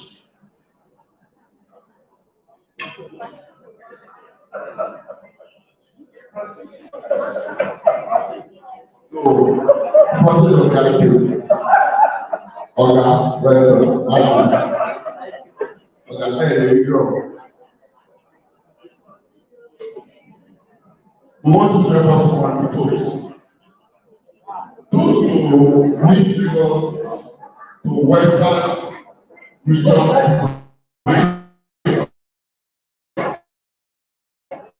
to not organize last month. We want to do virtual notes, things like that. Please. So,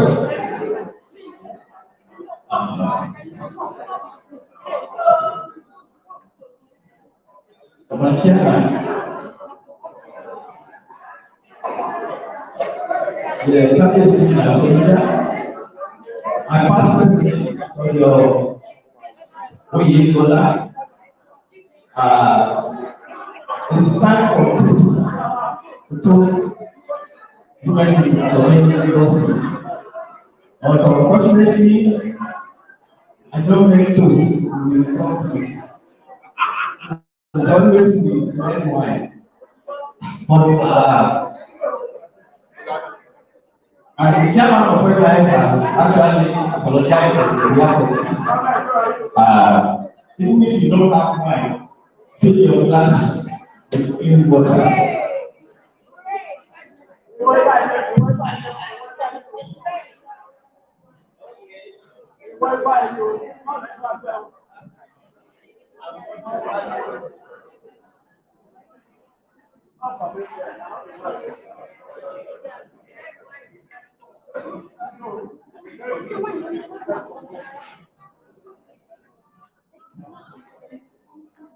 The chairman, my past president of WIS, fellows of the institution, we still have the keynote address C as well as shown as technical business for the audience. And the organization on behalf of the WIS survey, congratulations once again for the new administration that will keep the ball rolling for the next 2 years. And let's take we are taking the toast to WIS Lagos State. 1, to Western Regional WIS. The coordinator of Western WIS. Madam, can you ask for recognition, ma'am? Western. Okay.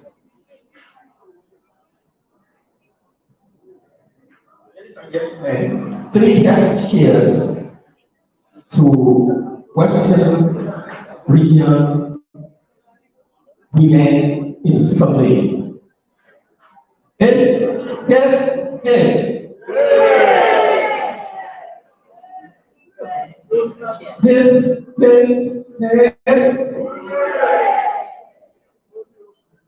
The third one, the last of all is hey! Congratulations. Well, I can have your seat. The second goes to the national WIS. And we have the national coordinator of WIS. Oh, sorry, this time. Thank you. A very active woman. 3 years to the national WIS. Students, now we stand up. Thank you, God bless you.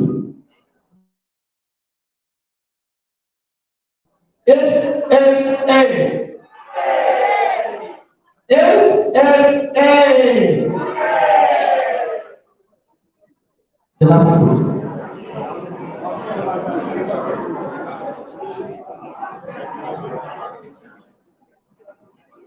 The last one was not in the list.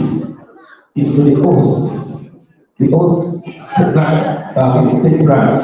That is those with LIS Lagos branch. Who is the immediate past coordinator of Lagos State WIS?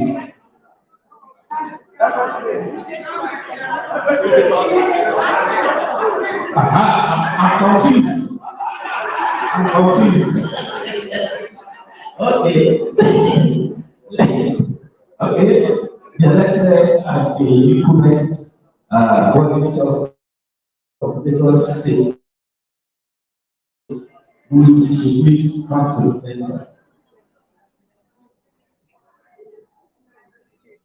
LIS Lagos WIS. That's the qualification. In. Hey.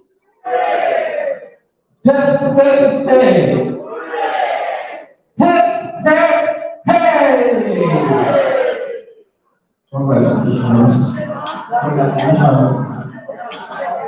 My child.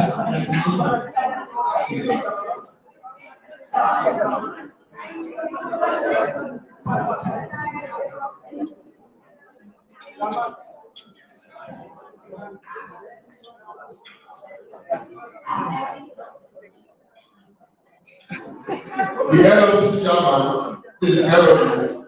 Secondly, you have announcements. Before your announcement, please, the coordinator, can you please quickly do your announcement?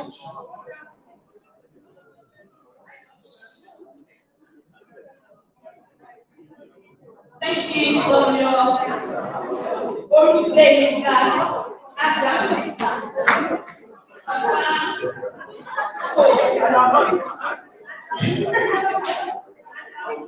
Thank you so much for the just welcome.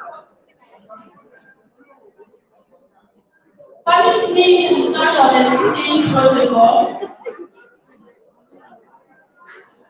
I want to appreciate our patron, Lagos State Women Disobeying Patron, the person of Sorio Prince, Olukayode,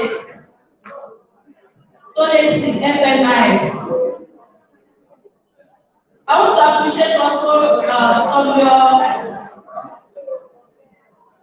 Kule Okubadewa FNIs,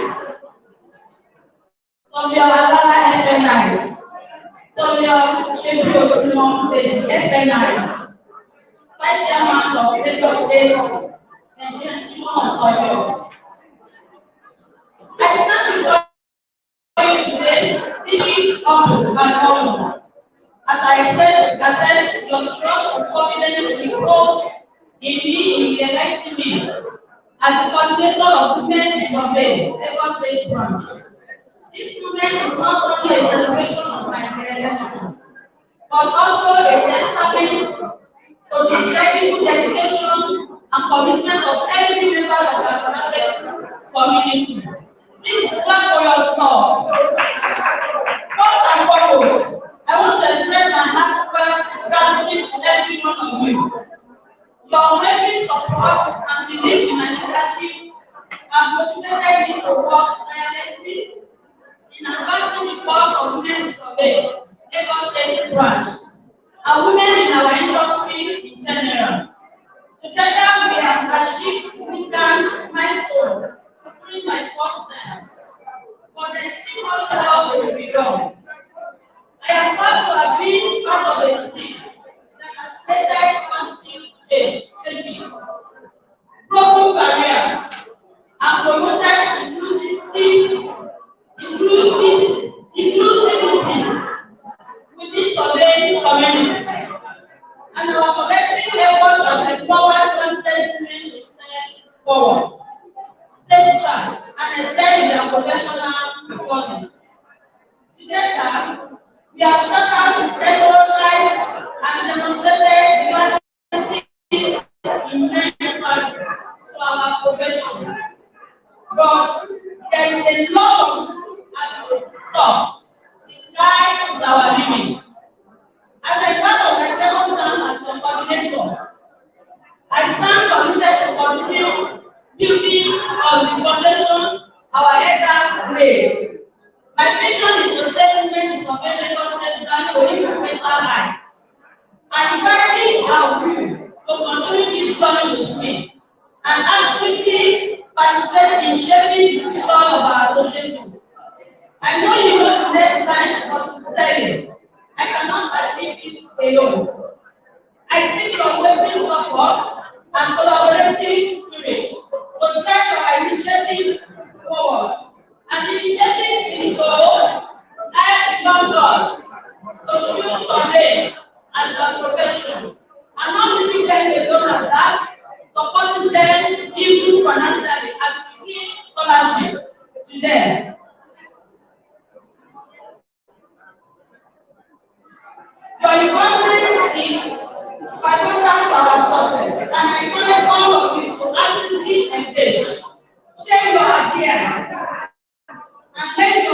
expertise. Lastly, I'd like to express gratitude to the members of my executive committee who have worked tirelessly to make our modest achievement possible. Once again, thank you all for believing in me and for your continued support. I am honored to lead such a passionate and talented group of individuals. Together, we will leave a lasting legacy of progress and empowerment as we continue to move women in some Lagos State branch forward. All please! All please! All please! Thank you so much.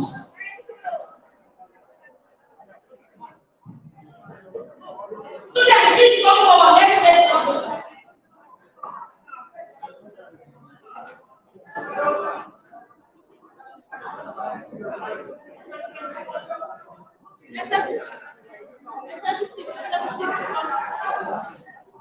Please, the chairman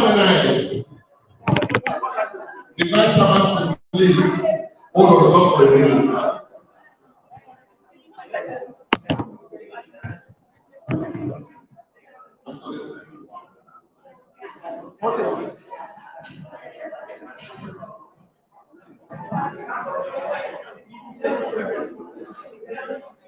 Education committee. I want our position.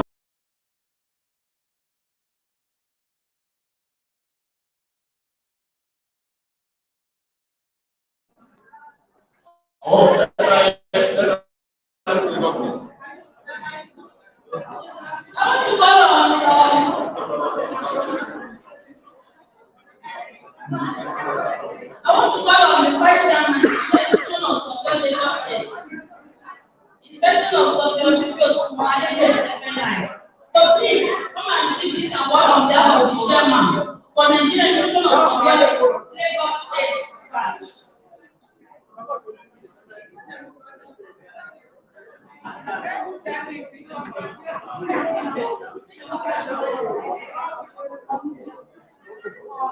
I have the representatives to our parental body in Lagos State for their unwavering support for the initiative to move women in surveying Lagos State branch. They really help us. Without them, we will not be able to achieve this much. Once you present this, the recognition of your support towards our biannual conference. Thank you so much, sir.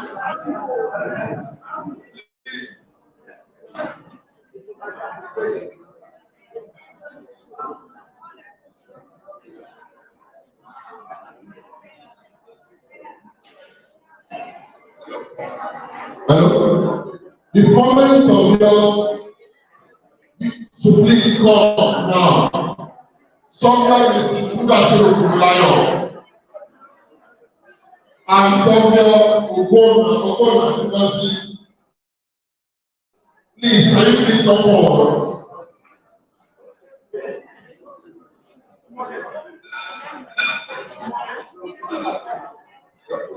My coordinator.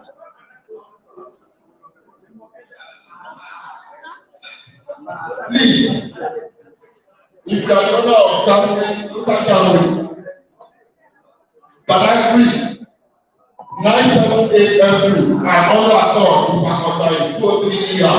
Please, your attention is needed outside. These two surveyors are called by the coordinator. Our coordinator asked me to place more especially for a special award by State Coordinator Award. Coordinator, the attention is needed. If you are not taking, we leave you here.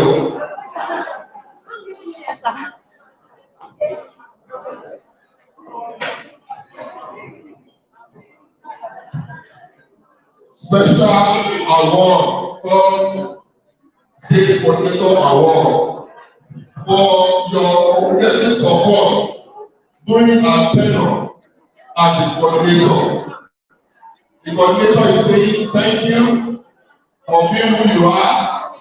Thank you for supporting her, and God will support you too. Amen. We are beautiful. If my executive, it's not executive, remember very well that I said that I will be the outstanding